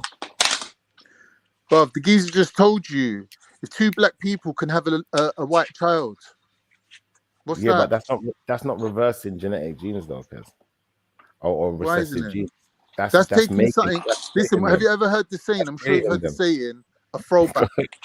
Exactly. A throwback is where the genetics is coming not from the surface layer of the two parents, but from the lower level genetics, which was a throwback to a previous generation. That is a throwback. So, can like we agree the man on said, one thing? two short people can have a tall child. All right, can we agree on one thing? Yeah. One, this is not my narrative. This is just what we're reading online. This is what it says online. Two, a mutation is not the original thing. Can we agree on those two things? Yeah. All right. So from that directive, I'm not saying I necessarily believe this is the be all or end all. I'm just reading out what's there. You know, so if someone goes and tries to discover this stuff for themselves, this is what they're going to read online. Now, from that directive, I'm just saying it says, you know, if something's a mutation, it's not the original thing. Right. And that's what I'm saying. Now, if that be the case, then but you have to prove you have to prove that we're because all right, look, you have to prove that the different races are based on a mutation. I don't think science suggests that. If you look at it like that, we all mutations, because exactly if the original people had kids, they don't look the same as their parents. Yeah. So it's not the original. They look like one of a mixture of each of the parents. They could, or they might not. Of the original people, they would have been breeding up their brothers and sisters, would have been having sex. What are you on about? We don't know, but what I'm trying to say is exactly these genes was and the original people had all of these genes in there. Just because they come out into the surface, at with them, it might have came out in their children, their children's children. That's right. But the fact is, the slanted eyes, all of that, the noses, the straight hair is already inside. The blue eyes, everything. Yeah, it's all there. The DNA is genetic information. That's right. Yeah. But the fact is, there is no facts, because if there's facts, we wouldn't be talking about what? What? Yeah, brother. What's your argument, man? Lay out your argument. Lay it out flat, innit? Let us know. My argument is, there's no direct fact. If there was, we wouldn't be discussing it. There would only be one fact. We wouldn't be able to all have a different thing that we could pull a bit of information from. Now, we're all saying the same thing, though. Down along the same sort of line, but there's no what. So what you're saying is white people are a mutation of black people. That's a fact. No, I'm not saying exactly. But who said that though? But who's saying that? Schiffer. No, but the thing is though, you see when you say that, not necessarily that white people are a mutation of black people. Just pointing out the fact that the white people themselves, the scientists, or the black people and the white people collectively with the Chinese and the rest of the governments got together. And they've got this directive to tell us what things are and how they go. Now, they said to us that recessive genes is something that exists in Caucasian people, and people with blonde hair and all of these features, all of these characteristics, light-colored eyes and X, Y, Z, it does exist within black people too, but we call that albinism, Right. Now, once we've now broken that down, we understand that these types of things are mutations. Right. No matter if you're black or white. Now, when we're talking about albinism, one second. When we're talking about albinisms, we're talking about just paleness in general. Yeah. Now, that could be paleness in the hair color. It could be paleness in the eye color, paleness in the skin color. Now, black people, who we call in black people, don't have paleness in the skin color. Right. And the only ones who would have the paleness in any type of way or form are the ones we call albinos. So now we get to the point where I'm trying to say then, to some extent, that it would make more sense, that if their science is correct, it actually adds up. because the white people would be the ones with the mutation. They would be the ones with the mutation. Because the thing is, when we look at anyone that's not black comes from a mutation. Let me say something, bro. No, the mutations. There is no gene. Cause paleness. 1 minute, my brother. There is no gene, right, or mutation, or marker for being white. It is actually about 10 different things, 10 different mutations that happened, 10 different changes that happened that enabled people based on their climate to then become lighter. Thank you. With them now, we got black white. There is no gene for whiteness. But the American guys, sorry, I don't know the American guy's name. Then we got black white people. Then we got white people. No, we got white black people. I've never been called the American. We got white black people. White black people. Salute to you. Have we got black people or white black people? If matters, we got white black people. You made a good point. What about Eskimos? Right, Eskimos. What about Eskimos? That was a good point. That was a fucking good point. Yeah, what about Eskimos for real? What category did they fall into? Are they black? Because they dark. They dark. But they live in a cold area. Just like you got the Berbers in Africa. They white, but they live in a hot area. Yeah, but what's their history? How long have they been in that region? Have they been long enough? If you ask them, they've been there. If you just say when you're looking at groups of people, yeah, A and B are the original Africans. C is Mongols. So people left the original group of people and moved directly to Mongolia, which was covered in ice, right? So them Inuits and those people that you see there, they're more closely related to Africans or the original Africans than the current day people that like Schiffer that we think are African, the E1B ones. Because don't forget, it goes A, B, then C, yeah, and then E comes after that. So when Mongols were living out in Siberia, digging for fish under the ice, yeah, people in Mesopotamia weren't even alive. Like E and J. So, E and J weren't even you got dark-skinned Mongols. We didn't even exist. Yeah, so the what Mongols. You're saying the Mongols are the Mongols are exactly the Mongoloids. That's the scare. That's what I was talking about earlier. Yeah, so the original Mongols were black people. That's what I'm saying. Right, so the Mongols are the bridge between white people and no, there's no bridge. No, because this is again. I'm saying you're thinking in some Darwinian sense that A followed B followed C followed D. No, there's forks in the road. Yeah. So for example, when you look at E and J, yeah, they both come from a common ancestor. They don't come from each other. Even though E come about before J, it doesn't mean that J directly came from E. So who was it A? came from Does the A previous. still exist? It came from the previous generation. So does A still exist? And J can still come before. A will always exist. Still come before A. So where is A? Where is the pure A? Where's the pure A? We've got the test subjects we've got in it. So yeah, we're gonna run around in circles J, on this. and we'd be saying J was older. Do you understand? Yeah, but where's the pure? I want to know where pure A. I want to know what a pure A looks like. We will never know what the original. We'll never know what the original. The South Africans, you know them South Africans, bro. They look that they're light and they got that reddish tinge to them. No, Africans, black Africans, man. Some people say black pygmies. They got like a Chinese look to them. Some people say so they're the original people.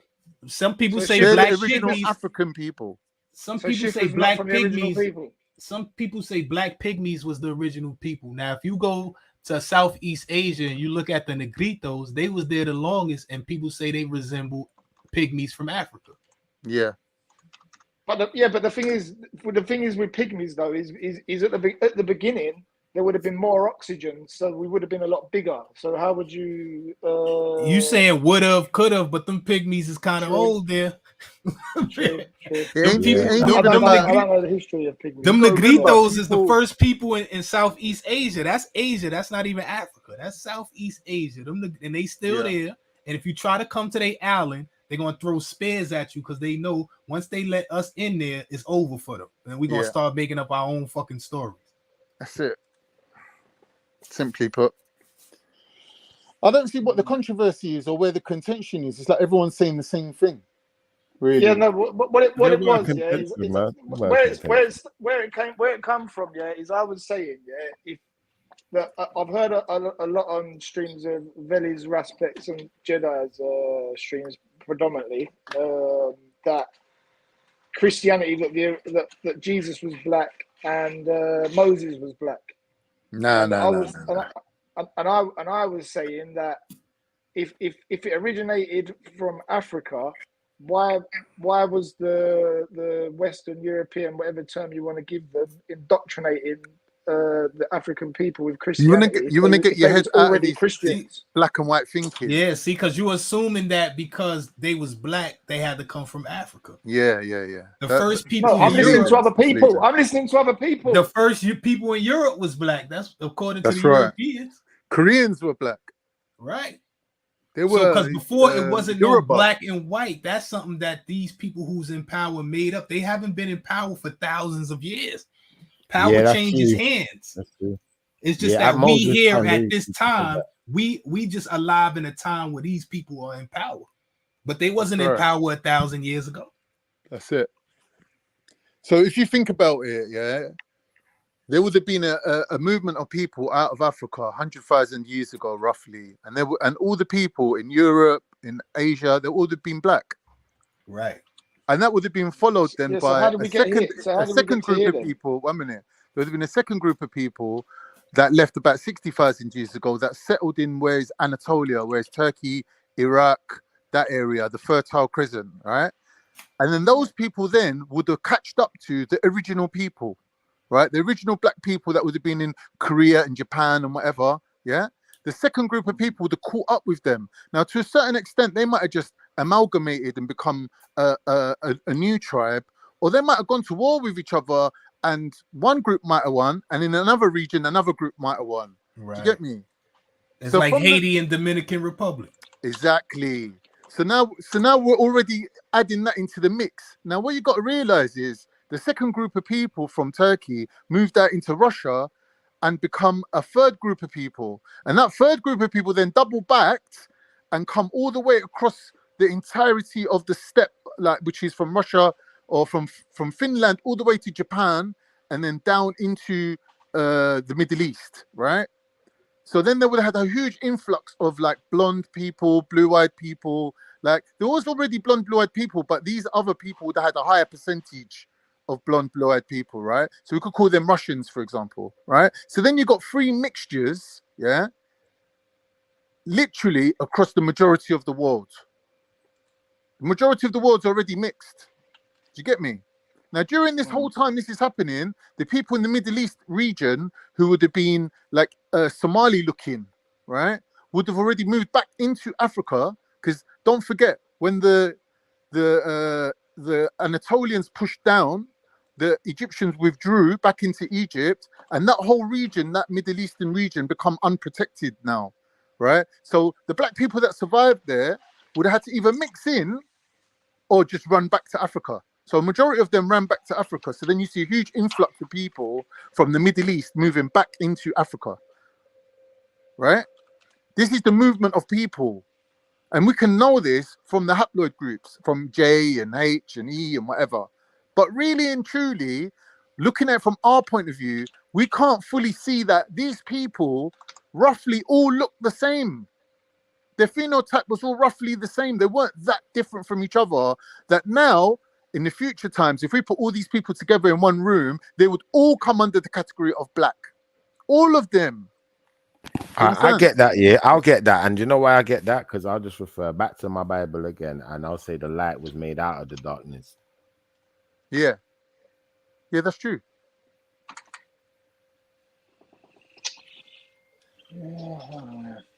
I think that was my best sentence. That was my best sentence. But like I said, it's people when like they say the Moors ruled for 700 years in Spain. They rule came to an end. So the people who took over look different. Like it's the same shit. Like before America, before the European or the so-called whites came to America, they said these people over here was black. Yeah. Right. So it's just changed. It wasn't that long that in our mind we think so-called white people was in power for thousands of years. No. You feel what I'm saying? But power changes hands. It was the Roman Empire. The majority of places we're looking at, the white people would have been some sort of subservient, like basically they would have been from a servitude position, yeah. And usually, what white people have done is gone from being servants to being the rulers. So number one, they've done it by outbreeding and producing more children, yeah. And number two is that they had this technology of farming, because the original Africans that moved everywhere, they were hunter-gatherer people. So the Jays that caught up with them came from the Middle East, and they brought farming. So they were the farmers. So as we know, where we live now, farmers ain't like the elite, right? Farmers are just like, we think of farmers as like our servants, people that grow shit for us.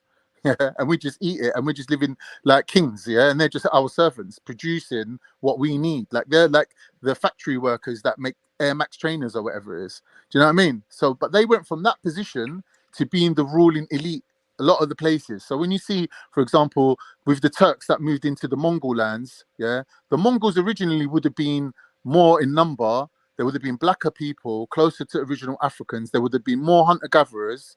And the people that come would have said to them, let us live with you, and we'll provide you this technology of farming, and we'll provide you with food. Yeah. So then you can have like advantage over your enemies. You get me? So you could become powerful. But what they didn't realize is when they done that, they're basically mixing with separate different people, and then people slowly becoming superior over them even. So majority of the places you see, like what we would call white people, weren't just in Europe. White people was just North Africa, Middle East, going out to Mongolia, all these places, like the expanse. Like when you look in the Bible, what does it say? It says the children of Japheth will inhabit the tents of Shem. That means that the land, yeah, is by God, has been promised to Japheth's children that they will have an expanse of land. So think about it, it was the Jays or the whites that moved out into Russia. It was them that moved into Europe and dominated Europe, and then into America and dominated America, and then into Australia and took over Australia. The majority of the world, yeah, is dominated by these people, and they went about it in a set way where they slowly become the dominant force. All right, can I pause you for a second? Because I think we're getting a bit too deep into this one here. You think? Not trying to take why? Because man's dropping Bible on you. No, I'm not trying to take anything away from the information you presented in any way, because I think you've done it quite eloquently. Like, thanks for joining the show as well. Big up Carnito. But big up. there's some questions I would like to ask you also, because I think you might have some. You're quite opinionated, and we want to get some opinions on these particular subjects. So the first one is the Queen James Bible. Can you give us your opinion on it? Have you heard of it? I can't really answer that, but one thing I would say is we can see evidence of a whitewashing of history. Yeah, that is a fact. Like black people have not only been outbred by white people, but they've been deleted from history even. So they don't give them the respect or they don't give them the.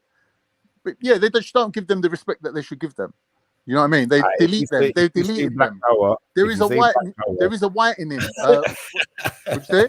If you say black power, then I'm gonna have to. No, but what I'm saying is, what happened now is with black people, they're having to push back the opposite direction.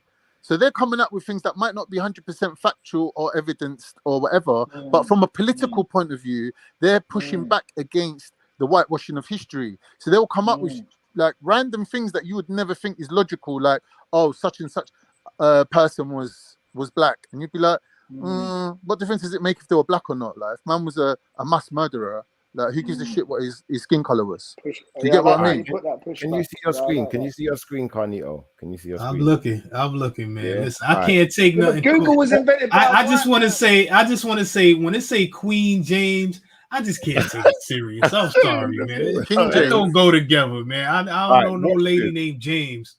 Hey, Carnito, I want you just to read this, yeah. So these are some of the changes that the Queen James Bible has made to the King James. Please stop saying that. I'm sorry, it hurts my chest.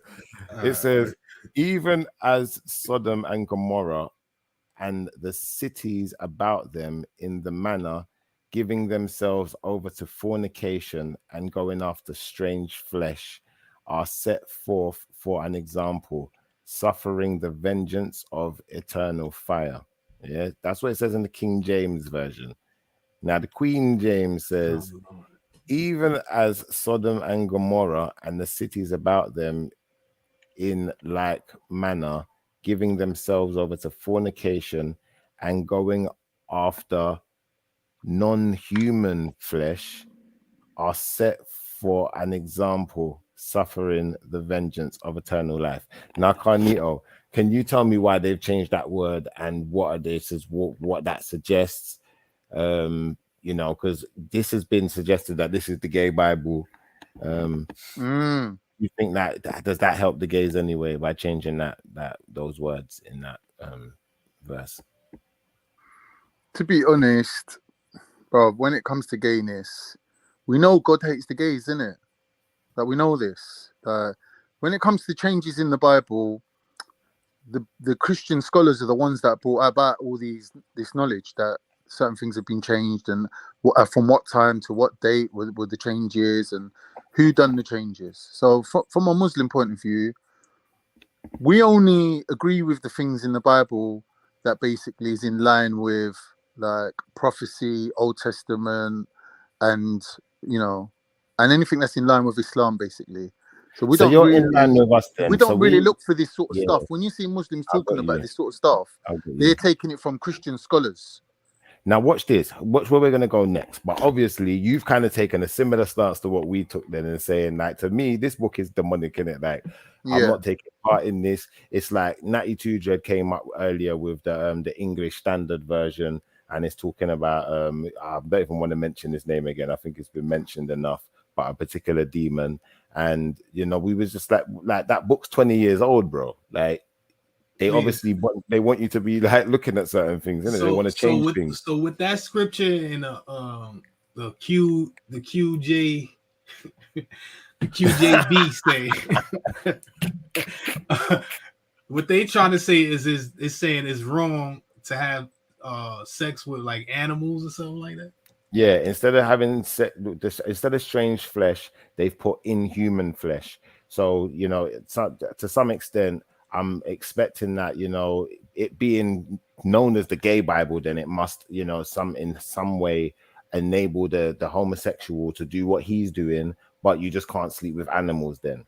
And then there was another one. If the people who do like bestiality come up with their own Bible, then you telling me the gay people I know. You're not allowed to sleep with plants. You're not allowed to lay with plants. Lord have mercy. Relax. Hey, it's different, bro. It's different. And it's like, that was shocking to me. But this one here, like, was quite shocking to me as well. So I want to see, Carnito, what is your reaction to this? What I'm going to show you right now. I want you to tell me your thoughts, your feelings. Please, hopefully, I know you're a Muslim, but we don't want to say anything radical or anything like that. We're just going to keep it calm and a bit censored because it's jokes and banter. Yeah. Cheers, just quickly, big up everyone. Yeah, big up. All right, can you see your screen? Yeah. Hold on. Now, do you know what? I forgot to share the audio. So that means the gay people can't use sex toys either. I don't know. I have no idea. I'm just asking, man. I have no idea. I can't speak to that. That's not human flesh. It isn't. It's not human. You're right. Let me play this video. So all you lesbians, put them dildos down. Strap-ons. Come on. Mosques. I'm no longer the imam that used to lead prayers and so forth. So my mosque now is in my heart that travels with me. I was abused, physically abused, for a period around 5 years. I was essentially, people tried to beat the gay out of me.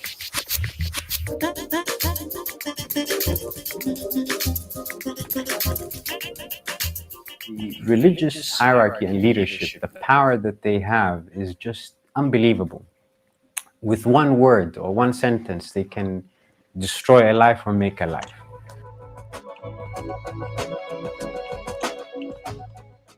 I believe that other gay imams around this region are too frightened to come out, because you're dealing with an outdated ideology that thinks that because of what you do in your bedroom, by me killing you, that's actually your repentance. Religion was definitely used as a justification for hurting me when I came out. That's why there was kind of no remorse on that end. I went through massive depression. I tried to commit suicide multiple times. Stop a It was lot. just really, really negative. I had to drop out of school, and I believe I was a standout star.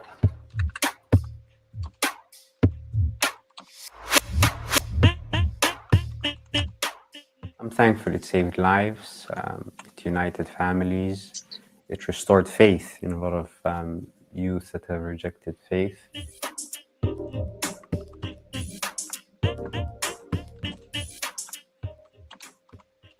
People call from all around the world, is my son, is there something wrong with my son? I was telling this father in Egypt, I said, brother, you're the father of this child. You're calling a man all the way in Australia to say to you that there's nothing wrong with your son. But, you know, to say that there's nothing wrong, and coming from a person like myself or other religious leaders, it gives people a sense of healing and comfort. Hearing Imam Noor speak up and say you can be gay and be Muslim makes me incredibly happy and satisfied.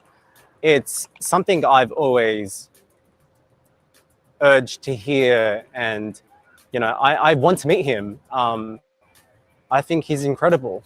It restores my faith in my religion. Someone said to me, you gave me hope. I mean, that's something that is a huge weight on my shoulders when I hear that, and I hear that quite often. I think people are searching for that alternative, which they cannot find in the religious gerontocracy.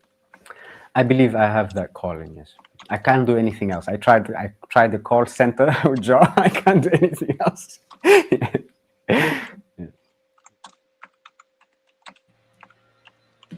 Astaghfirullah. Does anyone want to Your council, social housing can you hear me? does not want you to know this. Yeah, sorry about I've that. got a phone call. I'm gonna come back in a minute, yeah? Yeah, take your phone call. But yeah, that's a complete madness. Talk What to me. more can be said? Like, first of all, I think all of these people that wanna mix, like, put it this way, it's like me saying I'm a vegan, but I like to eat this kind of meat, and I don't see what's wrong with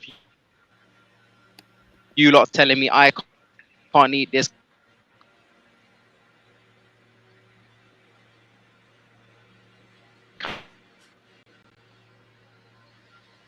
Yo, fam, I think you're cutting out, you know. We can't hear you still. It must be a reception or Yeah, something. pause with the meat. Yeah, But, pause. Listen, but I understand what he's saying. If you're a vegan and you do partake of flesh, then you're not a vegan. Yeah, I hear that still. My whole thing is, I don't think you're supposed to talk. I don't think if you gay, you straight or whatever, you know, the church or the mosque is not the place to talk about your sexual preferences and what you do in your bedroom and all that type of shit. But this is the thing where it's like, all right, for instance, now, yeah, all right. So, you know, like you get these, you get countries that are Muslim countries, then, isn't it?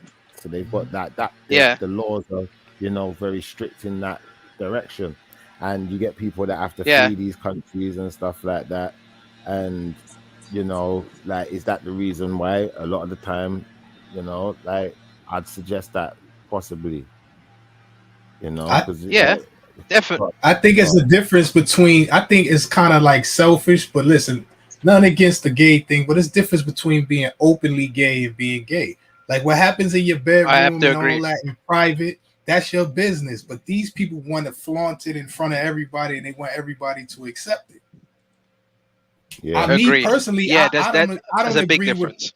Yeah, I don't agree with public displays of affection if you gay or straight. Like, I don't agree with that anyway. Like, I don't think that I have to prove to my woman that I love her by tongue kissing her in front of the, in front of everybody and all that type of shit. You feel what I'm saying? Like, yeah. To be fair, when I think about it, I don't think I've ever done that. Maybe like on a holiday or in a club kind of situation. But apart from that, I don't think I've ever made anyone feel uncomfortable with, with a female or whatnot. So right. I do think to a certain extent what they're doing is pushing it on us and force feeding it down our throat. And it's ironic because you've got the Saudi prince who's actually launching a straight Pride Day to take the piss out of them. And I think it's a good idea. Yeah. Yeah, but listen, I agree that you shouldn't. I agree you shouldn't be having sex in public, but to show affection in public, you shouldn't show affection in public. That's a bit extreme. For what? Like, I don't see what's the point. I don't see the point. I've never done it. It's like I've never done it. There's no point if you're in a relationship and you're with someone and you're somewhere and you're in a romantic moment and you share a bit of affection. Where's the crime in that? Because I believe who would possibly be offended by that? Children, like if you have children, if my children is outside, I don't want them to see people having having affection and all that in front of them. Because now, if I catch one of my daughters or my sons kissing and having affection with a little boy or a little girl, they're gonna get in trouble. So if they can't do it, why could we? So you can't hide. Well, you can, but it's not really like the best thing to do to hide your child from affection. Yes, it is. I think there's a difference. If they don't understand it, like if children do what they see, right? Yeah. So if they see a man and a woman and they kissing and all that, and then they come home and you find your little daughter kissing a little boy, and they say, "Oh, I seen somebody out here doing it," it kind of takes away from you teaching them what that is. Explain now. If you married and all that, you could be like, "You see, mommy and daddy, we married." Yeah. That's what married people do.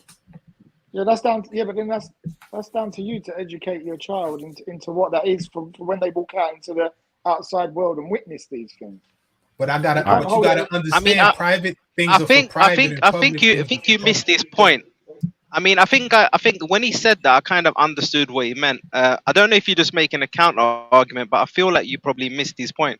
I mean, I have obviously held my woman's hand. I've obviously probably hugged her, done all of that, but I haven't intentionally done it right in front of other people. If it's happened somehow and someone's seen it and it's been natural, they would also sense that this is not some sort of public display. A lot of these people, especially like homosexuals, they put it in your face, like it's almost like voyeurism for them. Like they get off on the fact that you have. Well, it seems like it. It's the way I felt. I felt very uncomfortable. It's nothing wrong with it's nothing wrong with children hugging and holding hands, but when they start kissing and touching each other in sexual ways, that's not good. Like that's not inappropriate. They shouldn't be exposed to inappropriate behavior in public. If it's inappropriate, it shouldn't be public. That's right. Yeah, but what's the level of inappropriate are you talking here? Like obviously, I'm like saying you kissing with tongue kissing, whatever. You grabbing your girl, slapping on the ass. You looking like you know what I'm saying. You know what it's inappropriate. It's things you don't want your promiscuous, my brother. Yeah, if I'm standing at the school gates with my wife and I'm conscious that there's a lot of kids, then I'm going to be as respectable as I possibly can. If I'm walking down the street and I'm with my wife and I might slap her ass or something like that, I'm not overly conscious about the mum across the road with the pram and the kid a little bit older walking along the side of her.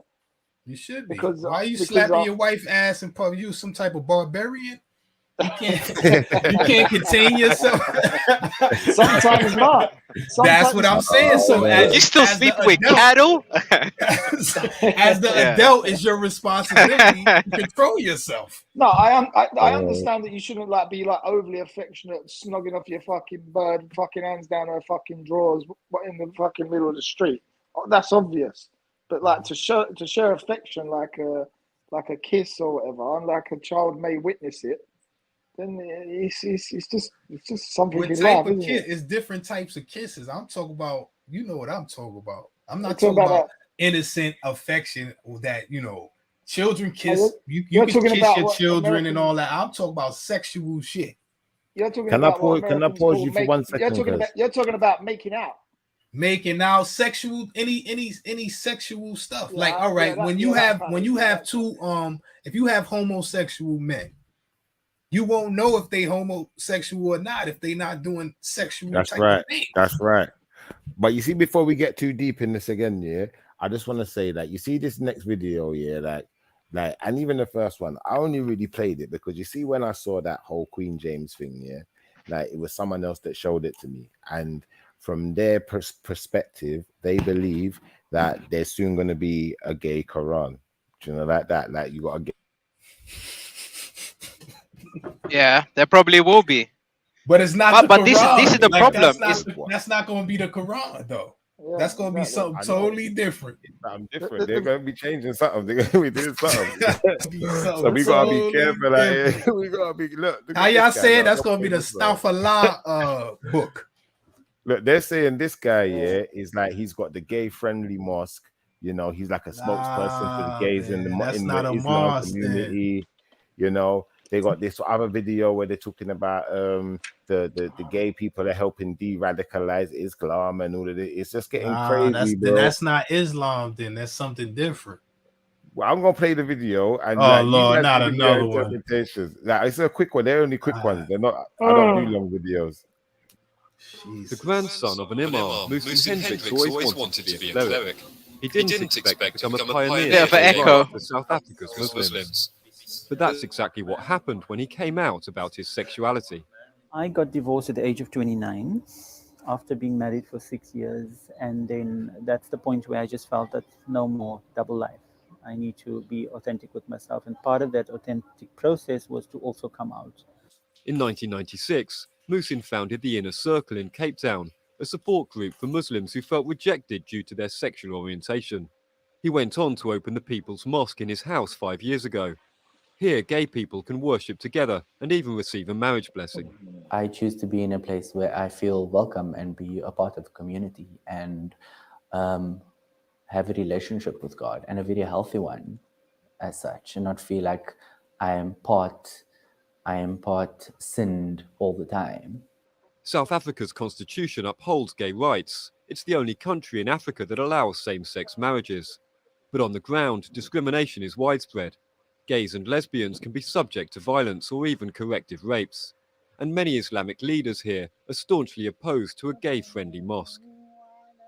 How can you be homosexual? Huh? It's forbidden.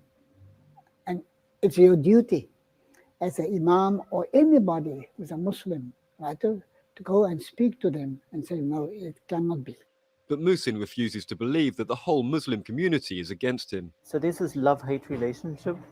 Cannot be. But Muhsin refuses to believe who's a Muslim, right, to go and speak. What the hell? All right, do you know what? I paused the video there because I'm confused here. Is this a white? Is this a European? Is this an Asian? Talk to me because I'm a bit confused here. See, you're going on appearance. I think there's a lot of confused people in that video, and he's not one of them. But differently, do you know what? I have to rate him still because he stood up for his thing. But then, in the same respect, yeah, this is what I'm saying. Like, it's dangerous out there, man. Like, it's dangerous. Do you have any loved ones that are gay? Who, me? Yeah. Yeah, I know. I got family who's Yeah, I do actually. Yeah. How do you feel about them? What you mean? I don't feel any way How about do you them. feel about them being gay? No, they've now become loved ones. Unfortunately, family, innit? They family. I got a lot of family that I feel some type of way about. It. They family. Like, listen, if I don't agree with everything. Do you still love them? Do you still respect them?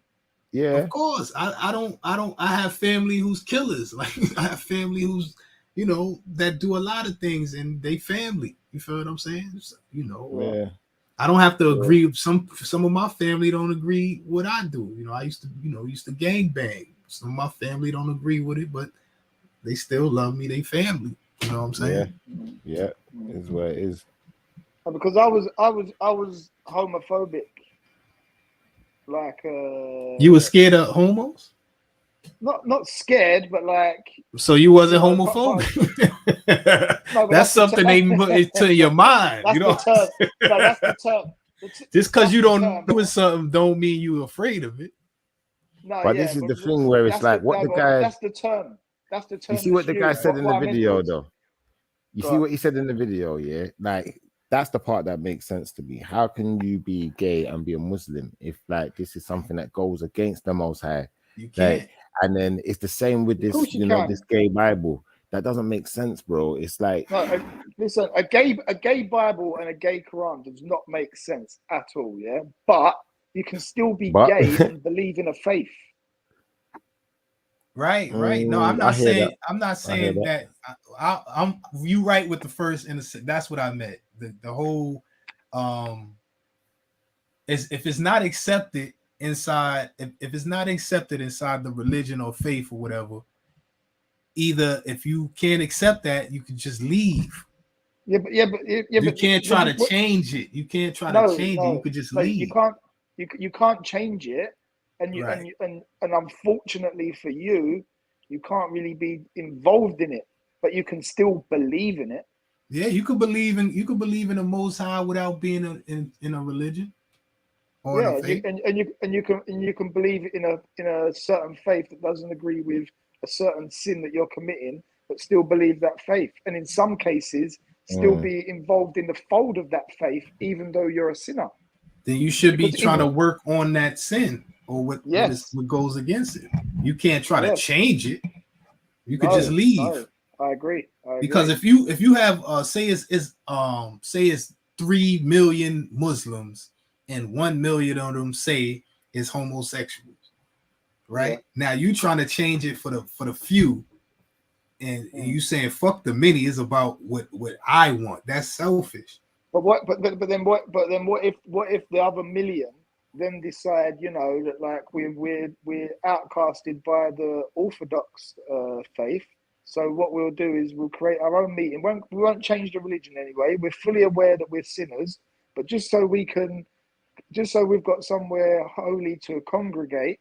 Even though we're sinners, we'll create our own mosque for people like us, even though we know we're sinners and we know it's wrong, but we still believe in the faith. But that's what I'm saying. They want to be open. Like these people wouldn't cast them out or none of that if they didn't know their business. They want to put their business. They want to be openly gay, going to the mosque or going to these places. You don't have to go in there and tell people that I'm gay. You don't have to go in there. You could go in there and worship and praise like everybody else, and then go home and do your business. You don't have to come in. Hey, listen, y'all, I'm gay. Like, you know what I'm saying?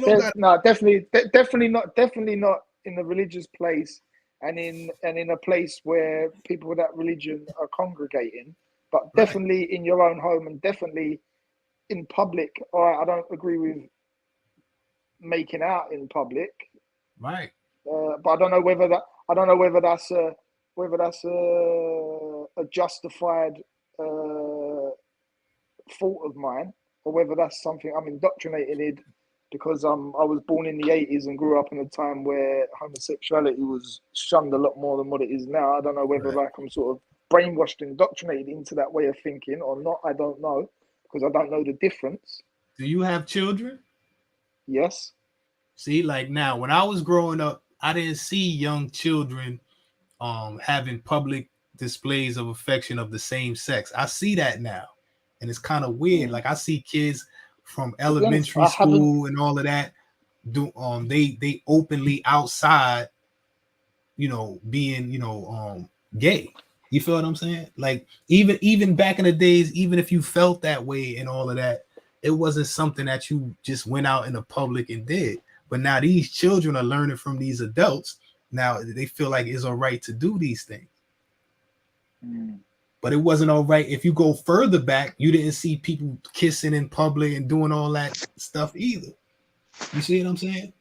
Well, these behaviors are learned behaviors.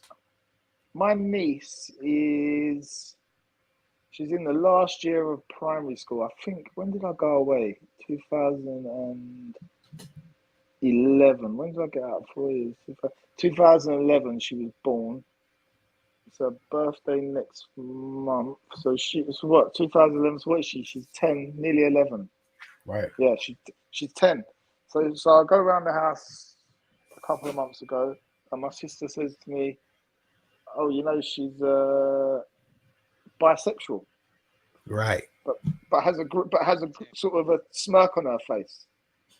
So I'm like, "Oh yeah," and straight away I sort of knew where he was going with this, and I was like, "So where did you learn about this? At school?" Right. And she was like, "Yeah."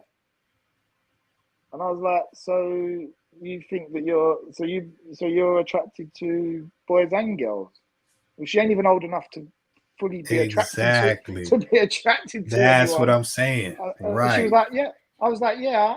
She was like, "Yeah, I like boys and girls." And I was like, "No, not like boys and girls, attracted." And in the end, I had to leave it on her because she didn't really understand what I was getting the at. sexual part, right? Yeah, I understand. Yeah, so she was taught this like new thing that she didn't know about, and then she sort of like automatically thought, "Oh yeah, that must be me then." Exactly. It was a bit. Yeah. When I was a kid, I wanted to be Superman, but my moms ain't let me jump off the roof with that curtain tied around my neck. All right, and now they've gone beyond just teaching it in the schools. They're teaching it in the church. They're teaching it in the mosque, for goodness sakes. What's next? I think everybody should have their own choice when they get of age to be an adult, to make your own choices. You should be able to choose to do whatever the fuck you want to do. But when you're a kid and you live under my roof, you're going to do what the fuck I tell you to do. But counter argument is this. If I know someone and their child, in my opinion, and in a sense, in some cases, the parents' opinion too, that child was born gay. And in a sense where that child, before that child even went to school, there was no gay people in their family. There was no gay influence. There wasn't as much gay stuff on the TV. He was very feminine, naturally. Mm-hmm. Whoa, pause. No, you're not gonna get away. That one can't slide. When you say there wasn't no gay stuff on the TV, tell me where this is. Is this child from? Where are they from? Arabia? Wood Green. They gay stuff on the TV, because even on the kids programs. No, I understand. I understand. When I was growing up, it was this kid. It was this boy. His name was. He was so feminine. They call him Earl the Pearl. He always hung around. Yeah, but now Earl of Pearl's a pimp. Earl of Pearl got all the girls. Yeah, it can go that way. But the one I had one at school who was very feminine, and he's obviously now gay. And the person that I know whose child is now 18, 19, and is transvestite. And yeah, but there's gay people in Muslim countries as well, man. And they're like countries where you're not even allowed to be gay. There's going to be gay people. So there's no way. Bro, there's no way there's anywhere on this planet here. There's nowhere that remote, unless you live on like, I don't know, like Sentinel Island or one of them islands where no one don't go to. There is no TV. Like, as far as I'm concerned, there's some influence. Yeah, but Shifa, we've only had a TV under 100 years. So what about the people that were gay before there was a TV?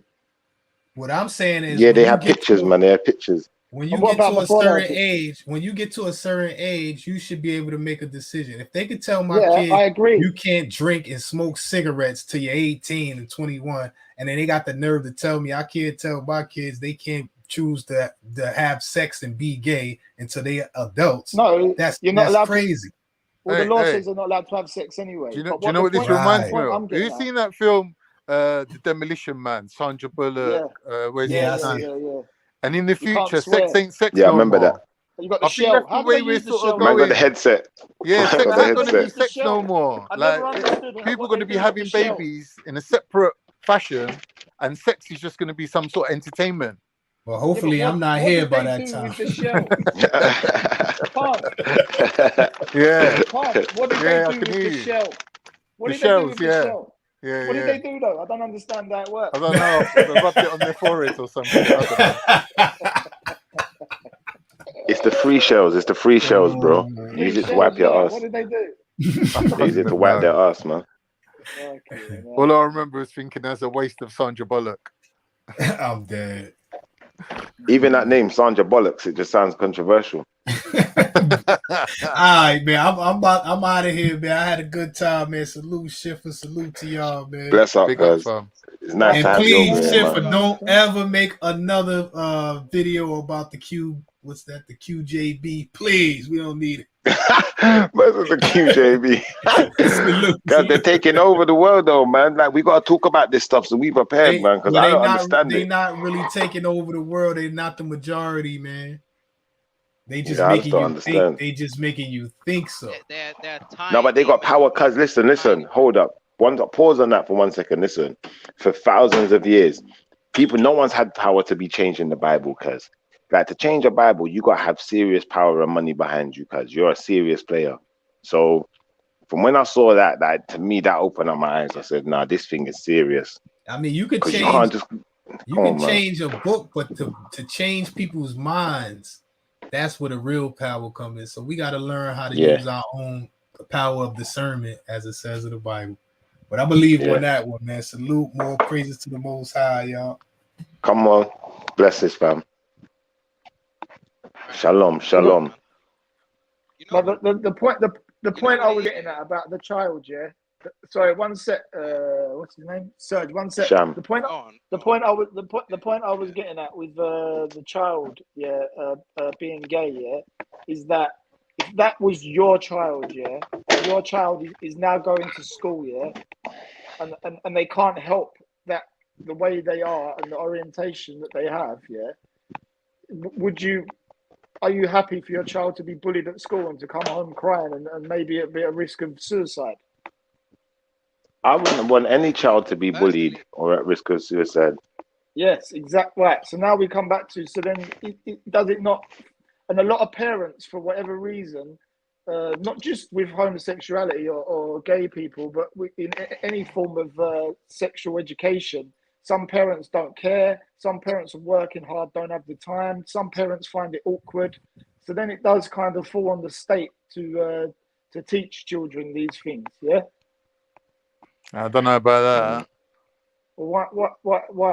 But Khan, you got to take away. You got to take away you as a parent. Yeah. Like, you as a parent, you educated your child. Yeah. Fair enough. And you believe that parents. I'm not under the illusion that I've got full control over my child. No, but what I'm saying is, when it comes to sex education, did you educate your children? Did you sit down with your children? Obviously I told them how I made them, innit? I said to them, Daddy made you with his dick. Okay. I made you, innit? You need to know this. I made you. And they're like, how did you make me? I'm like, with my dick, innit? My magic dick. Yeah, did you explain to them sex and stuff like that? Did you have an adult conversation with them? It's normal conversation, brother. I'm Cypriot, innit? Cypriots are open about these sort of, they talk. You hear it all the time. That's normal. Yeah, but that's your personal experience, yeah. How many bad parents out there are there? And not even bad, yeah. Some parents, they're working 2 jobs, they're overworking. I hear you. My sister works at a school in Newham, yeah. Very underprivileged children. Yeah, I know it. Yeah, Newham. She got a call from the police. One of the children was standing outside Stratford Station begging for money. Wow. When she should have been in school. And anyway, they brought her back to the school. And my sister said to her, what are you doing? And she said, oh no, it's after school. And she said, well, my mum don't get home till 8 o'clock, and I'm hungry. So these are and there's many children that are going through this. So the parents not able to teach them stuff like sex education. So then who does it? Or do they go and get pregnant young, or get abused by an older boy, or get groomed or manipulated into a situation? Or does it fall on the state to educate them? Yeah, obviously. So who does it fall on then? Well, I personally don't believe it falls on the state. because I mean, if you look at if a child has too much energy, you want to say this child has ADHD. So if a child has a lot of energy, he's ill. But if a child has a sexual deviation, he's absolutely fine. I think people really need to wake up and see what's going on.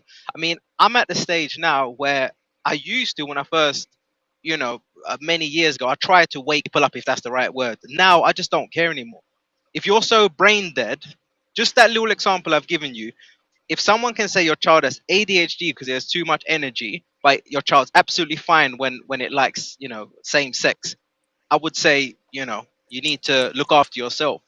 You need to bring up your own children. And like Cotton said in the chat, it's the parents' duty. I think I fully agree. And I don't really care what the school has to say or what the state has to say.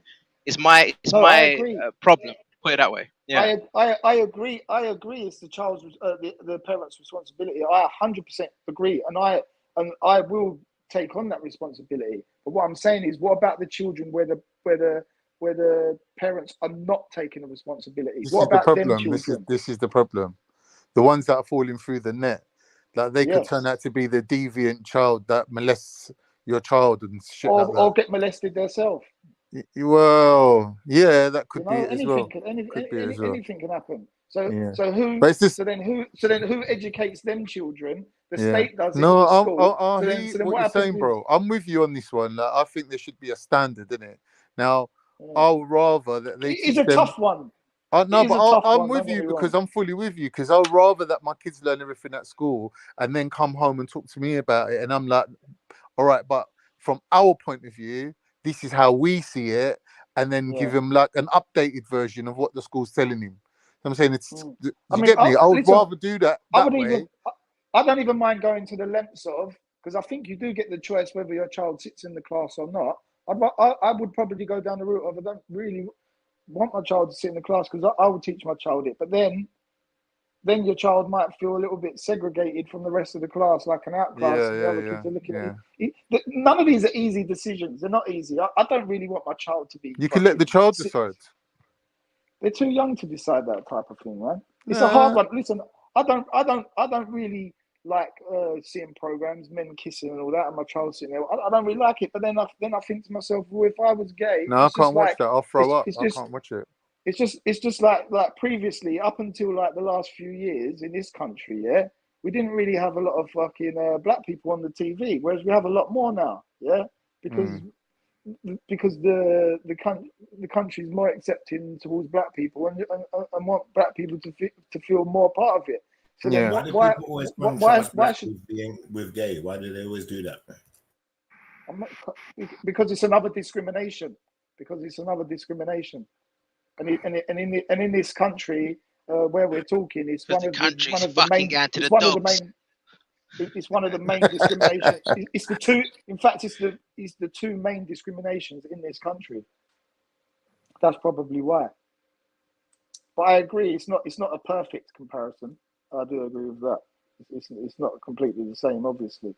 But then a lot of people are under the pretense that people choose to be gay. Some people may choose to be gay, but like a lot of people don't. It's like if what you're sexually attracted to, you can't help what you're attracted to. Like you can't. Like what do you do? We did this the other day, it's though. a tough one, man. According to the science. Sorry. Yeah, we did this the other day, and according to the science, what they're saying is that there's no genetic marker that could show you that you're going to be gay. Yeah, Schiffer. Okay. No, yet though. No, but that's like. Listen, my missus had a form of tumor, and they said that they checked her genes and she hasn't got a gene for cancer or for this because they was worried about whether it whether the children would catch it. Yeah, but what they said is we checked your genes. All right, cool. No, I was just basically saying that the whole thing about you can't choose. People should be able to do whatever they want to do. That's not true, and I think it's actually good practice if we stop saying that because it's not true. There's no freedom of speech, and you can't do what you want to do. Okay, Yeah, but there is we live in a freedom of place speech, that pushes. there's not, my friend. There's not one bit of freedom of speech. Listen. Of course there is. Like, Bro, if you've been on YouTube, there might not be. There might not be 100% freedom of speech, but there's a lot more freedom of speech here than there are in other places in the world. Like in Russia or in China, we wouldn't be able to talk the way we're talking now, especially if we was talking negatively about the government. That is not freedom of speech. We can publicly talk about and contradict the authority. In certain countries, you can't do that. That's completely false. I mean, there's some countries where they'll just cut your head off. But saying you use Russia as an example, and that's just slander. Like Russia should not run like that one bit. First of all, Putin is very comfortable in his position. He doesn't care. He doesn't care about little campaigns against him in his own country. They go on all the time. It doesn't bother him because he's so comfortable in his position. I've explained this before. The difference with a more of a dictator ship style leadership. Are you Russian? I'm obviously not Russian. The difference with a dictator, even though I don't think he's a dictator, with that kind of leadership, is that he doesn't need to lie to you. Just understand that concept. Democracy, they have to lie to you because they want your votes. And when you start to understand that, it makes a lot more sense how things are run. And the reason I say there's no freedom of speech, because even on YouTube, channels are getting shut down galore during COVID, like nothing. Yeah, people were getting emails, your channel's been shut down for misinformation, dangerous, blah, blah, blah. And all they were doing is discussing things which has become okay to talk about now. As in, just because you're double jabbed don't mean you're covered, etc., etc. But when you're saying about going back to the whole people should be able to do whatever they want, you're not allowed to do whatever you want. You're not allowed to do whatever you want sexually, spiritually, in any kind of way. You don't have any rights. You can't do whatever you want. So saying that, in a sexual way, people should be able to do whatever they want makes no sense. And it's actually an argument that has no footings, because I'm not allowed to do whatever I want. You're not allowed to do whatever you want. Bro, far from how many times have you been to Russia? What's that got to do with anything? Because you just told me all about Putin and Russia. You said you're not Russian. Yeah, because I watch alternative media. It sounds like you watch a very far right centered media. I watch alternative media. Far right, yeah. But, all right, no worries. How many times have you been to Russia? Well, are they not pushing this sort of agenda, anti-Russia? Anti-Russia. Look, put it this way: you obviously believe the mainstream narrative. I'm asking but I don't get caught up in. I don't get caught up in your bullshit. How many times have you been to Guinea-Bissau? I'm asking. How many times have you been to Guinea-Bissau? Yes. I've never been to Guinea-Bissau, but I've got friends that are from Guinea-Bissau. Yeah. Okay. I've been listening. I've been listening for most of the day. You understand? You see where I'm going with this? Yeah. I've been listening. So I could use that same argument with you. It's stupid. It makes no sense. Yeah. So I haven't been to Russia. Next point. I don't know why you don't. Just so we can move it along. I've never been to Russia. So you're going off other things that you've heard, right? You haven't actually experienced it yourself. How many Russians do you know? Well, if I'm watching Indian news, if I'm watching Turkish news, then I can start to piece things together and say okay, well, are the Indians lying? Are these people lying? No, maybe they're not lying. So this tells me that. How many Russians do you know? I work with Russian every day. My work colleagues are Russian. And he tells me a lot. He tells me a lot of things that they don't really show us here about Ukraine. A lot of things. Yeah. So it's just fun to see that. What are you just lapping up what the news are telling you here? Is that what you're doing? I don't watch the news. You're just drinking from the fountain of the sun and all of them. Come on, man. These people are major mind control. I don't read the newspaper and I don't watch the news. Where do you get your view on Russia and that there's no freedom of speech, and that there's here is a lot more free? I don't see how you came to that conclusion. From Russian people. No chance. No chance they would have said What do you that. mean, no? What do you Russian mean, people are no very chance? Who said patriotic. that?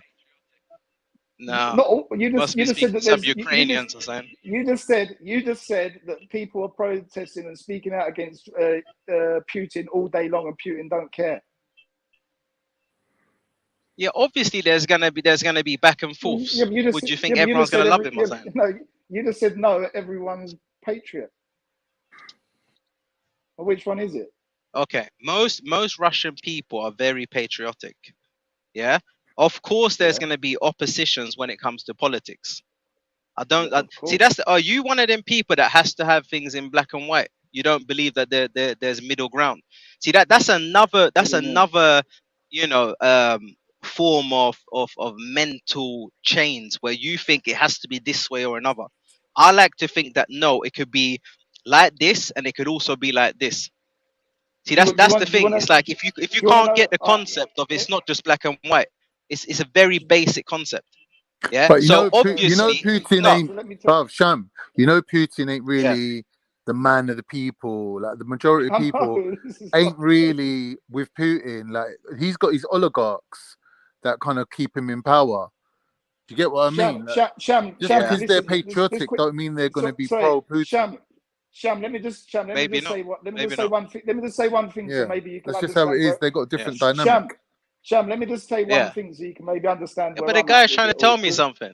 No, one minute. Let me just tell you where I am, so you haven't got to say what I am. Yeah. On my regards to Russia and Ukraine and the Western world and what's going on. Russia uses propaganda. The Western world uses propaganda. Who knows what the fucking truth is? That's where I'm at with it. I don't trust any of them. Just because one said it and another one said it, oh, this one must be telling the truth because I don't like the Western government. He must be telling the truth. He's a good... No, I don't believe in none of it. They're in Ukraine. Russia can't afford for NATO to be in control of Ukraine, and NATO can't afford for Russia to be in charge of Ukraine. They're all as bad as each other, in my opinion. That's where I'm at with it. I don't watch the news and I don't read the newspaper. And I don't need things in black and white. That's where I'm at with it, just so you know that one. So what I was saying is, in them countries, you cannot openly, like, do you know who Gregory, what's his name? Gregory Rodchenkov. Do you know who he is? The Russian guy, the Russian whistleblower. So he's the guy that blew the whistle on the Russian dope scandal. Okay. So, and he had to flee to America to do so because they was going to kill him, and they killed the other two guys that was in. Well, the two guys that he worked with had heart attacks. Whether or not you want to say induced, killed them or not, yeah, I don't know. Hold on 1 second. Can I just say this is Jokes and Banter? Like, share, subscribe, hit the notification bell, hit the Cash App. You know what to do. Brilliant conversation, guys. Continue. Sorry. So he's a whistleblower that Putin wants dead. So, and would you say that was freedom of speech, that he can live there under freedom of speech? No, obviously not. But like, are you trying to say there's freedom of speech here? Compared to other places, yeah, definitely. But when we say freedom of speech, that's a very specific thing. That's like something to do with the American Constitution, where they have the right to whatever. That's got nothing to do with England. In England, we don't have freedom of speech. We've got freedom of the press. So the press can report the bad things that the government does without the government being allowed to crack down on them and bully them. But the problem with the press is there's a huge difference to their own. Yeah, but there ain't free speech. You can't walk down the road. If you walk down the road shouting N-word, N-word, N-word, N-word, you'd get arrested. Yeah, but that's hate speech. That's racism, isn't it? Right. But in America, they've got freedom of speech, innit? Like they can say whatever the fuck they want to say, innit? Do you get what I mean? Yeah, but like I agree. Yeah, but what I said was there's not 100%. I agree that there's not 100% freedom of speech in this country, but there is no freedom of speech. There is no freedom of speech. Yeah, but compared to places where there is, we just have a very tolerant. We just have a very tolerant society. That's what it is. There is no. Yeah, I think Khan's right here because you got that public order thing, ain't you? So no matter what you're saying, they can lock you up, bro. Exactly. So what I'm saying is, bruv, there is no such thing as freedom of speech, because when you call it freedom of speech, it's a very specific thing you're talking about. And that is something to do with the American Constitution. And I don't even think we've got a constitution over here. So to say we have this thing called freedom of speech, we don't even have it enshrined in law or in legislation, it's just basically a cultural practice of tolerance. That's all it is. But Carl, there's places in the world where we couldn't talk about certain things. That's right. So compared to there, we have a freedom of speech. But what I'm saying is freedom of speech in brackets is a specific thing. When you say freedom of speech, it's something that's enshrined in law. So bring another term. On it, bro. You know when you call someone a xenophobe, right? Yeah. Or sorry, when you call someone a thing, what's it called? And when you say something's anti-Semitic, right? Yeah. You got all these other people popping up going, yeah, but I'm a Semite. You can be anti-Semitic towards me as well. But no, in law, it only applies to one group of people. So when you're saying someone's been anti-Semitic, it means they're being anti-Jewish or anti the state of Israel. That is enshrined in law. Do you understand? Yeah, there's a difference between what me and you agree to on the street and what's actually enshrined in law. That means that there's a law being passed, the legislation. That means that if you break that law, you're automatically going to get prosecuted. So there's no such thing as freedom of speech in England. There is in America, though. But you can have an opinion on Jewish people as long as it's not in a harmful way. Listen, you're missing my point. What I'm saying to you, like, there is layman's terms, what me and you can agree to between ourselves, or what is publicly accepted. But then there's something where it's being enshrined in law, and it becomes its own thing. I get what I mean. Right. So when you put them two words together, freedom of speech, 3 words, right? It refers to a certain part of the American Constitution that for some reason white people in England think that they're American too, but you ain't American. Yeah, I get what you're saying. You're saying that there's a term, freedom of speech, that's it's a very specific thing. Into thing. What I'm saying is, I'm not using that term. I'm just using the words that are used in that term. All right. I'm saying there is a freedom of speech. Okay. In this country. All right. But what you should then say is that there is we're living in a tolerant. You say we're living in a tolerant society. You could say. Yeah, definitely. Yeah. Definitely a tolerant. Or we're living free from oppression. Or there's other ways you could say it. Yeah. But when you say freedom of speech is actually part of the American Constitution that people refer to. So in America there's no racism laws. I'm not 100% sure, but like what I'm saying is they do have freedom of speech. I think they do have anti-hate laws. I think if you're shouting N-word, certain states, but I think it goes state by state. So in certain states, like they would kind of implement this sort of like anti-racist policies where you can lose your job and whatever for being racist publicly. And there's states in America where you can't.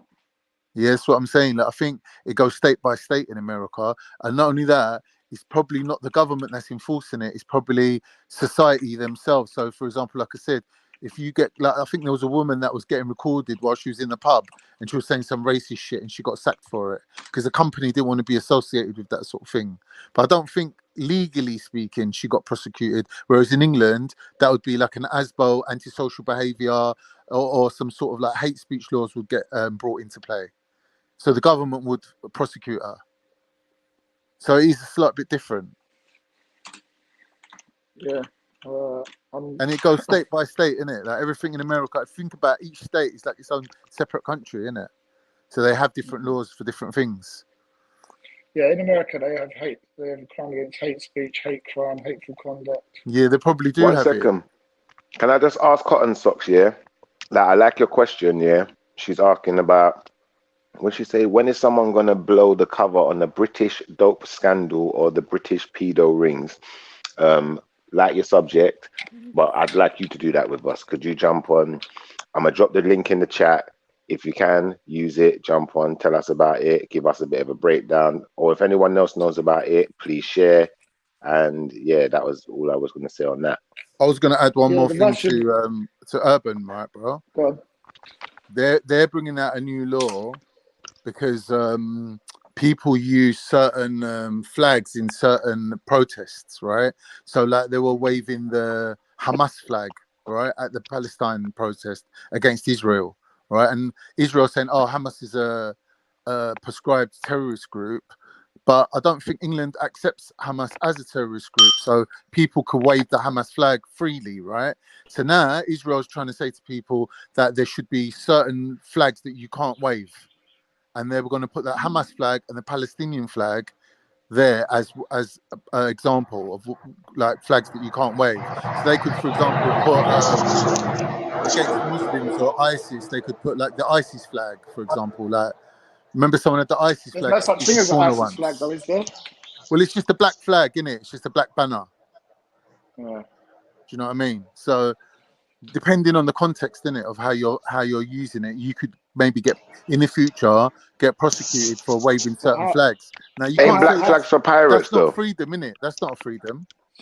No, but what you got to learn, I suppose, maybe, possibly. What I would say logically is, would you not try and learn from history? So when for example, the Nazi Party was going around the world. What the fuck was that noise? It's an airplane. When the Nazi Party was going around before the war, they was like in America and all over Europe and that, trying to like gain support. And they had their own symbolism. Yeah. And obviously that symbolism then went on to become what it was behind. Well, you mentioned the movement. Nazis, yeah? If England wants to ban Hamas flag and ISIS flag, they'd have to also ban the Nazi flag, but they will never do that. Imagine if the Nazi flag was banned. Like, people wouldn't be able to use it on TV programs. They wouldn't be able to walk down the road wearing a Nazi flag or a Nazi uniform.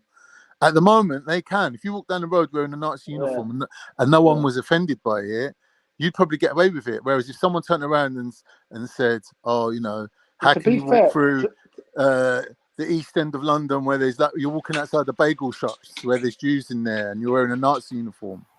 You know what I mean? To be fair, I don't even think it. Exactly. To be fair, Khan, when it comes to like the freedom of speech we was talking earlier, there are like far right that use Nazi memorabilia. Yeah, but is it illegal though? They're allowed. That's the point I'm getting at. It's not illegal, is it? Right. But that's what I'm saying. So that's a freedom. So that's a freedom of expression that they're allowed until it becomes like a sort of until it becomes an insult to somebody. Or well, until it becomes like an act of a crime, sort of. Yeah. Yeah. But they've still got the freedom. They've still got the freedom to have that expression though, until they commit a crime based on it, I suppose. So like obviously they're watched. I mean, even like the far right groups, are they even illegal? Are they legal? I don't know. Some of them are. But some of them are legal. Some some far right groups are on a prohibited list, isn't it? They're illegal groups. That's what I mean. Yeah. Yeah, of course they are. So when what happened to thinking it? Jay DeFranzen and the other twat. Remember the geezer that used to be with Jay DeFranzen all the time? Paul Golding or something like that. Paul Golding. Their group got made legal. So that means you can't donate their money. You can't like do nothing with them. Yeah, so I wonder where it changes. You know the Khalistan movement, the Sikh separatists, they got made illegal. No, I don't even know about that. Yeah, because all this time England's been using the Sikhs like a thorn in the side to the Indian government, innit? They've got loads of Sikhs over here. They've got full rights. They're allowed to wear their stuff like as if they're living in India. They're allowed to have their little dagger. Do you know what I mean? Like all of a sudden now England's switched sides, like what England always does. Switched sides, turned against them, and then tied in with the Indian government against them now. Say no, they can't collect money. They can't be a group.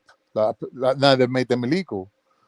Why? Because the Indian thingy guy, what's his name, Modi, made one phone call and said, "Listen, we need to fucking stop these terrorists, these sympathizers, and all these fucking shit going on. Otherwise, it's going to be peak for you lot." Yeah, it's all fucking. So they had to fall into line in the end. But for this whole time, it's like, you know, have you seen that film Scarface when all the Cubans run away to America?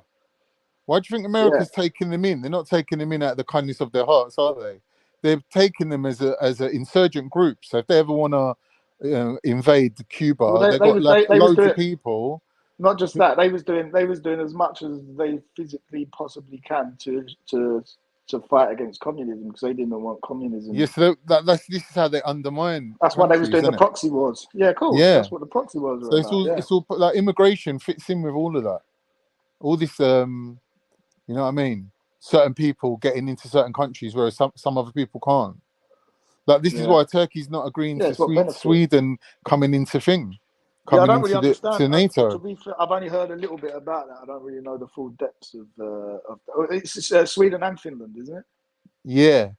So basically, what it is, Europeans are clever, innit?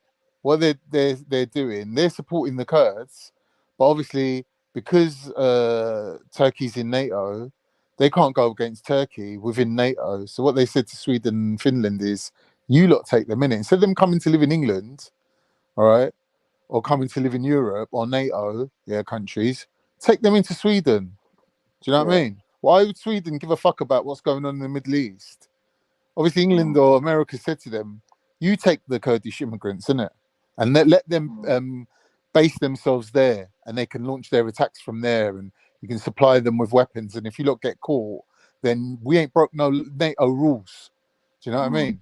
It's all chess games, isn't it? When you know how to play chess, you understand what it all is. It's all proxies, isn't it? It's all proxies. Yeah, of course it is. Yeah, that's what they've done. But to rule a nation, so now it's backfired on them because Turkey's vetoing them joining into NATO.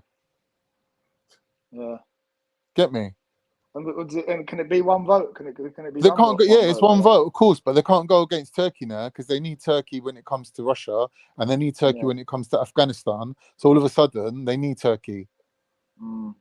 So they have to kind of like, you know, cut a deal with them. And if I get my son to get his Cypriot Turkish passport, does that entitle him to be does that make him a Turkish citizen as well? No, only it's a separate country. Turkish. You can still apply for a Turkish citizenship. Once he's got his Cypriot Turkish citizenship? Yeah, but I don't think it's an automatic thing though. Okay. Yeah, you like if you can prove that your grandparents are Turkish, I think they might it might count in your favor. Okay. You got to contact the embassy, innit? Ask them what's the criteria. I just think it's just a good bow to have what's it? Well, but then he'll have to go and do military service though. You don't want him doing that. That's what my missus is moaning about. I'm saying probably, especially if he turns out to be a little fucker. And I'm fine with that. But they're not really. It's not like they're training them to be in the army. They're training them to be at the front in any war. Like they're going to be out there with their fucking boots on and a machine gun, and they're going to be the first to get killed, isn't it? Yeah, but how since say 1970 or at say 1980, how many in the Cypriot army have gone to war? Yeah, there was an incident. I forget where. I think the Greeks overrun the border, and the Turkish soldiers that were stationed on the border, a lot of them were just like British, like you said, that want to have their passports. My father-in-law just got back. He sent me a load of videos of Famagusta. It's like nice. Ghost town. Yeah. He's saying that the people that own the properties are not coming to claim the properties for some reason. Yeah. So they're probably going to end up getting rented out. Yeah, but that's what they're doing on the Greek side, isn't it? They rent out the Turkish properties. Yeah. It's a shame, isn't it? They ruined it. A lovely little island. It's lovely. I was looking at like the architecture as well, the buildings and that. Like they're built fucking lovely. Like oh yeah. I just thought it was just some like little fucking rural fucking island. I didn't like. Nah, man. He was telling me that at the time that the money that was being invested there was like by elites, so they was investing a lot. Like he's saying, like the normal Turkish Cypriot people weren't even really allowed in there. Yeah, it's true. Yeah, that is true. Crazy, man. Mad thing. I'm jumping off now anyway. Where's Shifa? Yo, Shif, good luck with your thing, man. Say that again. I said good luck with your channel. Yeah, safe, brother. How long you been going for, Shift? For a month or so now. Oh, Rich LK only told me about this one yesterday. Yeah, he was telling me still. Yeah, he sent us over. Yeah, man, I appreciate having you guys over here, man. Shift, play a video or something, man. I need to jump off. Speak to you later. All right, say nothing. All right, man. Khan. Big up, brother. Thanks for the backup with the knowledge, man. I was on the ropes. You was getting roasted. I was on the ropes. Because I haven't got enough knowledge on that gene shit. I mostly run with logic, or what I believe to be logic. Yeah. Yeah, we do it again, man. We do a little debate or something. Yeah, all right, sweet. All right, later. Later. Let's go. Yeah, I'm going to go in a minute as well. I just want to address Cotton Socks about the British dope scandal. If you actually watch the documentary, the guy does actually say every country in the world in sports are all doping. It was just that the whistleblower for the Russians, what it was, you have to watch the documentary, but basically what he was blowing the whistle on was the Russian Olympics and how WADA, the World Anti-Doping Association, Russia had set up a lab in collaboration with WADA, and they was manipulating the tests.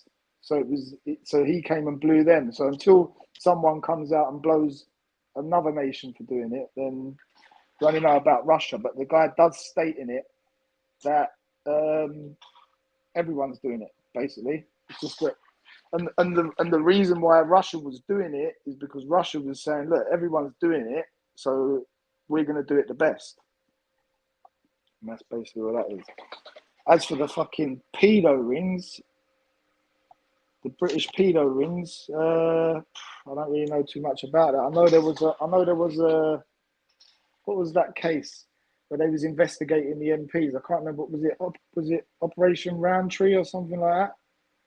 Where they was investigating historical child abuse in Parliament or in politics, and then it got brushed under the carpet. Basically, it got made. I don't know. I can't remember what the right word to use is, but yeah, they hid it. They covered it up. So unfortunately, there's not really fucking much we could do.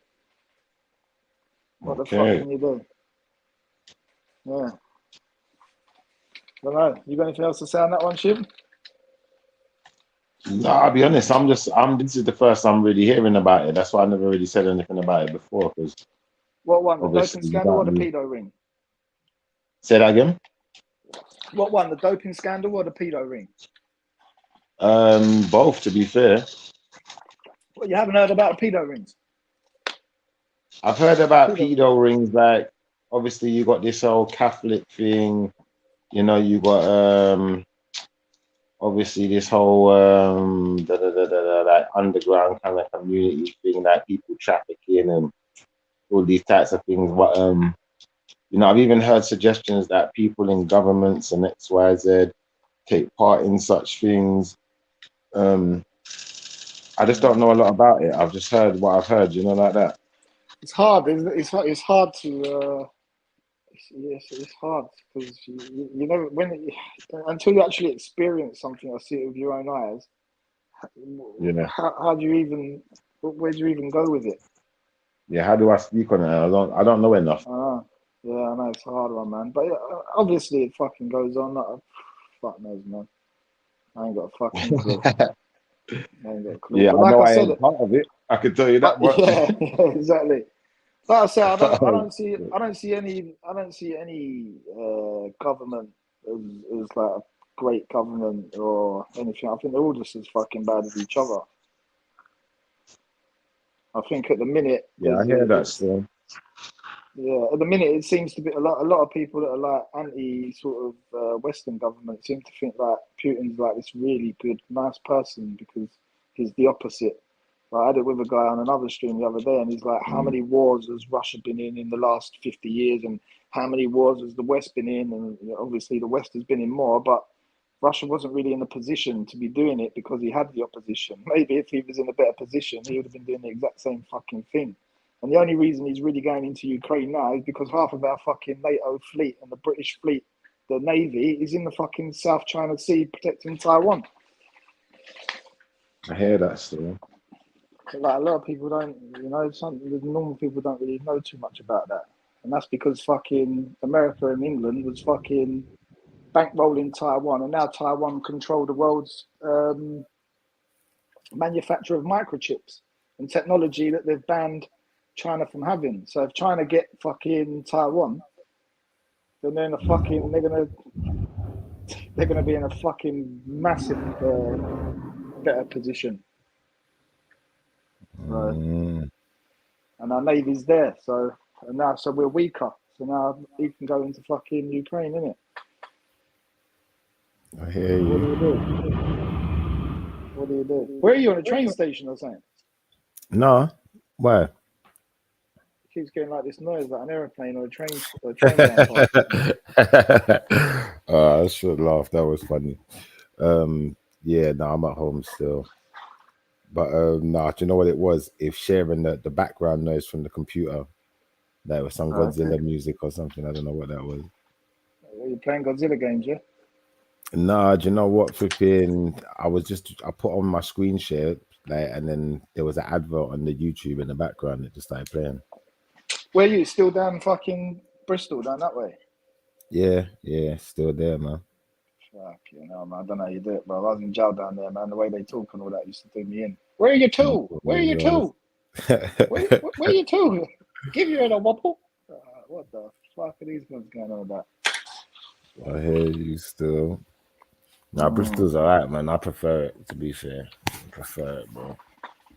What's that? What's that place? Angel Town or something, isn't it? What's that place? That's in Brixton. Something Town. What's the one in thingy? In Bristol? Yeah. I don't know, like what, St. Paul's or something? I don't know, man. I think it is St. Paul's. Yeah, I think it might be St. Paul's, yeah. That might be it.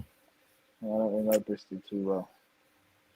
But yeah, man, like I think today was a good little show, a good little start up for the daytime shows. We're going to be doing more daytime shows, so you know, hopefully, the rest of the gang are going to have more time to pitch in. And thanks. Who's the gang? Who's the gang? There's quite a big gang still. There's a lot of names to mention, but who was here today? Sham was here today. Natty was here today. Who else is part of the gang that was here today? What about Thingy? I haven't seen what's his name for a while. Who's that? Oh man, how can I forget his name, man? Fucking good guy, man. Your pal. Motion. Motion. Yeah, Motion's about, man. When he's ready, he'll turn up. I've got a lot of time for Motion, man. Good guy, man. There's a few of us. I think only Sham and Natty was here today. So big up to you guys. And yeah, so like, am I the only white representative? Yeah. No, there's white people here too, man. Black, white, Chinese, Asian, all welcome. You know, feel no way. We're open-minded. We don't only speak on black issues or subjects. We speak on all subjects. And, you know, we just try to have a bit of, you know, jokes and banter with it, a bit like-minded, like, you know, don't take this stuff serious, you know, like that's the disclaimer, you know, this isn't like factual. It's not, you know, don't get me wrong, even though we may have read some stuff off of Google today, it doesn't mean that's the be all and end all. I'm sure there's people who could explain things better than I do. So just, you know, take it as, you know, this is our thoughts and our feelings and, you know, our assertions, you know, it's not the be all and end all, you know, there may be better ones. And yeah, I'm gonna leave it there, but we're gonna do some outro music. But I want to say thank you to my brother Herbs for joining us. Appreciate you. If you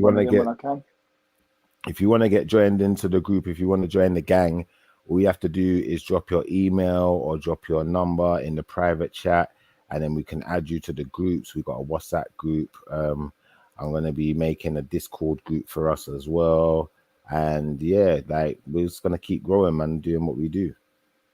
All right, when you post the Discord group, I shall jump in.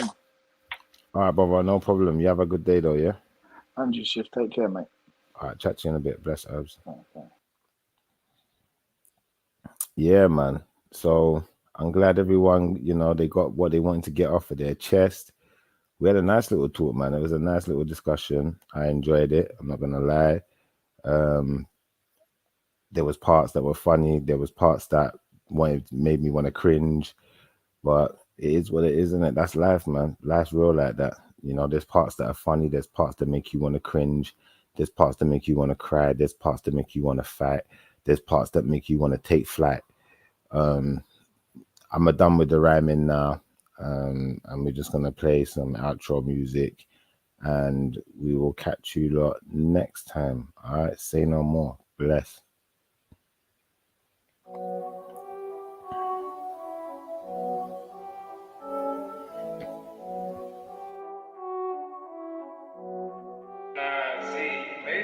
The snub there, that'll knock you niggas off your feet. So watch your beat, we in the street, 100 deep, money speaks.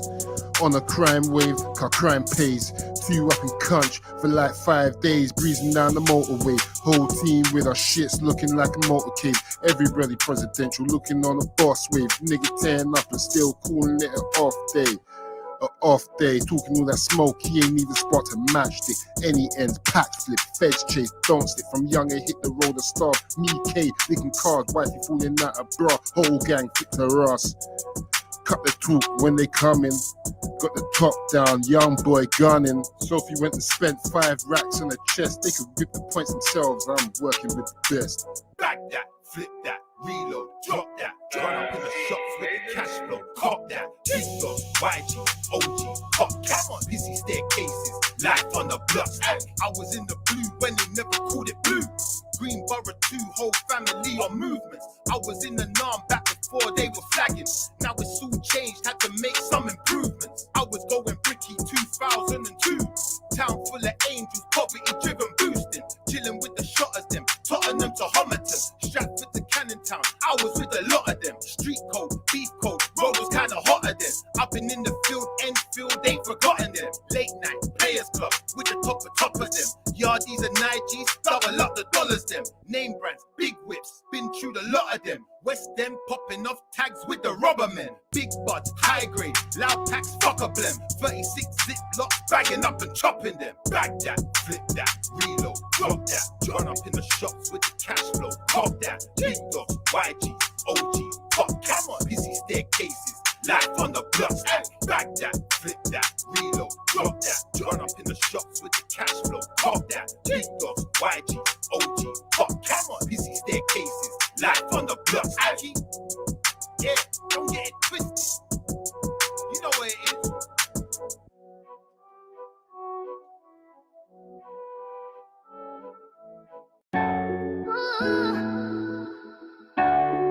Keep your head up in these streets, yeah. Is there heaven for a G? Gotta keep your head up in these streets. If I die, I hope that there's a heaven for a G. I feel the pain when I lay my head and go to sleep. Remembering some people we ain't never gonna see again. How can I just stand by, watching my world exploding like a landmine? And if I ever did you dirty, then I'm sorry too. But to be real with you, back then I wouldn't have cared about it. Just make the money keep coming like a landslide. No peripherals, my vision seeing blindsided. I was tripping, I was going out my damn mind. I still remember when they used to give me airtime. Oh, you should open up your ears now. If you weren't hearing me before, you're about to hear it now. Don't get caught in too much dirt, cause it will follow you. Just like they followed you on Instagram, it's weird now. I seen too many people go, it's in my head now. And life to me is worth more than just getting bread now. I can't go to sleep, I try and lay my head down, but I still hear your voices speaking in the background. Whoa, there's something in the air now. I think I need to put something in the air now. I made promises I know I didn't follow through. If I ever did you dirty, then I'm sorry too. Whoa, put something in the air now. I think I need to put something in the air now. I made promises I know I didn't follow through. I'm just trying to think of ways I can acknowledge you. It's crystal clear now. I don't wait for situations, I'm prepared now. We've been going through some shit that I won't go into. Lost my mama, F the world like I don't care about it. Had to find a way to try and get my head around it. Get it right, despite all those who ever doubted. Different people got different things we're going through. Babies crying, Negroes dying, you might hear about it. Get that money, get the currency, the bread and stack it. If you never heard the story, you might read about it. They can see me but can't see them things I'm going through. Bad decisions get you missing, leave you dead around, forget about it. Put something in the air now. I think I need to put something in the air now. I made promises I know I didn't follow through. If I ever did you dirty, then I'm sorry too. Whoa, put something in the air now. I think I need to put something in the air now. I made promises I know I didn't follow through. I'm just trying to think of ways I can acknowledge you. Oh.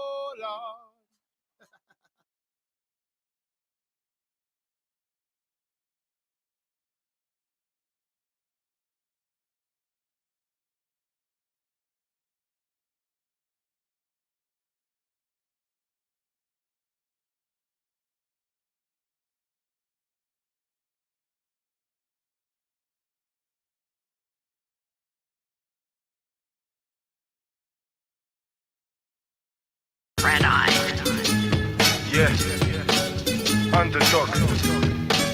Hold tight, everyone.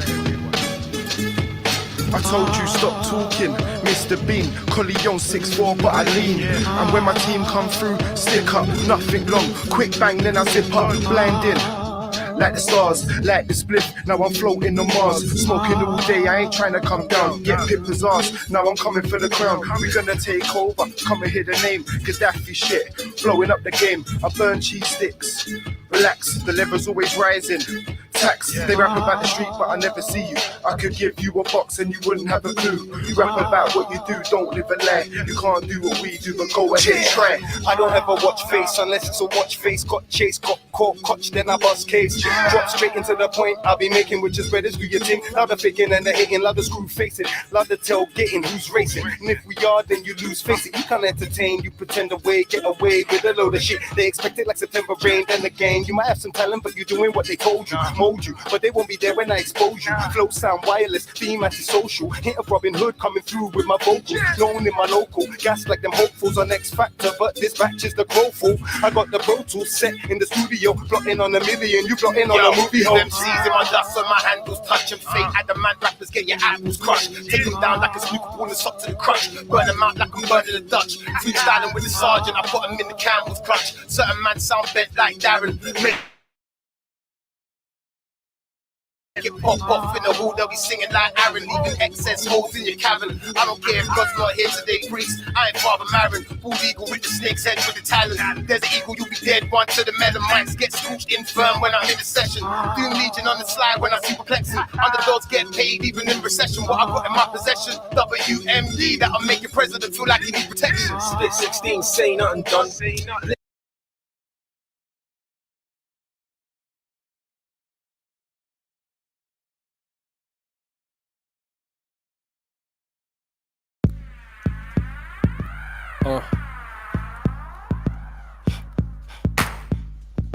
Yeah. We got the crowd going nuts. KP, the Hannibal of this bunch. A-team, with the mercs who murk and stay clean. Spit a verse superb and they feed. Summit in a few words, I stay me. You can see yourself out with AB. You like broke road lights, you stay green. Jealousy's a bitch, right? She won't leave. Running little freestyles with your fake team. The bank's on speed dial, blood I make cream. Chicks looking like, where you gonna take me? What you gonna buy me? Gag me, tie me. The end of this verse is so timely. You ever seen a heavyweight?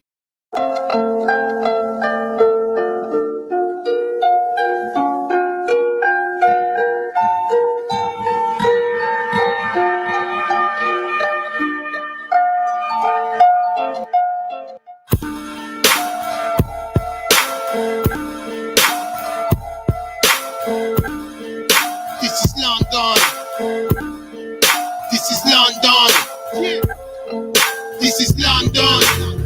trouble, better know where you come from.